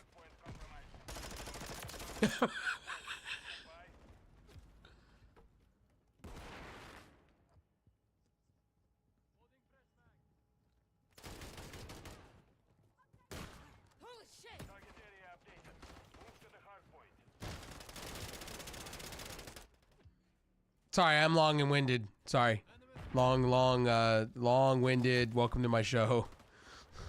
By the way, guys, I'm a bedroom streamer, by the way. My name's RevSauce. Hi, I stream from my bedroom. I show you all my merchandise because I have, like, my bed's not made properly. And, yeah, I'm a huge Lakers fan behind me, and I got a flag. So, hi, my name's RevSauce. If you guys didn't know, now you know. Happy Saturday. Happy Sunday to everybody. It's early Sunday for some of y'all. Playing Call of Duty, so yeah, I'm playing the free trial this weekend, the 3-day weekend. I don't have Call of Duty. I have not purchased it. Hey, to ask you guys a question. To ask all of you guys. Do you guys game? Guys gamers? Are you guys this here because I talk wrestling? And what game consoles do you play on? Are you a PC gamer? You have a game that you guys play? Like, all of you guys? I stream long hours. I talk so much wrestling, so. You guys go. Getting to know my audience. And by the way, Roxanne Perez and fucking Sky Blue, literally no joke, are 1-2 to me right now in sexiness as far as up and coming talents that should be featured more often. I think Sky Blue should be featured a lot more. She's the MVP. I like Julia, or am I saying her name? Julia Hart, right? Yes. I love her to pieces, but I honestly I think Sky Blue is their MVP. Like, Sky Blue carried that hardcore match a couple weeks ago, and I just went, that's your MVP. That should have your TBS belt right now. I feel like Roxanne is like second, as being hot and learning up the wrestling folks. I feel like Lyra is number 1 to me, though. I won't deny that to you. Lyra's pretty good too. Lyra got the championship off of Becky Lynch, and you know what? There's a reason for it. She's really good at what she does too. Yeah. I won't deny that. Like, I'm a huge Tiffany Stratton fan. But I thought they pulled the trigger way too soon on that. They dialed her in way too soon. I didn't understand why Triple H had to pull her, but I understand why they did, but they put her on the wrong show. She should have been on Tiffy Time, should have been on Raw, because there's not much talent there on the women's side of things on Raw. Outside of Becky Lynch and possibly, who else do you have? Outside of Becky Lynch and and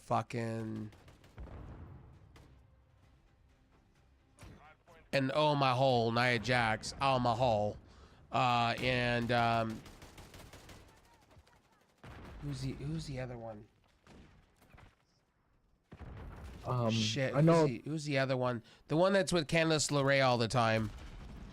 Oh my god, I know her name on my brain.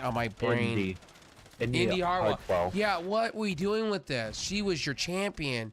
This is somebody that's been sitting. And I say, I feel so sorry for you. Yeah, I feel like she's semi like a jobber though, and I felt super sorry about her. Indy Hartwell was fighting Roxanne Perez not long ago. You're right about that, like, shoot, dude. That's who beat Roxanne Perez at one point, and I'm like, you belt her up to be this big killer machine, and then you put her on the main roster, and you've done nothing. We talk about, and you know, if we're talking about situations with AEW, right? I want to say something. Slim J came out and said some shit, and I'm like, bro, you were a glorified jobber. You got handed a contract. What other company's gonna hire you? Well, I just feel like I'm not a fan of Tiffy, but like, I'm not gonna discredit her from how much she put her effort into it. I don't like the change of interest theme. Yeah, I agree with you there. I complained the minute they did it. I was like, the Barbie gimmick was great. You don't need to change the Barbie gimmick. Yeah. Like, the things with WWE I don't understand is the music. I was already like going, man, you can give if they wanted to go out and like Tony Khan does with this big money They can go out and get like if they want to do something with Tiffany, they can get some like Nicki Minaj shit or something really cool.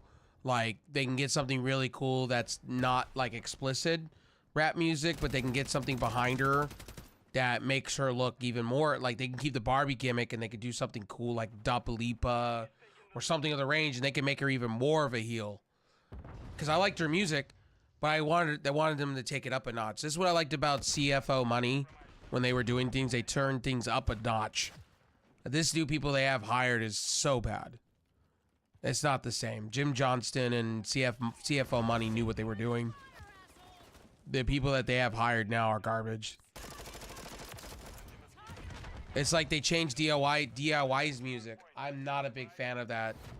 I used to like Ciampa's Heartbeat because it made me feel that he was a killer when he came out, like he meant something. Now it's just like, oh, Yeah. great. Ever since, and I love DIY. Don't get me wrong. I love DIY. I love DIY when they were fighting the Revival back in the day. But now, like, their music's kind of, WWE has all this money to throw around. Why did they throw it around to some music artists? Like, Lil Wayne was out tonight, right? Why didn't you hire him to do some music for people? Like, you don't even need him to sing or do anything like that. You can have him do beats for you. Guarantee he can come up with some good shit. Yeah, like I can understand that highly because I actually do enjoy like one of his songs. I think 6 foot, 7 foot from him, honestly. And like Lil Wayne, he's really a good artist, so I'll give him, a lot Lil of Wayne, credit. like people underestimate Lil Wayne. He writes for a lot of fucking people. Like just because he's Yeah. auto-toned and shit, but he writes for a lot of people. And he's very if you hear him on sports talk radio, dude, the guy is like in tuned on what's going on with the world. Like he's not no idiot. Same with Little John. Little Understandable. John's not no idiot either. Just because they do auto-tone music don't mean shit. Like T-Pain. When you hear T-Pain actually sing, because he was on The Masked Singer and he was actually singing, I went, man, take the auto-tone away from me. You got an amazing voice, dude. I was blown away. Who Roxanne Perez reminds me of, WWE-wise, is Athena over in AEW. Or Ring of Honor, sorry.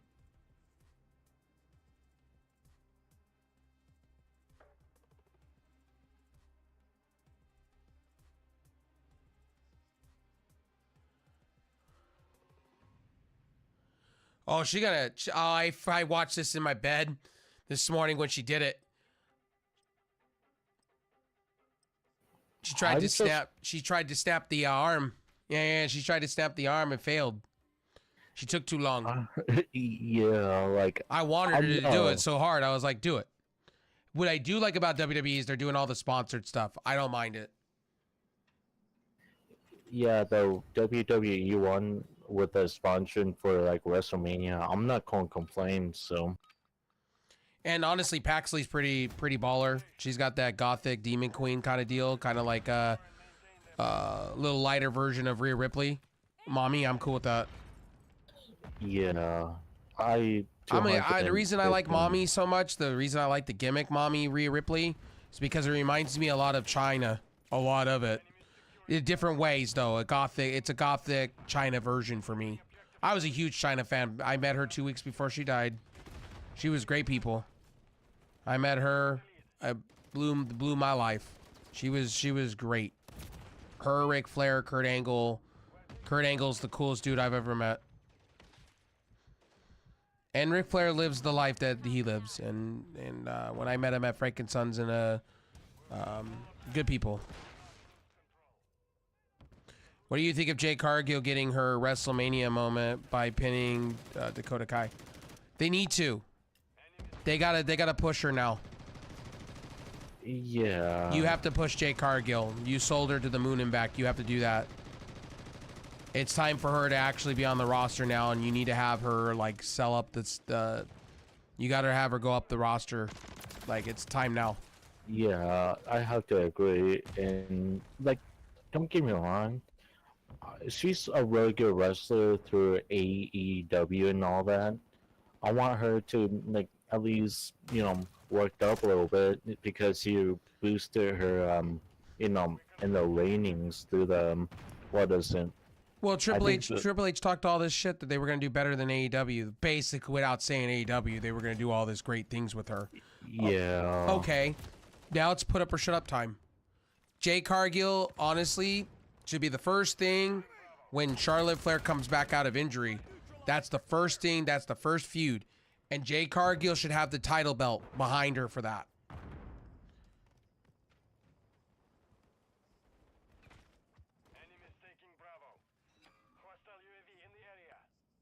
Roxanne Perez, when she put the crossface on tonight, or this afternoon, when I watched that first time, she was cranching so hard on her neck. It was game. It was game.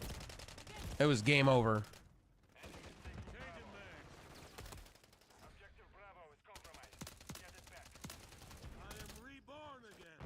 And you know what's funny?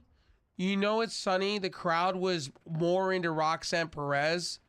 And I get she's a heel, but she's like a fan favorite. I can't find a way to boo her. That's the hard part with me. I've loved Roxanne Perez. I'm a fan since Ring of Honor days when she first started out. When they had nobody, Ring of Honor. And to be honest with you, it's like I can't boo her. I can't find a way to boo her. It's like anything she does, I like. Same with who's the other one I could say the same thing with that I love in Cora Jade. Cora Jade, I could do the same thing because I grew up with them and I seen them on the indie scene in like I'm a fan. Like I can't find a way to boo. I could boo The Rock because the way The Rock's been an asshole lately. Like leaving fans sitting at WWE World for 3.5 hours. That's fucking stupid.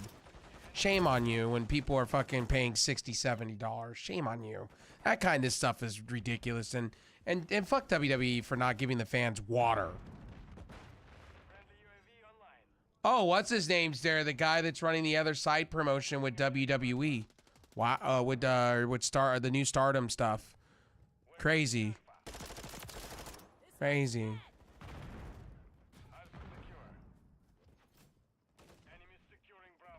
I'm assuming that he's going to be doing something with WWE where they have another promotion in Japan or something for WWE, like developmental shit. AEW fucked the pooch with that one. And Tony Khan fucked the pooch with that one by fucking shitting all over him. The head dude, like a Scott D'Amore guy. What's wrong with you? Yeah, it's a mistake. That's a big yikes. When I saw the tweets, I was like, yikes. Not good. Not good. I'd be like crapping on Scott D'Amore. You don't do that. Don't crap on Scott D'Amore. What do you think of... Oh, I did. Okay. Wrestlemania moment pinnings Dakota Kai. It makes sense. Seriously, it makes a lot of sense. Like, Jay Cargill needs to be winning. I think they need to do the same treatment with her. They need to pull Maxine Dupree off TV for a while and let her home her craft in the performance center. I'm not saying that Maxine Dupree's trash. I just think she's too green yet, and she needs to be pulled back and put back into NXT and grow again. She needs time. She's getting better though, but she just needs some more time. And it's not me knocking on her. And I think a lot of people misjudged what I said about her in my original video. I'm not a hater of her. I just think she wasn't ready for what she was getting herself into.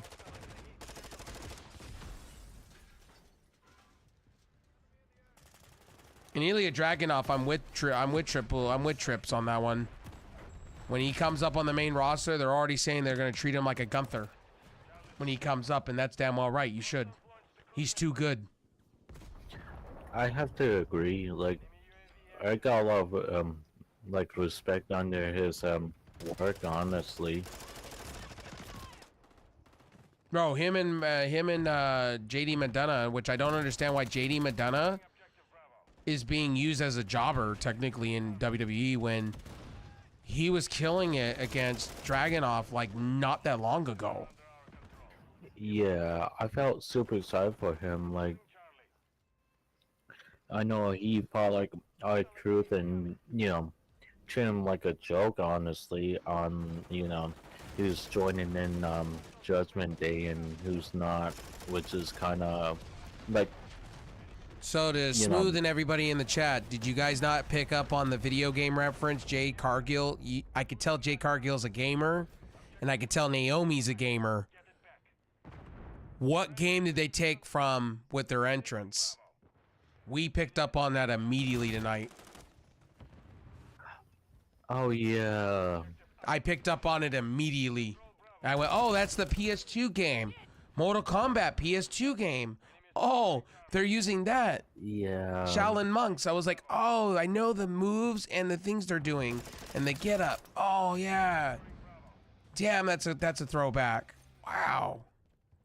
Yeah, like I still got like Armageddon, Shaolin Monks, and I was like, damn, Jade Deceptive. Cargill, good for you. Okay, Jade, you're a gamer. Okay. I feel you. Okay. All right. See, things like that I mark out for when wrestlers take the extra mile to do a gimmick for one time only, and it's like, wow, that's fucking sweet. So they're video gamers, but Jade has said she's a gamer though. Jade has said that. Yeah, I know Vega is the same thing as well, and I know Dakota Kai, like I know she Selena Vega was in the newest Street Fighter game. Yeah, I played the honestly, newest you're Street right. Fighter game. She was one of the voices of somebody. And I know I think the Dakota Kai got like a Twitch account. I know that for sure, but I know she doesn't show that she's a gamer though. Dakota Kai, you know it's funny, she's hot as shit. I noticed tonight she was is. copying. Who was the wrestler I said she's emulating? Because her getup looked just like, it looked like Kairi Sane when she was face. Or I think it was like she was face or something like that. Her face getup, or it was like Sasha Banks getup.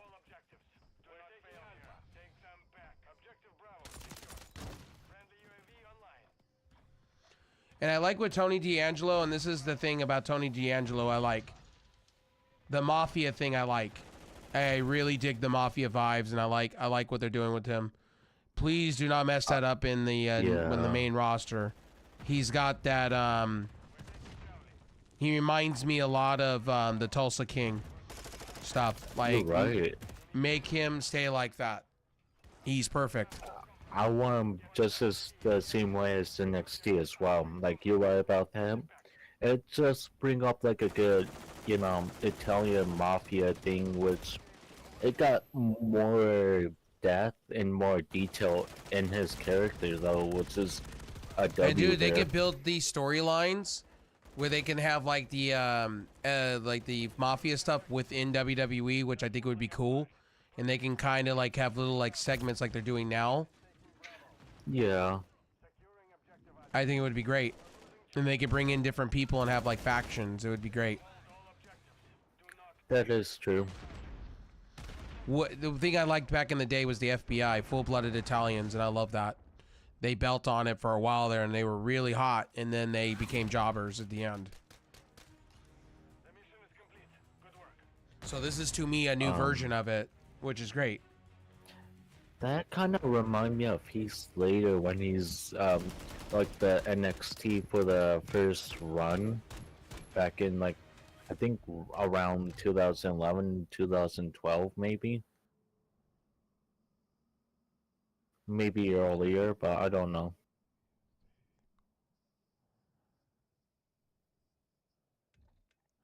How do you feel about the hokey pokey BS that was pulled off during the tag team match of Ray and Dominic, Andrade and Santos? What do you mean?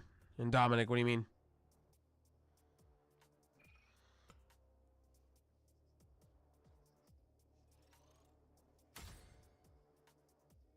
With Ray winning?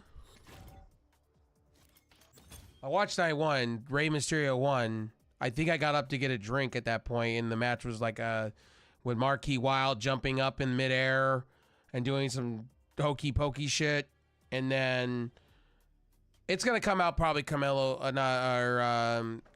Cool turned on Dragon Lee and beat the shit out of him while he was pulled off. Might be a good kind of move, but I thought they were gonna pull the. I didn't mean to interrupt. My bad. Go ahead. No, you're fine. I'm stopping at the end there, honestly. I wanted the match for hair versus mask, man. I was more excited for that. Same here when I wanted like Dominic pinning what was it, Rey Mysterio for like round 3. Yeah, I think they're saving that.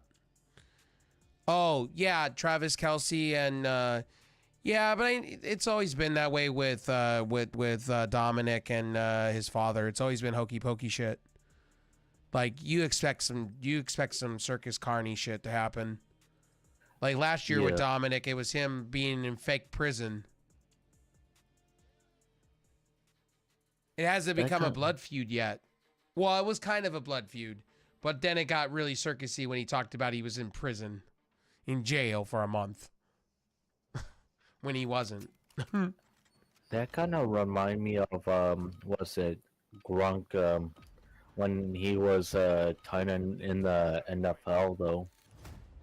Yeah, see, WWE's been known to do that though with working with the NFL and things like that. I respect WWE for it. They do that with the MLB, and I was really expecting them to do like since what's his name, and they went cold with that, where he what's his name called out Conor McGregor for a UFC fight. I thought they were maybe gonna do something really like hokey pokey where they merge. Since they're on basically the same plane, they would do on pay-per-view on WWE Wrestlemania. I know Triple H wants to do something really extreme. I thought they were going to probably have an MMA match on top of, the UFC stuff for the hell of it. Have an octagon. I really thought they were going to go for that. When they do the halfway point, I thought they maybe would set up like an octagon and do that match with Conor McGregor and the other dude just for the hell of it.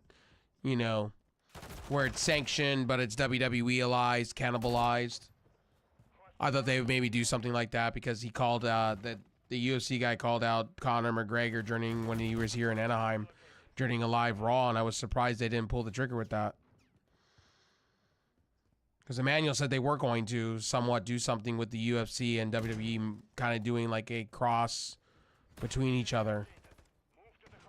Which I wouldn't be surprised in the next 2 years we see an octagon and they break off and WrestleMania becomes like they have one match, maybe, they have a one-off UFC match maybe in the future. I wouldn't be surprised with 2 UFC guys for like something. Just to blur the lines between the two. Because I guarantee they would sell more seats if they did so. I wouldn't be mad over those things because UFC sells. Yeah, I just might want to see like a rare event with for like what's that, WWE and UFC kind of to have like one of each side match out like 4 or 6. I think that would be cool. Yeah. I know it was a troll over the week during April Fool's Day. I knew it was a joke, but they were talking about bringing ECW back. If they wanted to do ECW, man, and they wanted to do it a certain way on Netflix, that was the joke. It was coming to Netflix. But if they wanted to do that, they could pull that off. Raw Underground, basically, but UFC, Extreme Championship Wrestling style. They could take on Bloodsport. What they're doing with Bloodsport, Josh Burnett, they could hire Josh Burnett for that. I think that would be sick. I like what Trips is doing. Trips is putting toes in the water and getting people more interested. I like it. Yeah. Not everything he does is I like, but about Travis Kelce. Travis Kelce wanted to become a wrestler. I'd be a fan. I wouldn't say no if he wanted to, train and be a wrestler. I wouldn't. I know he's up there in age, but never say never. Dennis Rodman and even Diamond Dallas Page started late. If he wanted to change professions and you know, be part of wrestling, I wouldn't say no. Gronkowski did it for a while there. He was in NXT for a minute. And even Gronkowski's talking about coming back to doing some WWE stuff. I wouldn't be mad. I wouldn't, you know, have them, you know, I wouldn't have like Gronkowski do major things. I treat it like a Pat McAfee situation. But Pat McAfee, if you guys didn't pick up last night, if you guys didn't pick up yesterday, go watch during the Rock match. He tells The Rock is juicing. The Rock is on the juice.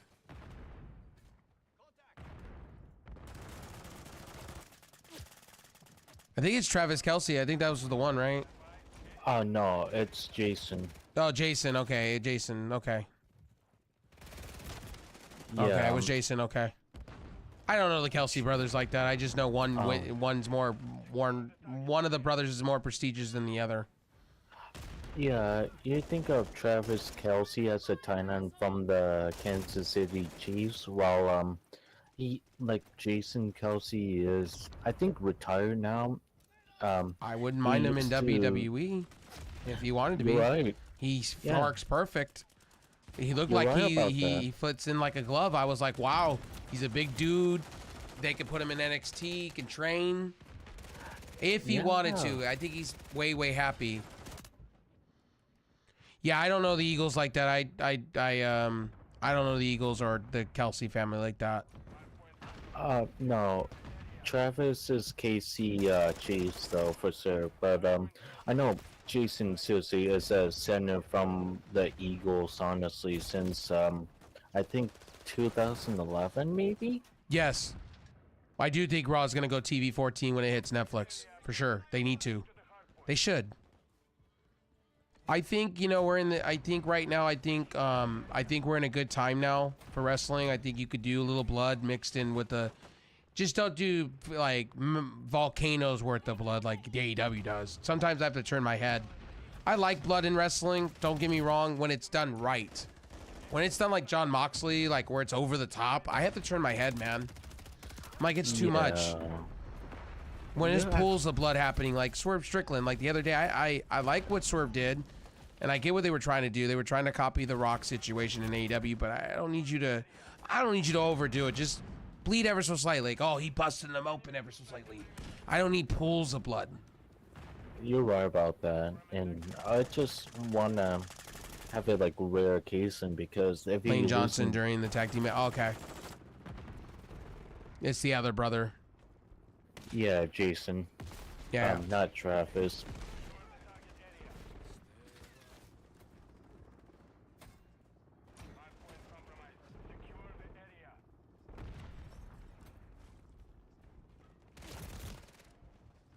Yeah, I know that because I know it was Kelce, but I know it wasn't Travis though. I forgot his first name till kind of I looked it up through Google. Got you. Yeah. WWE should go TV 14. I think, you know, the audience understands what's real, what's fake. I think The Rock is showing that fans are craving it. I think it's time. Look, what is WWE going to lose out of it? What are they going to lose? They're on the top of the world with sponsors. What are they going to lose? Make-A-Wish and possibly Mattel? That's not big contracts.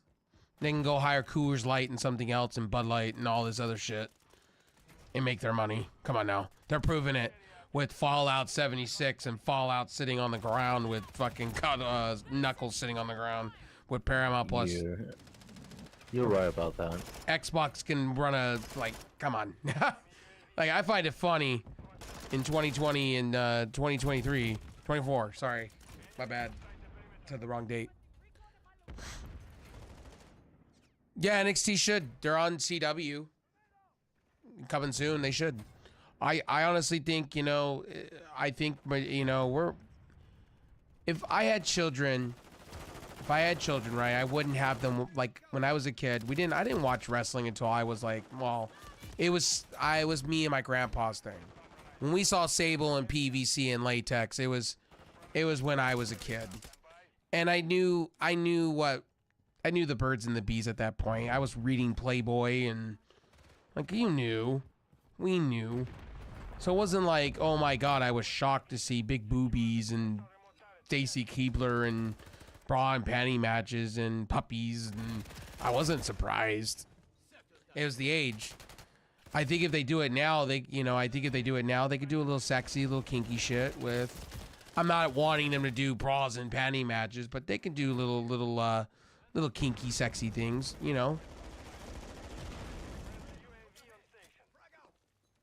They could do a little sexy with a little bit of blood and a little violence. It's not like, I'm not asking for it to be over the top, just a little bit more than what they're doing now. That's all they gotta do. They got everything else. Little cursing, I don't mind it every once in a while. Or a little bit more serious promos. I don't mind.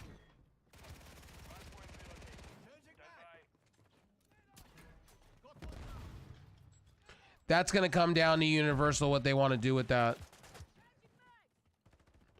Universal, when it comes to SmackDown, owns. I don't know if Comcast wants to go that far. But I could see NXT because CW has been doing some adult content shit lately on their CW.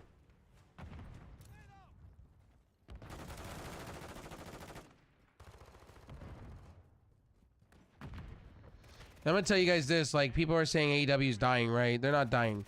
I'm gonna tell you, they're gonna get a TV deal. They're gonna get a TV deal, right? I know they are. It's either gonna be with this new sporting package thing that's coming out.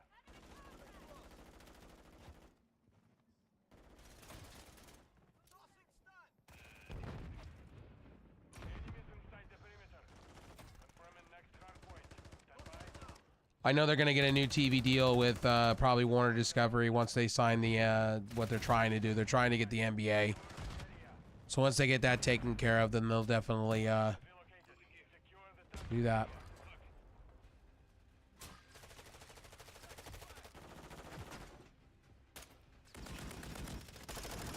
I'm gonna tell you a goal about my channel so you guys know a little bit about me. My goal is to have a really good gaming / wrestling / tech channel. I do talk about video games on this channel. My secondary channel is going to be dedicated for my workout stuff. My workout stuff and IRL and food and beverage. That's the goal with all of you guys, man. And I appreciate you guys coming out, man.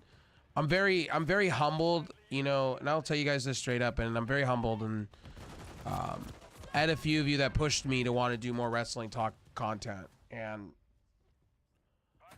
I'm probably gonna do more of this kind of content because I like this kind of content.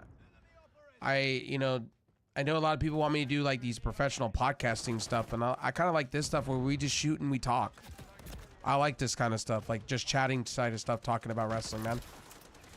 I don't mind my live streams going long, talking about wrestling, because everybody has a different opinion, and it's great. That's what I love about you guys.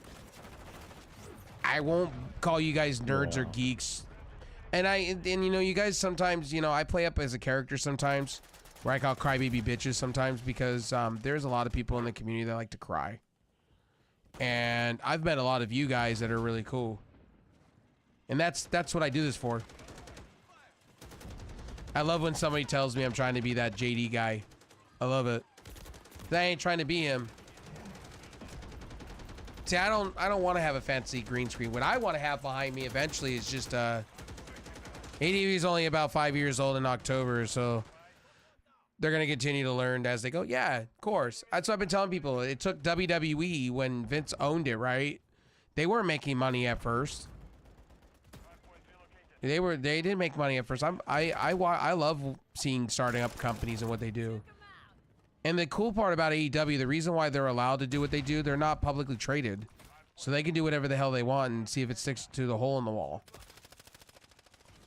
At the end of the day, you know? So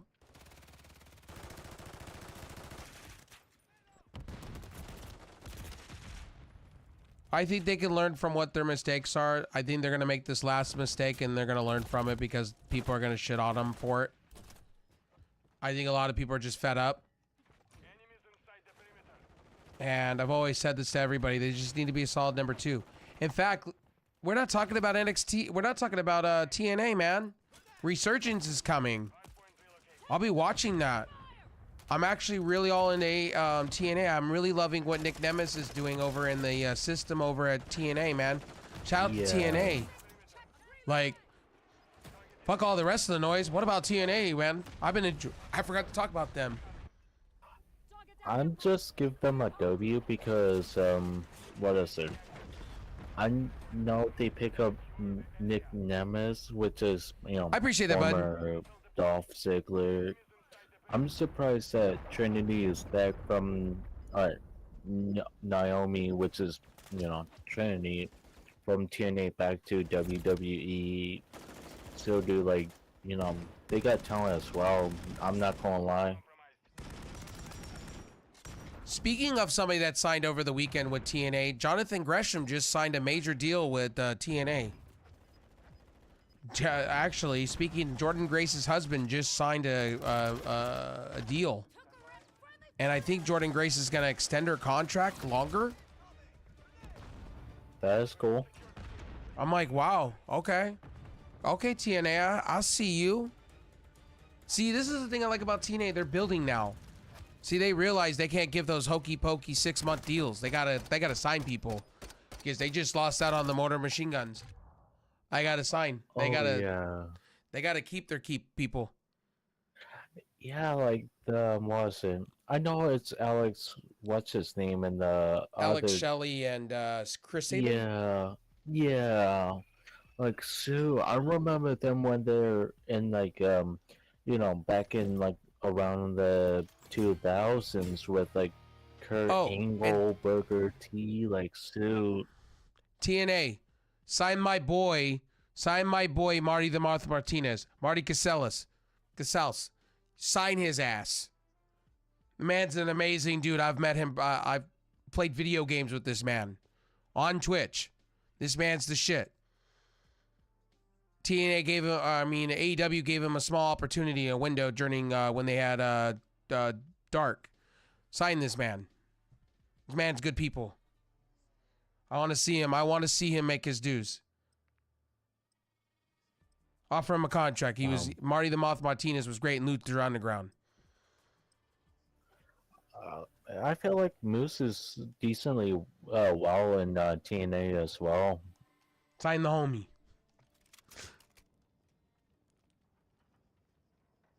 Oh, sorry. I do hang. And also Sue Young. I know Sue Young very well because I've hung out in her streams before, and she plays a lot of Pokemon. Talks about life. She used to have secret streams. She didn't want anybody to know because she's so introverted. I just found her randomly because Jessica Havoc raided her one night, and I was like, oh, all right. And Sue's just the nicest person in the world, man. Her and you could see Rich Swann in the background because Rich Swann is her husband. It's cool people.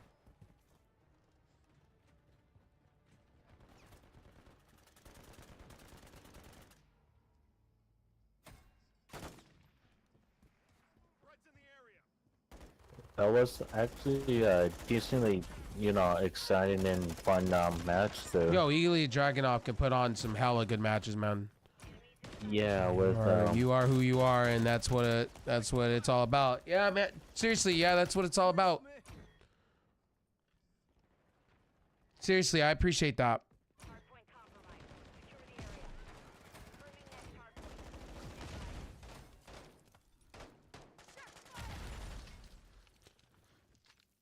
I just don't have time like that to cover every single show. I would definitely be covering more in TNA. I think, TNA, I'll say this, I know Scott D'Amore got fired and people are counting off TNA. But to be honest with you, they could put Eric Young in that position. Eric Young could be hired.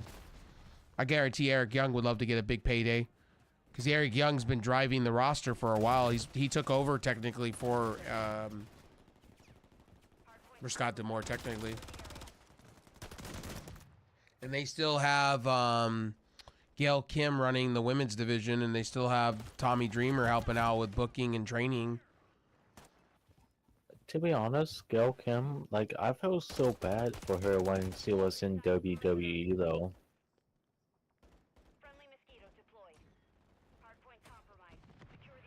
And like, don't get me wrong, I feel like Gail Kim is one of like a really good diva, or as a wrestler though.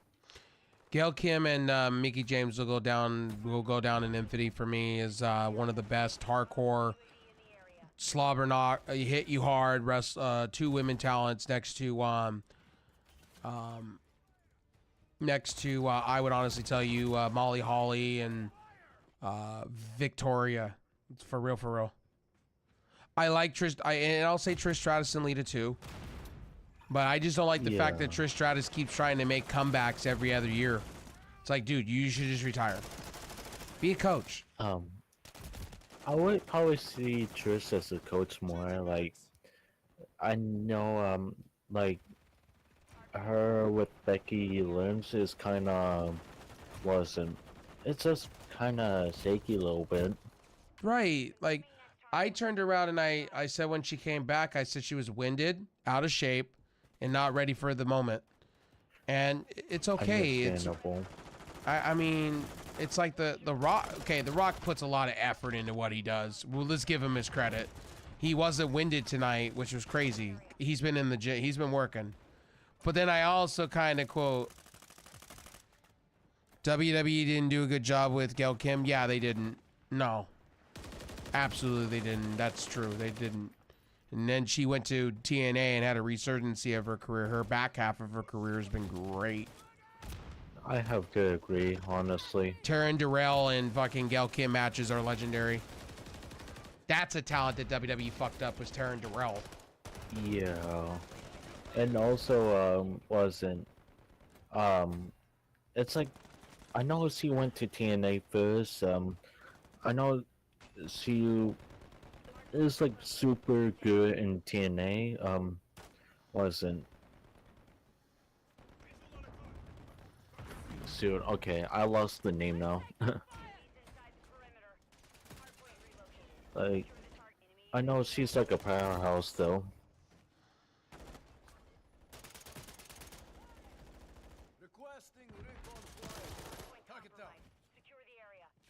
See, and I give WWE credit because here's the thing, they're hiring within like minor leagues. That whole Level Up, I watch Level Up a little bit. I like it. It's just upcoming talent. And you know what? Good on WWE. They're building from within. They need to. They don't need to go, like WWE has thousands, billions of dollars.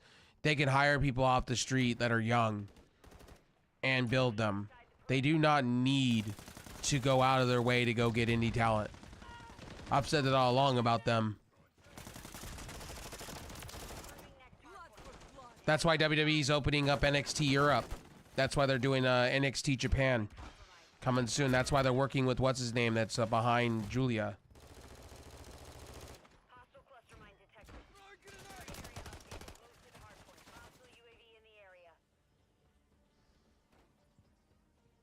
G6, thank you for that. I appreciate you, buddy. Appreciate you, homie.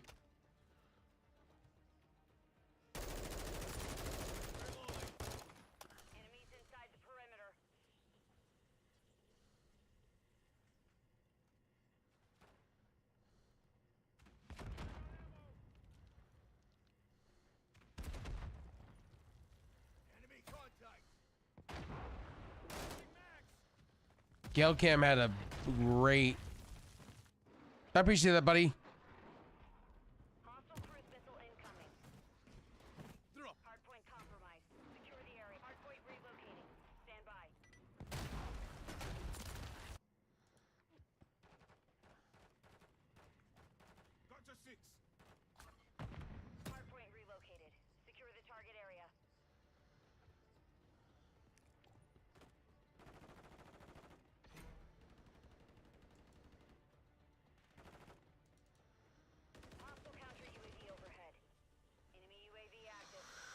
Give me a second, guys. I can't see chat for a second. I'm refreshing everything on my screen.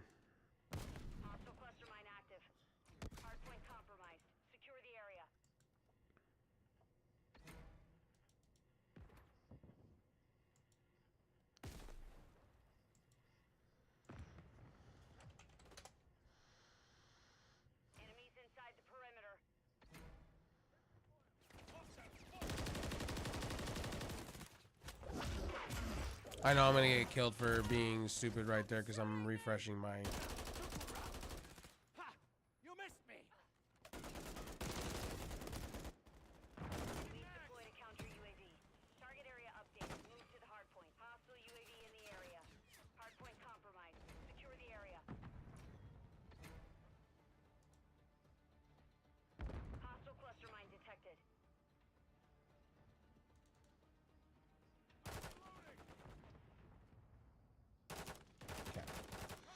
All right. I appreciate that, G6. Hope you're having an amazing weekend, buddy.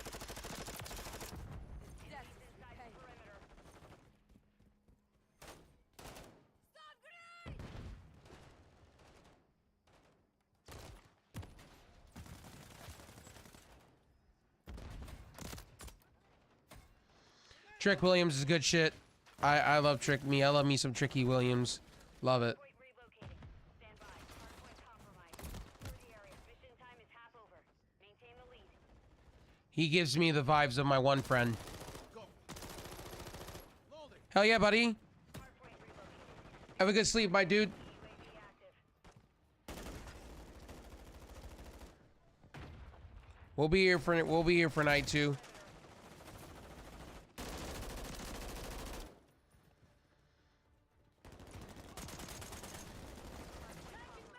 Secure the area. Hostile counter UAV overhead. Hell yeah, buddy. I appreciate that, G6, man. Smooth, thank you for coming by, bro. I appreciate you. Hostile cluster mine active. Hard point compromised. Secure the area. Enemies inside the perimeter. Securing the next hard point. Stand by. Hard point compromised. Secure the area. Let's see. I got you. Go subscribe. I got you. Target area updated. Move to the hard point.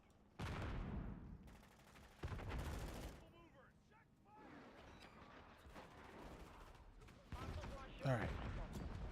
Back to doing what we do. We're almost done. So you guys know, Icon hasn't seen Stand and Deliver, so we'll get his opinion here after. I think this is the main event. I think, if I remember it. Yo, Trick Williams is the shit. Honestly, I could see him on the main roster today. Yeah. He's so much fun.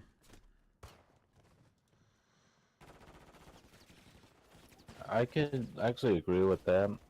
More of better like high, you know.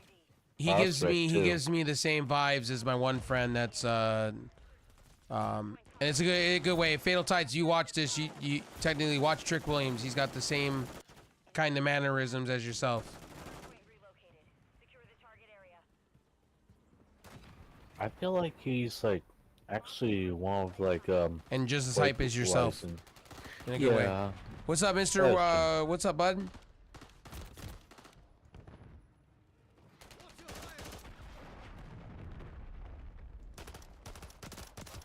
Okay, let me make sure.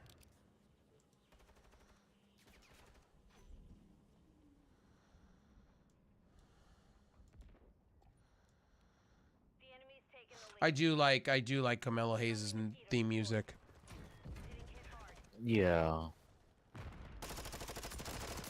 Got that cool what is it, attire on, honestly. Confirming next hard point.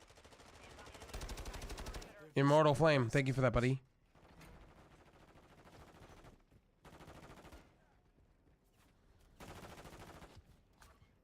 Target area updated. Just felt like the was an NXT pay-per-view kind of, you know, hit at least like was it 8.3 at the moment.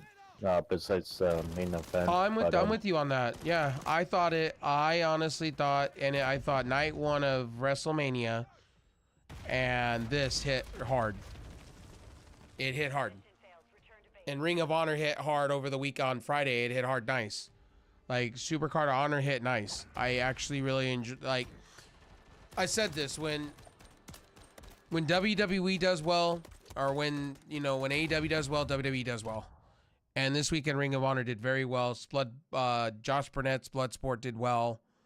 I thought all the indie promotions this week that had shows did well. I haven't watched the New Japan one yet, so I wouldn't know. Oh, I like that. Oh, I like that. Let's go. Dude, I like that.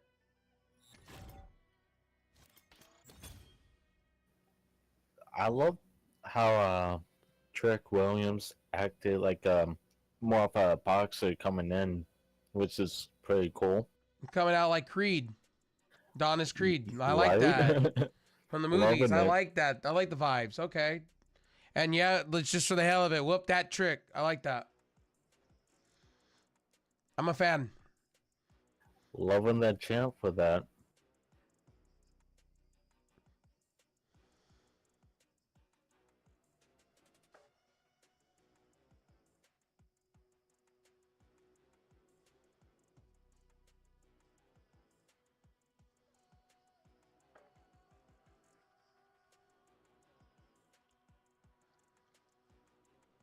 I'm with Booker T on it. Booker T's getting up and chanting. Love it. Right? It's the same way that Pat McAfee is for Jey Uso. I actually like Booker T's entrance music. Yeah, Booker T's entrance music was great back in the day, man. It I hits. can agree. I totally agree. I actually liked when WWE remade it for him. I like it compared to the WCW version. Yeah, like the beat was there. The music, hits like it was from the golden era. Honestly, The crowd's into it. Love it. That's what it's about.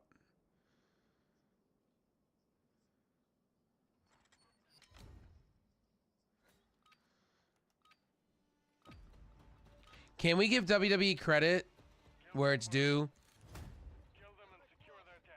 as a main event? Like what they're doing for Moose at the can we give WWE credit the diversity that they're featuring? That back in the day you would never see this. right now, I feel like you're right about that one. Like Moose winning championships and more the diversity. I really like that. And you know what, both of these guys are entertaining, and if they want to have a 3 series of this where they have a blood feud between each other, I'd be all right with it.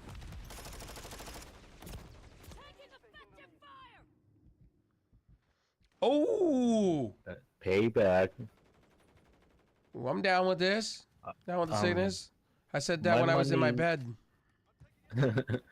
I feel like my money's going on Trick. Camelo does not need to be any high end anymore. He's had his title run. He got that off of Braun. He got that off of Braun Breaker. Trick needs some love. Tricky needs some love. I'm not gonna lie. I want Trick to get like a little bit of Tonight was the more first time I've seen Trick and Carmelo, and Carmelo was really good. Carmelo is, oh man, I've been watching Carmelo forever in a day, and Trick Williams is coming on his own, man, and I'm royally entertained. I am just royally entertained. And I like the Adonis Creed thing, that how he came out tonight. I really appreciate that. I have to agree.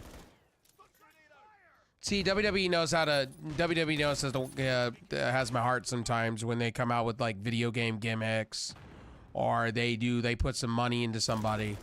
I appreciate that. Sometimes when it comes to WWE. Same with AEW. AEW warms my heart sometimes when they like when Mark Briscoe came out with Leonard Skinner the other night. It really took me back. I was like, that's kind of fucking sweet. And the way they honored him last night was pretty fucking sweet in Ring of Honor. I thought that was cool. I ain't gonna lie. That was kind of fucking sweet.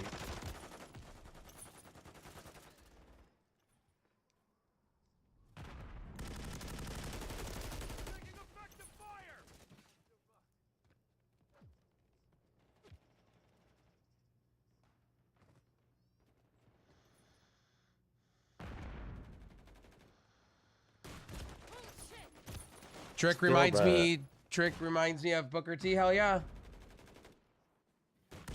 Actually, you're right about that one. Like, shit. Athletic wise, I mean, he's an athletic more version of Booker T. I also see him as a Shelton Benjamin-esque wrestler. Yeah, you're right. Like, totally forgot about Yeah, a young Shelton Benjamin when he came out, taller Shelton Benjamin that came out and had Yeah. all the attributes, and with a You're little mix right. of Booker T. Yeah, I could see that. 200%. Or his brother, I could see that too. Booker T's brother, Harlem Heat. Shout out to Harlem Heat. Oh, yeah. I know I never watched CW, but I can get that, honestly. This is a match I did not watch. I was gonna go back and watch because I actually went back to sleep. I was so tired this morning. Understandable. I got done watching Bloodsport at 6 in the morning. Because Bloodsport was 2 hours long.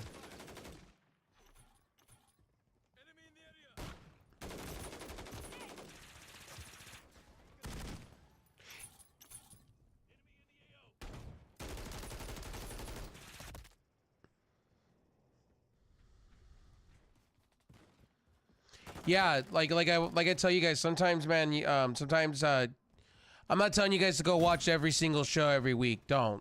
Go watch the highlights every once in a while.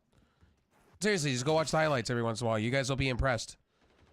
You don't have to go sit down and watch every single wrestling show. You can watch the highlights, and just watch the ones you want to follow the things you want to watch. Yeah, that's the word of advice I give to people now. From each week of NXT, just go watch the highlights that you want to see. Carmelo and Trick, man, are great shit. Carmelo and if you guys have an opportunity, go back and watch the Carmelo Hayes and Braun Breaker feud. That shit was great. Yeah, it actually does. Like, It actually hits pretty nice. It hit like a gold mine right there when was it Hayes went babyface, honestly. That was when Hayes was coming up as a from the underground, and he was making his way up, and he was dominating for a while there, and Braun Breaker just couldn't beat him. Braun thought who the hell he thought he was. Here's my opinion. I am kind of happy that they're taking their time with Carmelo Hayes, honestly, and Trick Williams. I think they need to stay in NXT. Just stay right there for a little longer. I think personally, the reason why I didn't work with Carmelo Hayes when they brought him up the first time was because he wasn't ready. They weren't ready for him. They didn't have anything for him outside of Austin Theory, and we all know what happened with that. They both got concussions. And that was unfortunate because that was Austin Theory's fault. Austin Theory fucked up a Panama Sunrise off the damn thing. He said he will never do that move ever again because he gave somebody a concussion. Yeah, a concussion is not even healthy, and if it's like comes up with CTE or something, it might be really bad. Well, when they went up for the Panama Sunrise, he knocked out Carmelo Hayes. And that's when they called the match. Carmelo Hayes had a mild concussion, and also Austin Theory knocked himself out. Immortal Flame, thank you for that, homie. Yeah. You're super right about that. And I'm not a big fan of concussions because, like, the brain was, there.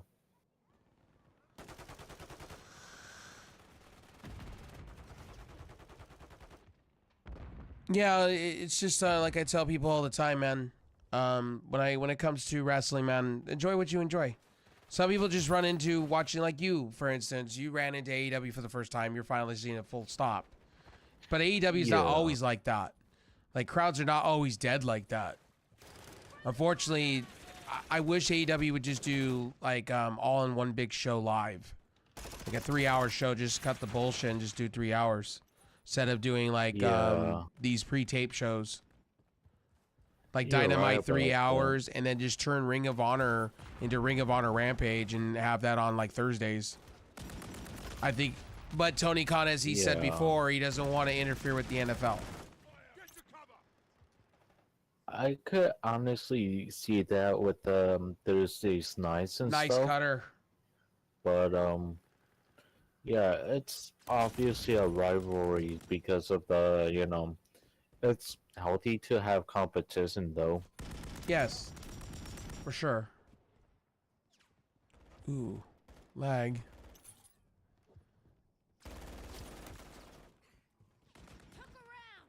But I know that NFL got probably more concussions than the WWE though.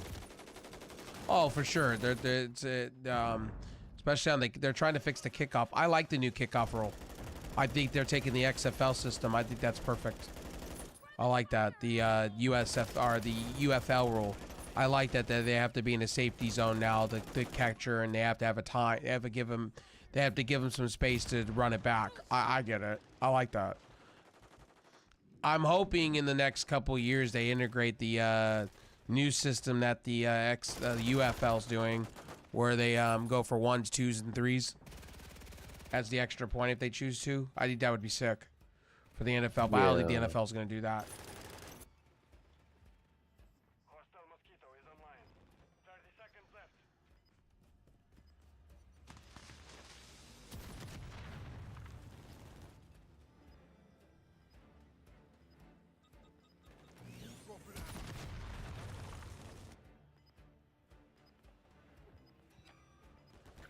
I'm not gonna lie, I feel like Trick's dreadlocks fit super well in his unique way.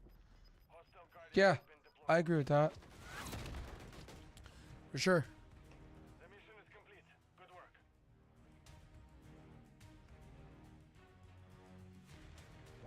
Ooh. That's Ooh. one major clothesline. Oh, nice Codebreaker.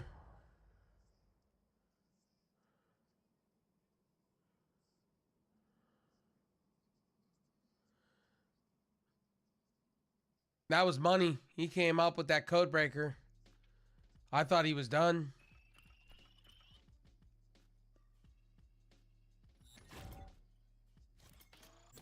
I actually liked his tattoo on his left arm. That's really cool, yeah. Felt like a Egyptian kind of eye, and Oh, he's going to try to choke him out. Come on now.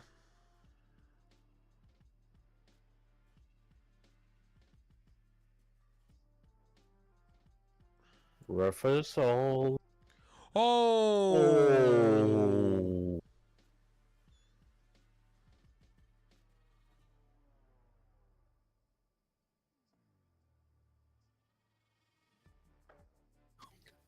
The ref's out, so no DQ for a bit. Yeah, this is the part I did watch.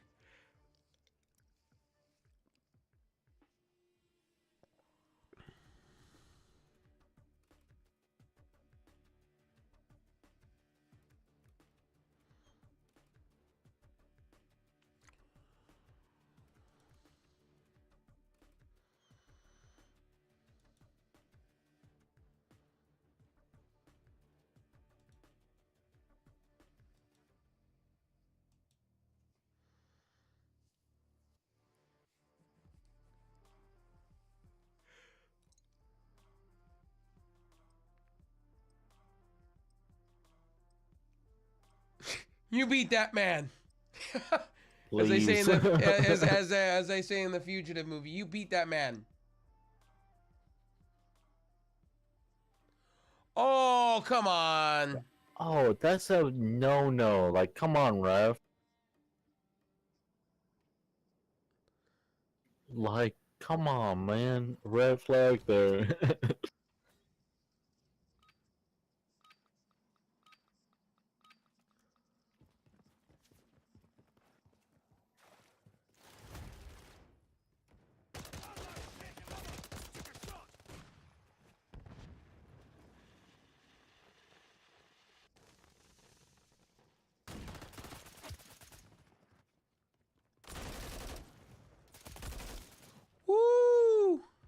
You heard that one. He smacked the piss out of his ass.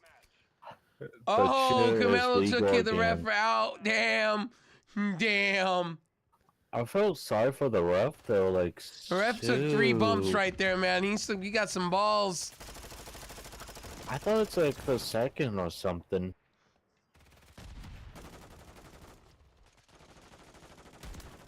Oh, new one.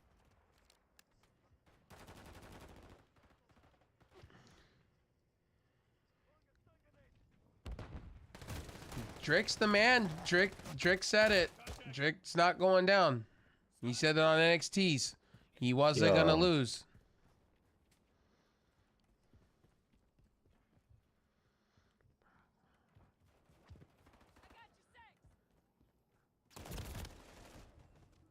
There goes the ref.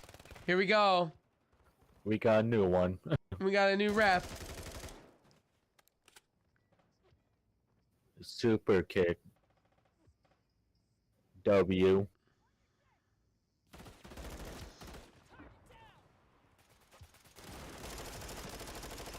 Trick Williams, let's go.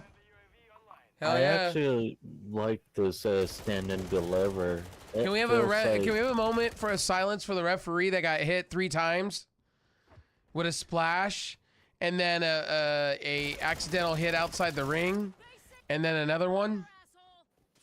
07? I feel sorry for him. Hope he gets paid really good. Me too. Like, I want him to, you know, be safe and get like maybe wasn't hospital. Oh yeah, that referee took it right in the mouth. He took it right in the mouth with the boot. Wow. Yikes. Yeah. Yeah, he took it right on the side of the mouth. Yikes. Like, double his paycheck, please. I can't believe Trick Williams kicked out of those many finishers. Goddamn. He's like a real superstar there. Shiny Wizard. He hit him with a Shiny Wizard. They call it the knee, but he got it hit, yeah.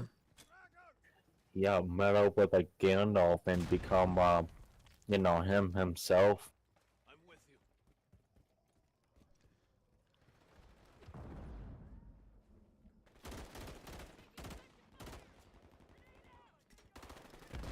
Okay, I'll give it like at least and maybe a 9 out of 10. I'm with you on. I was with you with the like. I'll give it an 8.8. I was there. I feel an 8.8. I thought it was a solid. I thought it was a solid A- show. And the reason I'm giving night 1 of WWE's WrestleMania B- is because they missed the ball a little bit. Just a tad with the main event. I felt like night 1 of the WrestleMania, like maybe had, you know, it was about the me minus. It's just 2 matches felt like wasn't like 2 matches kind of felt, you know, bland though. Here, I'll put this one on now. Full shot. Wait, is that like one gal that used to work for WWE by the name of Amber Moon and stuff? Yep. Yeah. She's Alright. Athena now in AEW / Ring of Honor. Ah, alright. Yeah, that face looks kind of familiar though.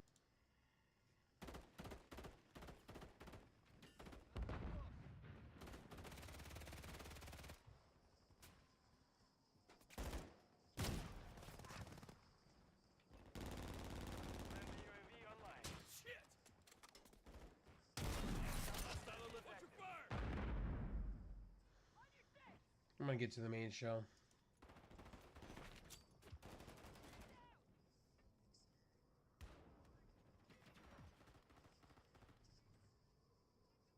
Mission time is half over. Maintain the lead.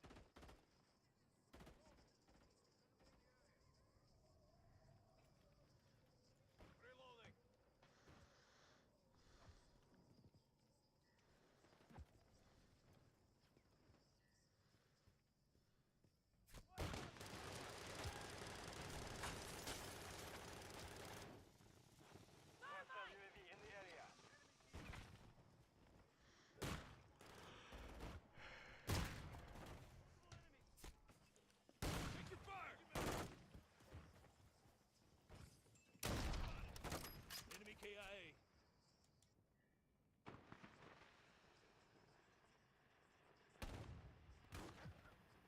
I kind of miss what is it?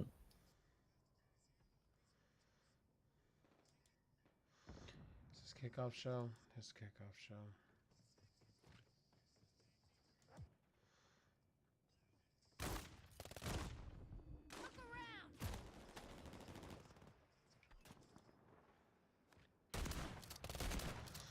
I'm gonna take off. Have a great show, guys. Yeah, for sure, buddy.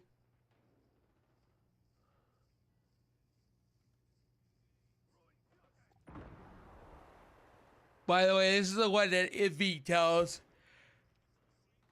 He's in love. He's in love with Mariah May, by the way. Sorry, Envy. I had to do it.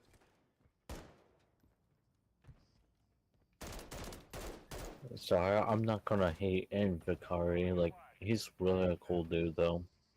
Oh no! I wasn't hating or anything. I'm giving him shit. I was just joking. He's in love with Mariah May. He was in my chat the other night in YouTube. No. He was no, it's not like that. I was giving him shit. He was like all in love with Mariah May. Nothing wrong with that, though. No, like, Mariah May's good him, shit. so. I just give Envy shit for it. As much as he gives me shit for he gives me shit all the time for WWE stuff.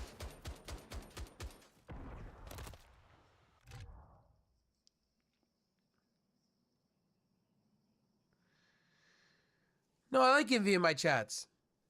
I appreciate Envy.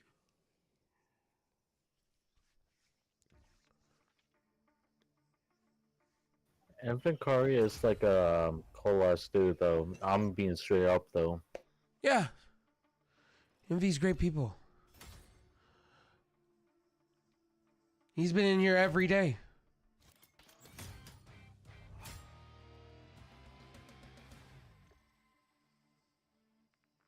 I appreciate Envy. Me too. Like, without me catching his stream for the first time through, What does he stream on nowadays? I don't. Is it still Twitch? Because he's been on YouTube a lot. I know, like, he said, he, like, got still banned on, Twitch, from, no, not, like, fully, but, you know, from your chat, but, I know he still streams, though, on, Yeah, I don't know. Twitch. I don't think he's banned on my chat or anything like that. I don't think he is. I don't believe so. I'll check on that if he is. Then my bad. My bad. it's let me all see. good. I could probably do it right now since I'm a mod on Twitch.tv. Yeah, I don't know if he's bad. We worked out our shit. He came into my stream and we worked it out. Yeah, that's been perfect. Since hold on, let me see here. Community. Role management. Role list. Retro Collective.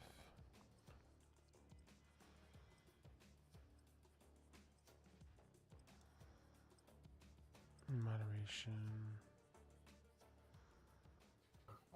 I don't know if I did it or not.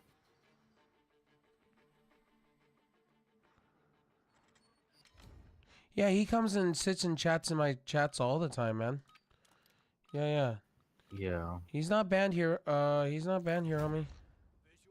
Alright. I Yeah. don't think he is. I'll Well- look. I'll keep looking down my list, but I don't see him. Alright. Like, I know I, removed the ban off of him, so, yeah. Off of where?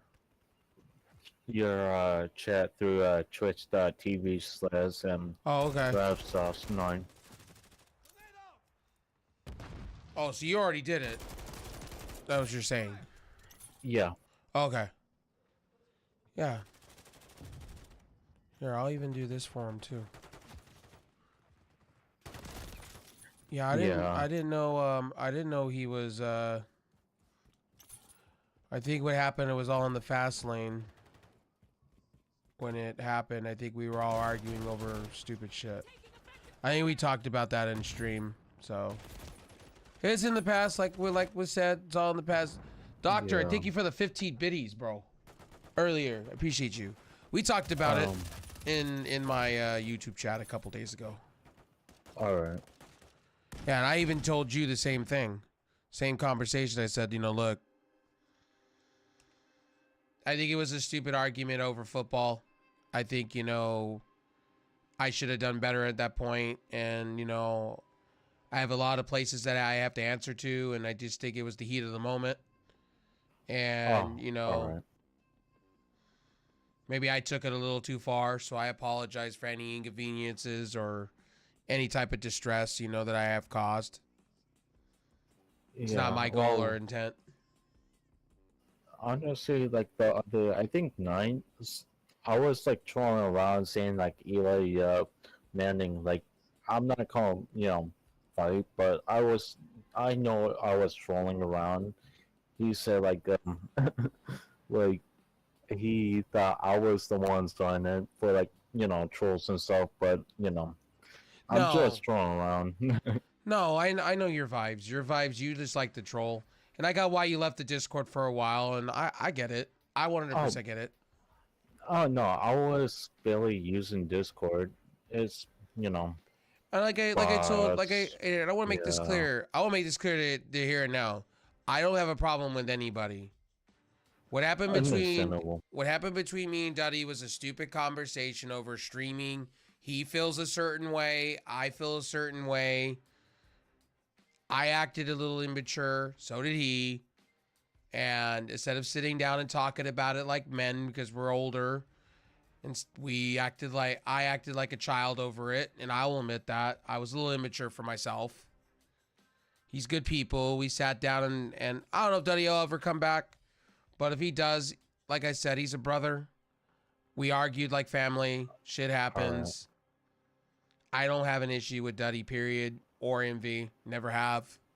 Understandable. I think we're just so opinionated sometimes, and I think we're so opinionated and stuff. It's like family. We argue. It is what it is. Like I've never had a problem. Never had a problem with Envy.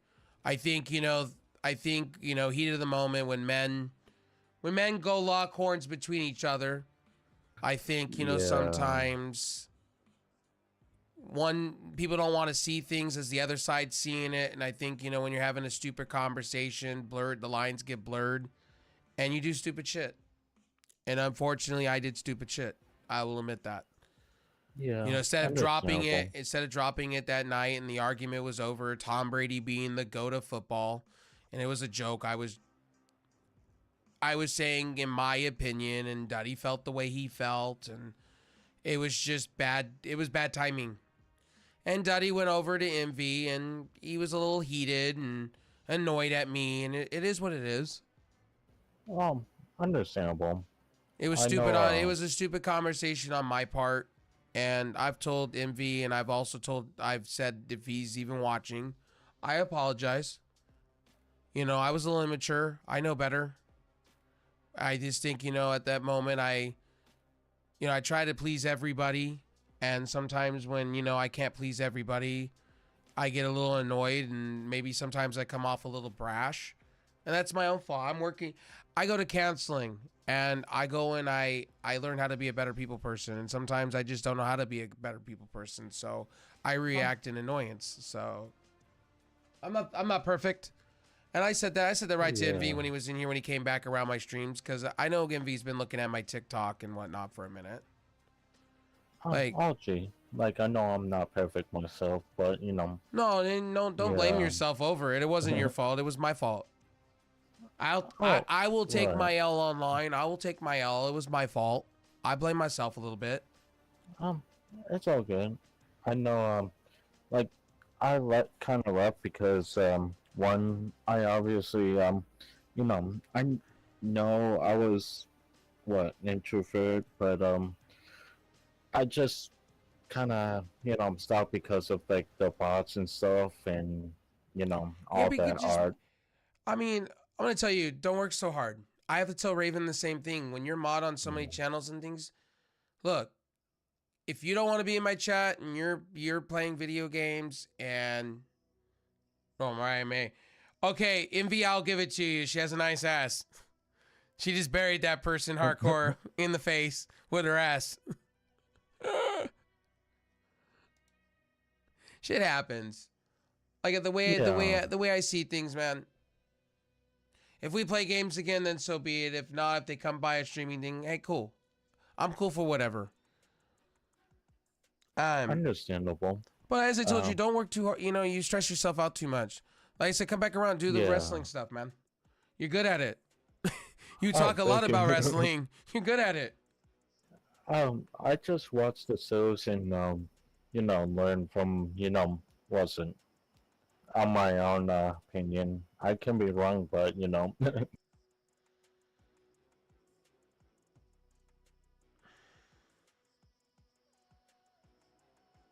I'm not gonna lie. I feel like her entrance music fits super well as her character, though. That's Tony Storm's music.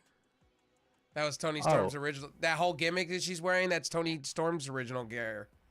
Yeah, she's a fan of Tony Storm. It's a whole thing. Can't argue. It's a W situation. Yeah, like I said before, I'm telling people like I've changed. I'm not the same guy you remember, and you guys want me to succeed. And so to do that, I'm cleaning a lot of things up, and like I said, I'm grateful you guys are coming around. We're doing the wrestling thing. That's what I want for this community. I want to have a group of people that come on, we talk wrestling, have a good time, have a blast. I'm not expecting it every week, but when there's a pay-per-view or something, we should come together and hang out. I mean, we're all wrestling fans. That's true, and I know like it wasn't the pay-per-view is like once a month though. Yeah, and there's some good stuff. I mean, we don't have to sit here and cover. I cover every show because I like wrestling, but that's me. But like when a special show comes around, yeah, you guys should come around. You guys should. You're really good at talking about it. Right. I actually like the Royal Rumble though. Yeah. I'll let you know when there's a big pay-per-view. Like next, like Dynasty, I'm gonna be doing something for it, so we'll be watching that here. We'll be watching AEW's Dynasty. We'll be watching. Yeah, I'd tell you honestly, just watch the highlights. Keep doing what you're doing. You're pretty inundated with wrestling for watching highlights. Right. I felt like more into like WWE though. I'm like kind of I play wrestling in here because I like it, and a lot of you and some of you in here some of you in here like wrestling, so I play it in here. I don't mind. Right. Pookie, what's up, buddy? I don't mind. I actually like WWE 2K23 though, and to a degree though. 24 is good. I don't mind 24. I have it. I just haven't played enough of it. I haven't played that at all quite yet. Good game. Oh, all right. I will tell you, honest opinion, it's a little bit more of an upgrade to WWE 20. You're gonna go and you're gonna roll your eyes and you're gonna go. Some things you're gonna go, oh yeah, that's just a 2.0 of 23, and some of it's a step up. I felt like I looked through wasn't Mr. Sanitai's help through the overall ratings through was it SmackDown versus well I got that game confused with like WWE now, like suit. I feel that. Yeah. But I feel like wasn't WWE 2K24 is kind of a little bit shaky though. Not like perfect, but just a little bit shaky. Yeah, I feel that.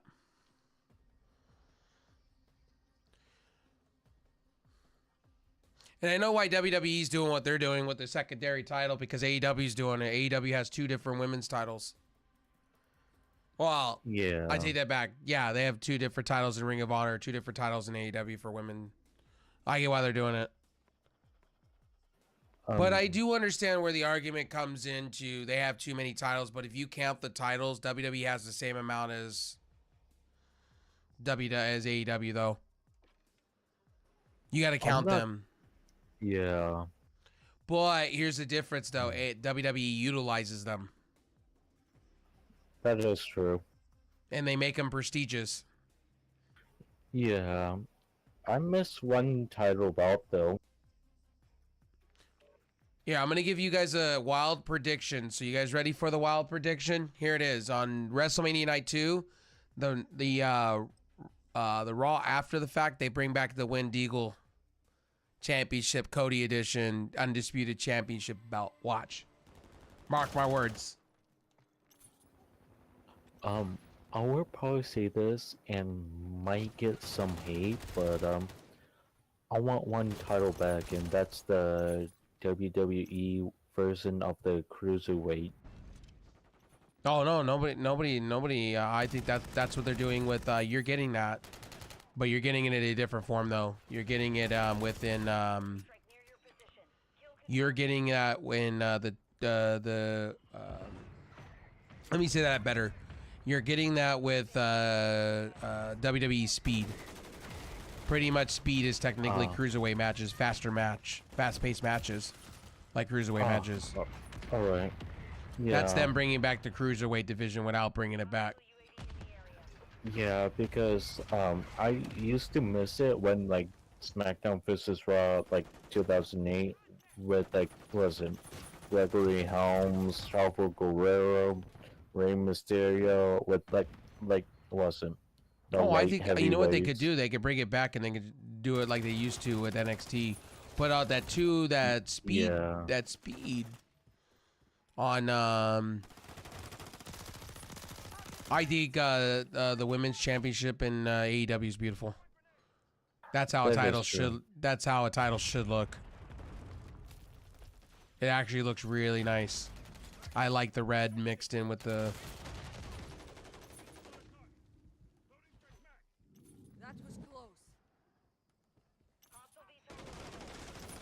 I actually like the title design for Ring of Honor. Wait, I see like that Jay Lethal in that thing. Yeah, Jay Lethal's part of AEW now. Oh wait, really? Yeah, Jay Lethal's part of AEW. Yeah, him and Jeff Jarrett are in their own stable together. Yeah.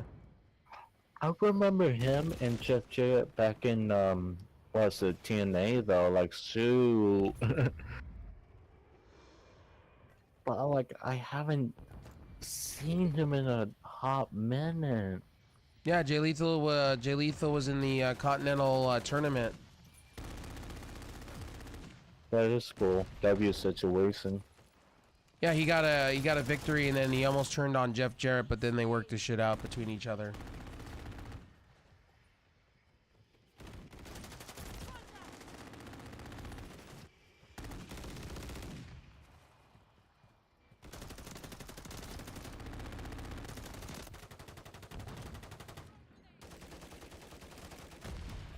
Nigel McGuinness is a announcer.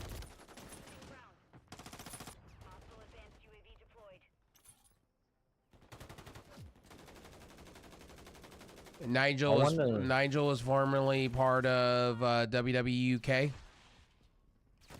or WWE NXT UK. Yeah, Tony Khan signed him when he was on the free agent market after he got released, or his contract expired, and Tony Khan signed him. It was the biggest. He's been talking about coming out of retirement and fighting matches again. Honestly, I did not know. Or I kind of forget about like WWE UK NXT though. Like shoot. This is what should be on. If you listen to all three of these guys, this what should be on Dynamite. Caprice Coleman, Kabani, and they were going to do this, but Kabani said literally he doesn't want to. He likes the tapings of Ring of Honor, the pre-tapes of Ring of Honor.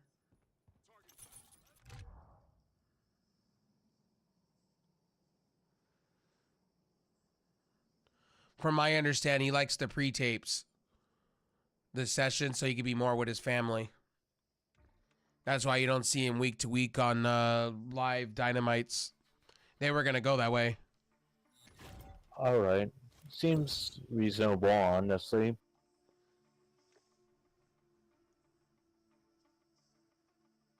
I miss what is it, entrance movies though for like what was it, WWE.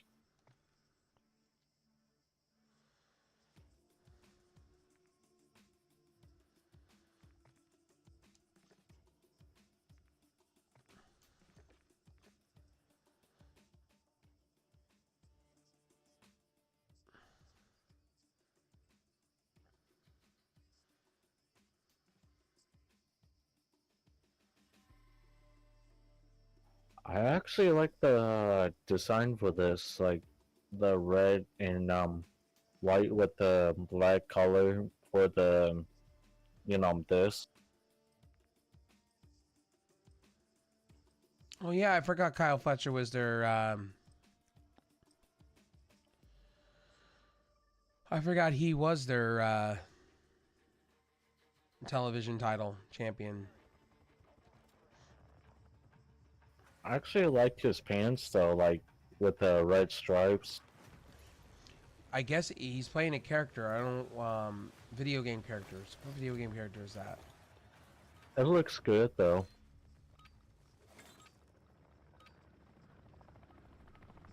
I like it. I dig it. Neutralize hostiles. Grab their tags to win. Simple enough. Kinda remind me of Fluorescent. We've lost the lead.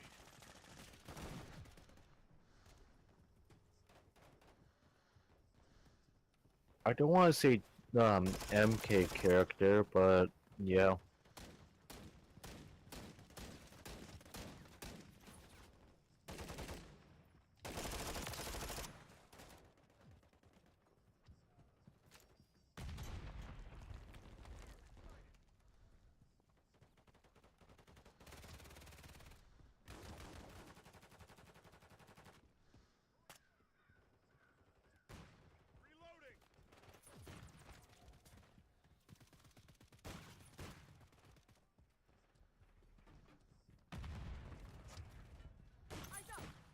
Tag secure. Kill confirmed.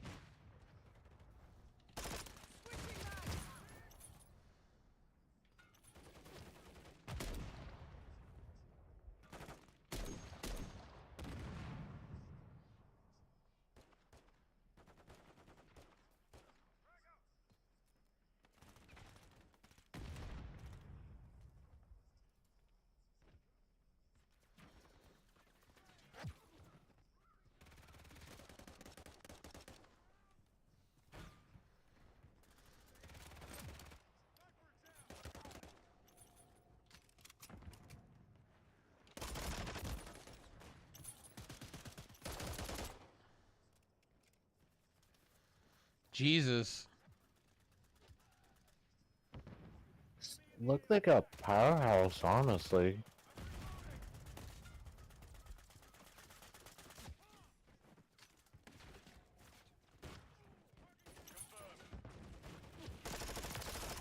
Blood for blood. Hostile UAV in the area.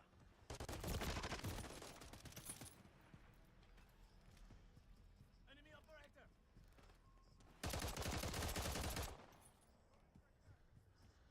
Yeah, once this is done, I'm gonna go to bed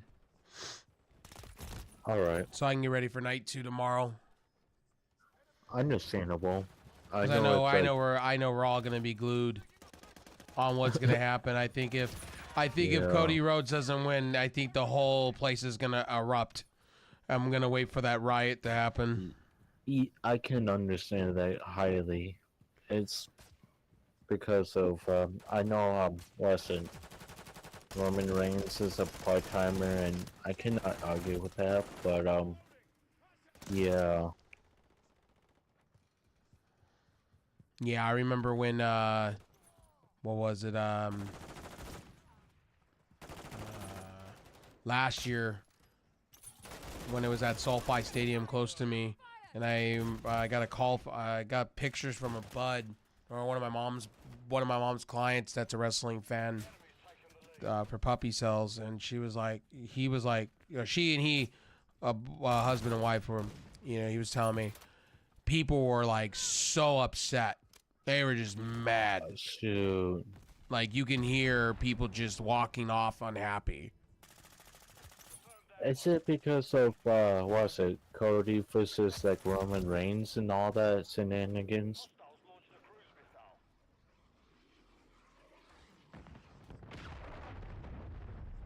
Enemy UAV active. Like that is like I'm not a big fan of riots and stuff, and yeah.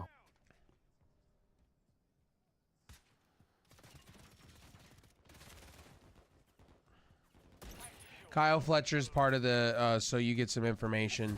So that Will Ospreay guy that you saw, that guy Yeah. right here, Kyle Fletcher, that you're liking, he was part of a group with Will Ospreay that's called Aussie Open. Oh, alright. His tag team partner is hurt right now. They were in a match on AEW for the tag team belts, and he came down wrong on his shoulder, and that was it. So Kyle Fletcher's is getting pushed hardcore in the paint right now as a singles competitor. Ah, okay. Yeah, yeah.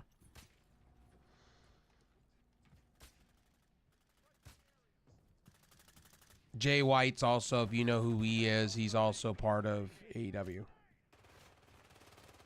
Billy Gunn's also part of AEW as well. Yeah, I saw like like probably a highlight through what's it, a WWE roast for a quick moment.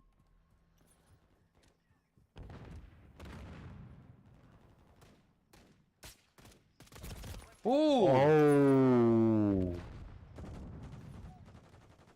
I heard that from 3 miles away, dude. Like that gotta hurt.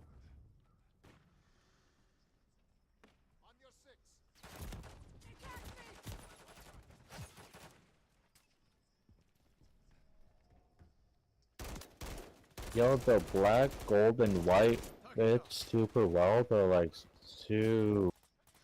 That's what I said about Ring of Honor. I like the colors. It works. Friendly cruise missile deployed. Multiple movers. You're right about that. Like, Oh damn! oh, Friendly UAV on station. Oh damn! He just threw him over like it was nothing. He dead, man. He dead. give him a minute. Like, let him recover first. Kyle Fletcher's not giving no shit. Who I like about Like- him though. Oh yeah. Wait, did I see like a? Okay, yeah, I see a T there. The enemy is gaining ground. Push them back. Oh shit. And flips off the fan on top of it. That's great. Hostiles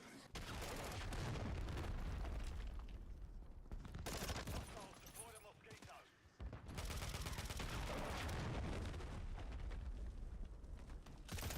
Took a shot.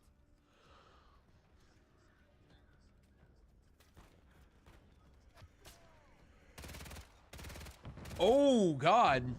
That gotta hurt. Kyle Fletcher's bleeding though. That is not a tattoo. That's blood. He's got a cut. I don't know. Maybe is that a cut? I would assume that's a cut down in this chest area. Uh, I think. I thought it's on his painting area though. Like, No, okay. That's markings from his. Yeah, that's his. Yeah, that's his markings. all right. I thought First, I thought that was blood, and I was like, oh, that's blood. Yeah, I was looking for the blood that you said, but I thought it was like near the blood. Like, was it at the paint area on near his face or something?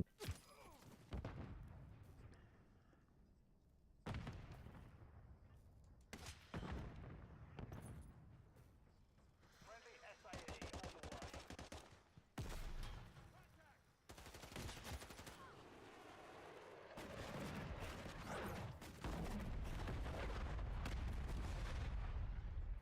I see a cut on his nose.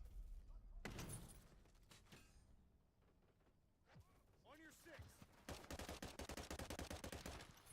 Friendly UAV online. Is there a little bit of a cut on his like Side? chest? Yeah, I don't know. All right, guys, what we're gonna do here? I'm gonna continue watching wrestling over here on the side, and I'm gonna charge my PlayStation controller and everything tonight. I'm gonna watch this with Icon, and I'm gonna go to bed. I want to thank you all for hanging out with me today. We've been streaming for 12 hours, give or take. Yeah, about 12 and a half. And I want to have plenty of sleep for tomorrow. Because tomorrow's going to be another long day because we're all going to be sitting here watching WWE some more, so. And I'm going to find somebody to raid. If you're on Kick, I only have one. Thank you guys for stopping in. I appreciate it. If you're on D Live, I'll see you guys later. If you're on Live Space, I'll see you. And if you're on Twitch, I appreciate you. We're going to go find somebody to raid.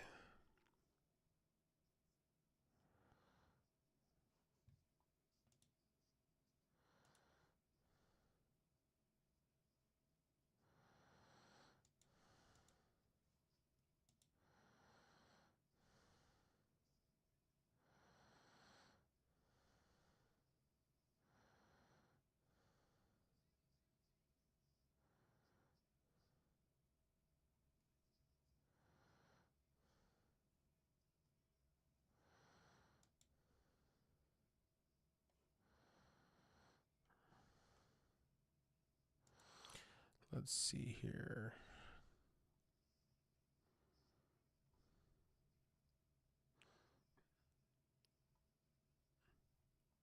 Crazy.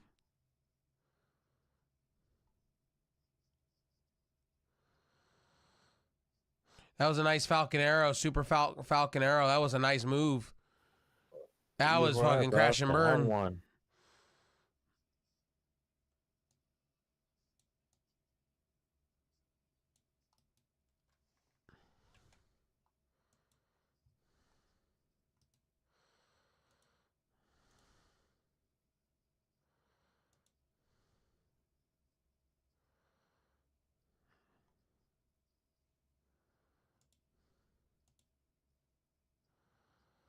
All right.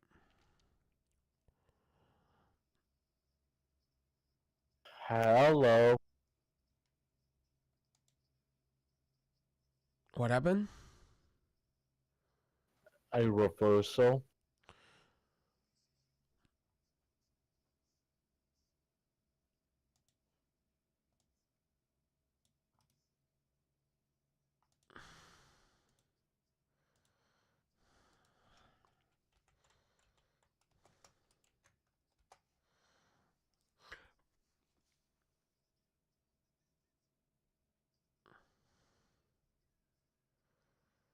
Oh, Ouch.